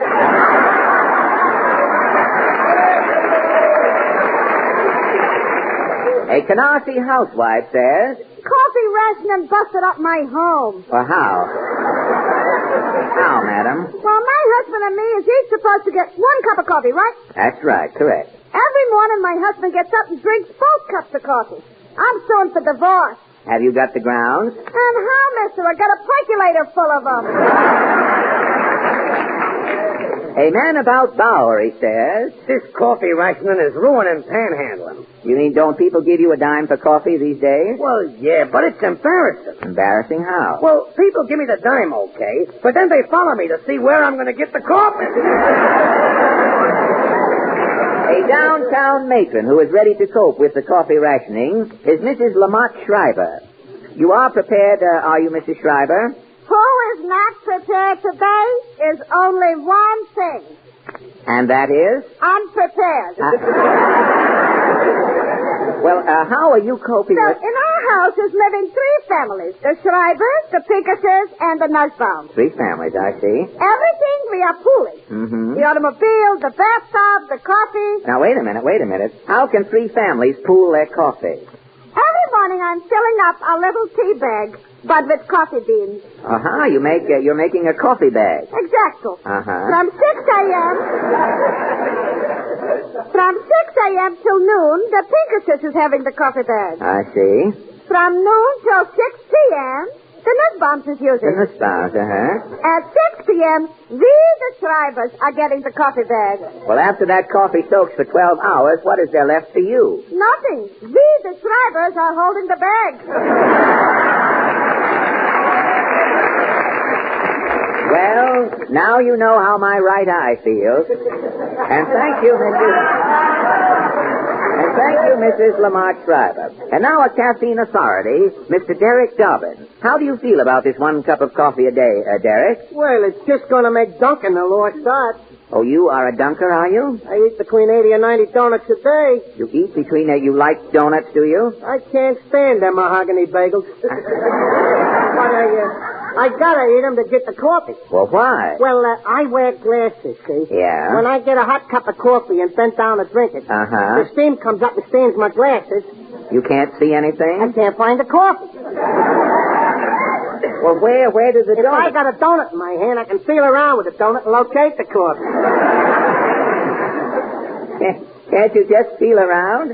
And blister me fingers? That little old Derek. Well, tell me, what is your candid opinion of dunking, Derek? Well, there's different methods. Techniques, you mean? Yeah. There's the sneaky dunkers. Uh-huh. Them guys that skim the donut up the side of their cups and ooze it into their coffee fly like that. They're afraid someone will catch them, huh? Yeah.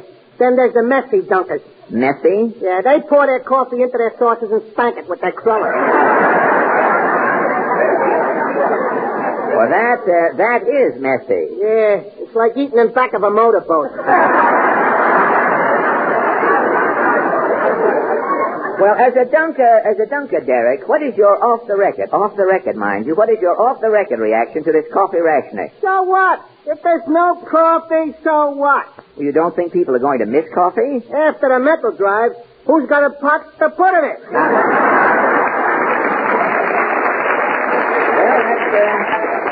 That's no eye cup you've got there under your vest, brother, and thank you, Derek Dobbins. Well, I guess that concludes... Have you a moment, my hokey friend? Falstaff here with poems, no end. Open short. You haven't been composing. Have you heard, I knew she was a welder when she carried the torch for me? No, I haven't heard that. Said the cockatoo to the kangaroo, if you could moo, I could go for you? No, I haven't heard that. I'll stick to you, mother, though you're old and gray. Because of you, I'm in class 3A. I've been waiting for this moment to come. It has arrived.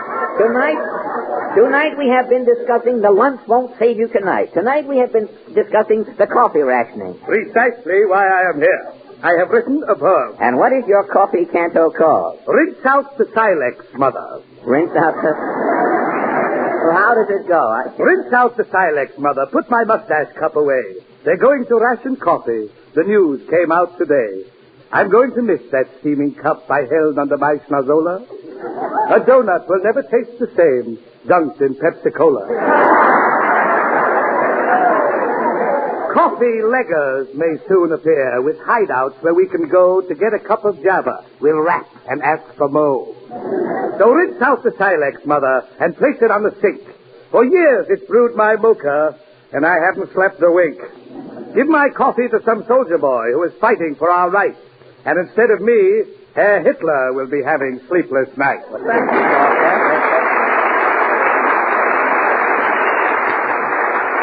Thank you very much. Tonight, ladies and gentlemen, we welcome back to our frustrated midst a little band of vocal troubadours who were on our program for several seasons a few years back. I'd like to have you meet the Merrimacs, ladies and gentlemen. Well, boys, what have you been doing since you left us? We've been making pictures out in Hollywood, Fred. Good. We've been making records, and we've been making personal appearances. Well, tell me, Ted, how did you, Mary Max, ever come to leave our program? You took us out to Hollywood, and we heard about money, remember? We lose more actors that way. I don't know what it is. Well, before you boys get away again tonight, Ted, what about your song? We're going to do Praise the Lord and Pass the Ammunition. Fine. Mr. Goodman?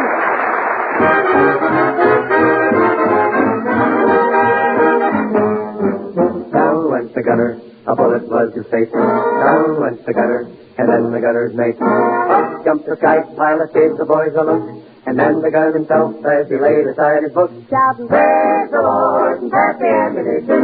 Praise the Lord and pass the ammunition. Praise the Lord and pass the ammunition, and the long stays free. Praise the Lord and swing into position. There the fort to sail around the wishing. Praise the Lord, we're all between perdition and the deep blue sea. Yes, the sky pilot said it. You've got to give him credit for a son of a gunner was he. Shouting, praise the Lord, we're on a mighty mission. All aboard, we're not a-going fishing. Praise the Lord and pass the ammunition, and we'll all stay free. Pass the ammunition. Praise the Lord, pass the ammunition. Praise the Lord, pass the ammunition, and we'll all stay free. Oh, brother, praise the Lord. Stand aboard, around the way, brother. Praise the Lord. And the deep blue sea. Oh, brother. Praise the Lord. We're on a mighty mission. All aboard. We're not a-going fishing. Praise the Lord. We're on the ammunition, and we'll all stay free. Yes, the sky pilot wrote it. Join you while I go to there's a funny religion for you and for me. Shouting, praise the Lord. That's the ammunition. Praise the Lord. That's the ammunition. Praise the Lord. That's the ammunition, and the Lord stay free. Hallelujah. Praise the Lord. Hallelujah. Praise the Lord. Just praise the Lord. That's the ammunition, and we'll all stay free.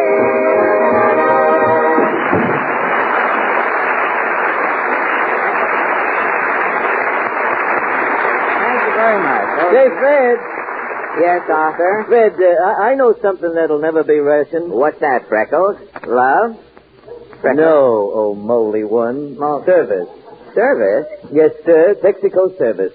You see, the more and better service a Texaco dealer gives your car, the longer you're going to be able to drive it to and from work. And the longer you drive, the longer he's going to stay in business. Make sense? If anything ever did, it does. Well, listen.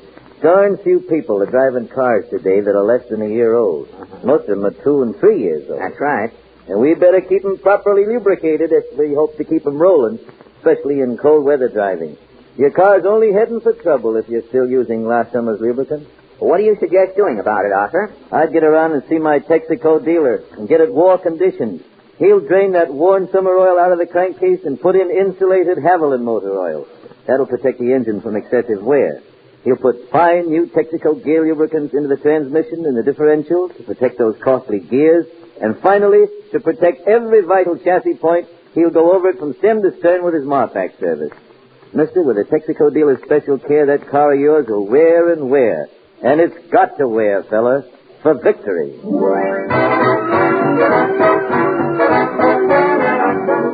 That was Al Goodman and his orchestra giving a musical synopsis of Little Bo Peep. And now... Mr. Allen! Of course, Len.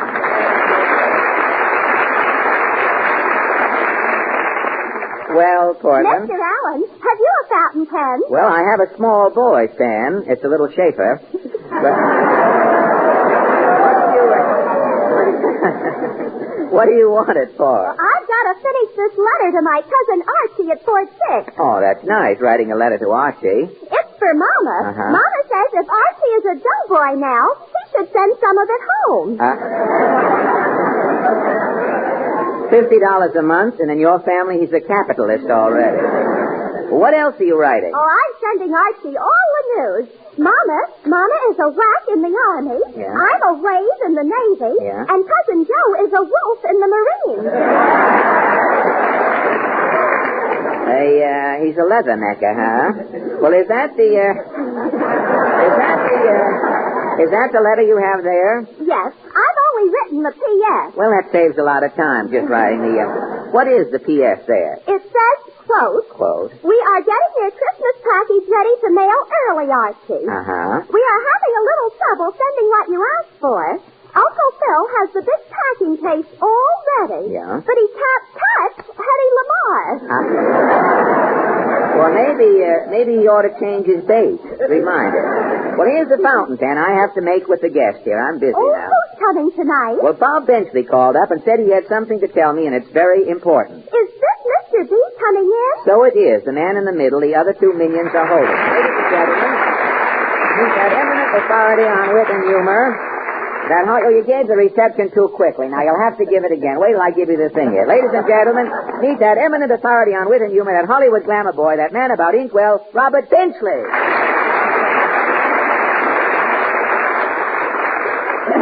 Thank you, friend. Well, welcome back to our program, Bob. Have I been here before? Oh, yes, Bob. Looking through the house for some scrap metal recently, I ran across an old egg we laid on this program about 3 years ago. A double yoker? Yes, a double yoker. You and I used this program for a nest back in 39. Don't you remember? I have a vague recollection. Are you with the same sponsor? No, Bob. Right after you were on the program, I changed sponsor. Well, that's usually what happens, I find. Have you any plans after tonight? No, Bob, I think we're all right tonight. This sponsor is broad-minded. But tell me, what have you been doing lately? Oh, I've been out in Hollywood doing odd jobs. You've been making pictures? Off and on. I was Slim Somerville's stand-in for a while. Mm-hmm. And when Mickey Rooney's voice changed, I stepped in and finished a picture for him. For Mickey Rooney. Well, how did it come out? Well, the critic said I gave the part more Mickey than Rooney. Well, you know, most people coming back from Hollywood, Bob, are all tanned up. But your complexion is tattletale gray, I'd say. Well, I do look like the color of cat meat tonight, I guess. Yes, Last night was Halloween, you know, Fred. Oh, Halloween. Were you out late? Well, I put Bull over to bed. Tell me, what can you do here in New York on Halloween? Oh, a bunch of us raised old men. You know, we took the doorman from Leon and Eddie's and left him in front of the Stork Club. No kidding. Then we rubbed soap on those little windows in the automat. Yeah. People thought that there was whipped cream on it. Then we tipped over 2 nightclubs on 52nd Street and wound up at 21 bobbing for pineapples in the old-fashioned. Well, no wonder you look like Boris Karloff's ectoplasm. My mouth tastes as if a camel has just pulled his foot out of it. But enough about me, Fred. Did you have any Halloween fun? Well, I pushed a few tomatoes through the Venetian blinds at the Union League Club, Bob. And then I rang the doorbell at the Empire State Building and hid while Al Smith came to the window with a candle in his hand. Tell me, did you ring any doorbells last night? Well, I pulled a doorbell on 59th Street. 5 guys came out, and I made a big mistake. I ran. Running was a mistake? Yeah, the 5 guys turned out to be my draft boys. No kidding. When they saw that I still had strength enough to run, they put me up to 4F. Moved you up to 4F? Well, what were you before? Well, I wasn't in any class. All it said on my draft card was, "Are you kidding?" Well, I know you've been down in Washington a lot lately doing some work for the government, Bob. Yes, I've been doing what I can. Glad to do it, Fred. Well, there are a lot of writers down there. I heard that someone wrote a new war song down in Washington. It's called Praise the Lord and Pass the Prohibition. But, Bob, you called me up and said it was something important. Is it about my program? Yes, Fred. I was standing at a bar the other night. You were standing? Well, it was early in the evening. Oh, well. And I heard a voice say, somebody ought to tell Fred about his new program. Uh-huh. I looked around and I was alone. So it put it squarely up to me, didn't it? Yes, it did. Well, what's on your mind, Bob? Well, Fred, there comes a time in every man's life when some friend has to take him aside and tell him. I'm using the wrong soap, Bob? No, but you're getting the same effect with your program.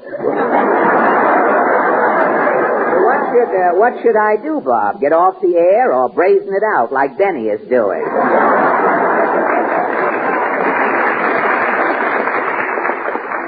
Don't be silly, Fred. There's nothing the matter with your program that a few laughs won't cure. Well, how can I get the laughs? I've tried guest stars.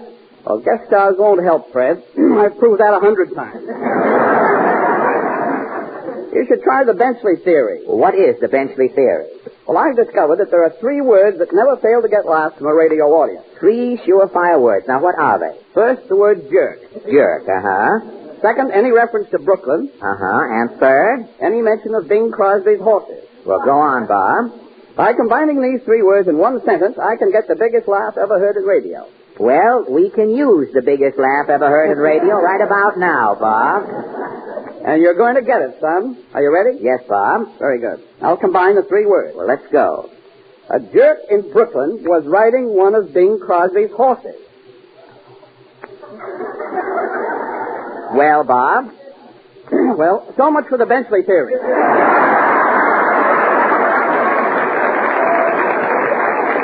Now, my second theory... Now, look, Bob, I don't need theories. How can I fix up this program I have here, my program? Well, there's only one thing to do, Fred. Yes? Get rid of this guy, Rochester. Fred, he's ruining you. Now, wait a minute. Rochester isn't on. And that kid Dennis Day. All right for community singing, but not for you. I've been studying your program, Fred. Rochester and Dennis Day? Bob, are you sure you've been listening to our show? Well, if you're pinning me down, no. But I try to. Something happens every Sunday. Well, how do you mean? If you have a few minutes, Fred, I'll show you. All right. Mr. Goodman will play a little music, Bob. Now, you get your story together.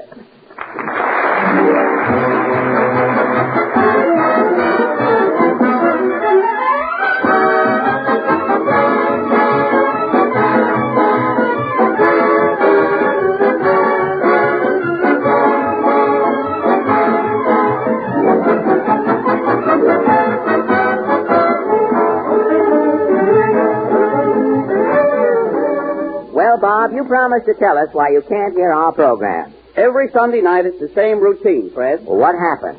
Pull up a chair and I'll show you.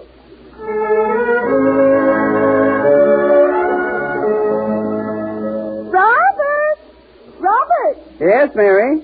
You said you wanted to listen to Fred Allen's program. It's almost time. Gosh, that's right. That guy Allen is a cause. I'll turn on the radio. And here he is, the star of the Texaco Star Theater, Fred Allen. That Allen kills me. He hasn't said anything yet. Well, he will. Listen. Thank you, and good evening, ladies and gentlemen. Say, Arthur. Yes, Fred? Did you hear that joke about the camel who... Got it. Must be a storm coming up. And the camel leaned over and... And that's what he said. Oh, Fig Newtons, I missed the whole joke. And that's not all, Arthur. Good, the static's gone now. A funny thing happened on my way to the studio tonight. A horse and cab drove up. And this chorus girl looked out of the cab and said... Henry, tell that maid to stop dialing the phone. With that, the cab driver jumped down off his seat and yelled... Beulah, will you stop using that phone? And that's when the horse fainted. That guy Allen is funny. You haven't heard anything yet. And now we turn to the latest news of the week. Oh, the newsreel. Oh, this is the best part of the show, I think. New York City, New York. Mayor LaGuardia states that this coming week will be a great day. Mary, will you answer that door? I can't go to the door in this dirty mandarin coat. The mayor says because of the toothpick shortage. All right, I'll answer. I'll turn off the radio. Is the man of the house in? Who do I look like, Dipsy Rosalie? Are you a registered voter? Yes, but I'm not voting tonight. I'm listening to the Fred Allen Show. Who's asking you to vote? Look, I'm listening to the Fred Allen Show. Not yet, Jane, Missy. First you listen to me. Who are you? I'm from the Daily Globe. We're conducting a straw vote. Fill out this blank. Who are you voting for? Hart, Gaffner, Marks, or Dewey? I'm not voting for anybody. Yes. Hey, you're Robert Benchley, ain't you? Yes. I've seen you in shorts. So what? Brother, do you... You just closed the door in time, Robert. Oh, that darn pest. Well, we'll get back to the Allen performance. I'll turn on the radio. And thank you, Fall Staff Openshaw. Well, so much for the newsreel, folks. Oh, kumquats. I missed the whole newsreel. And now Mr. Goodman plays... Mr. Allen! Well, Portland, better late than never. Oh, boy, just in time. Here's Portland. She's a treat. Well, Portland, what's new? As I always say. Good grief, what's that buzzing? Oh, must be the icebox. It generally starts about this time. And what did your mother say, Portland? It was funny. Mother said. And she's the one who can do it, too. Oh, darn that old icebox. I missed the whole joke. And here he is, folks, Arthur Godfrey. Let a Texaco dealer get your car ready for cold weather driving. Make him your car warden. Let your Texaco dealer care for your car for your country. That came through nice and clear, Robert. Oh, sure. Nothing ever stops the commercial. And now we present our guest star, Orson Welles. Oh, boy, Orson Welles and Fred Allen. Say, this will be a scream. Well, Orson, old boy, a funny thing must have happened to you on your way to the theater studio tonight. There's the phone, Robert. I'll answer it. I'll be a soft nougatine. Turn off the radio. Hello? Yes, Mr. Benchley's here. For you, Robert. Oh, crabbeaks. Hello? Yes? This is Mr. Benchley. Who's this? The Crosney radio poll. What program am I listening to? Oh, I'm trying to listen to the Fred Allen program. Allen, that's right. Fred Allen. Of course he's still on the air. Goodbye. Radio surveys call you. How can you listen to a program? Surveys my... Don't start cussing, Robert. Sit down and enjoy the radio. All right. Lucky Allen does an hour program. At least I can hear the last half hour. I'll turn it on now. This is Fred Allen saying good night, ladies and gentlemen. I hope you like our new half-hour show. We'll be back with 30 minutes of fun again next Sunday night. That's done it. I'm going out and skin the cat.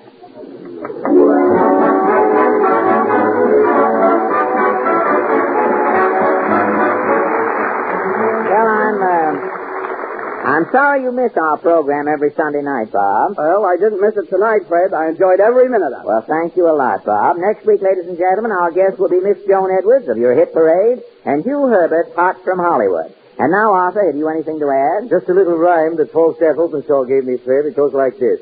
Lives of tires all remind us driving fast is now a crime. We can put more miles behind us if we only take our time. In other words? Stay under 35 to save rubber, and to save your car, have a Texaco dealer get it ready now for cold weather. Thank you, Arthur. This is Fred Allen speaking for Texaco dealers from coast to coast, reminding you to drive in regularly to have your tires checked. Remember, you're welcome. Good night. Thank you.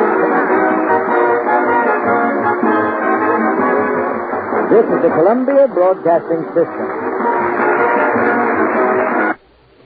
Immediately following station identification, you'll hear Phil Baker in Take It or Leave It.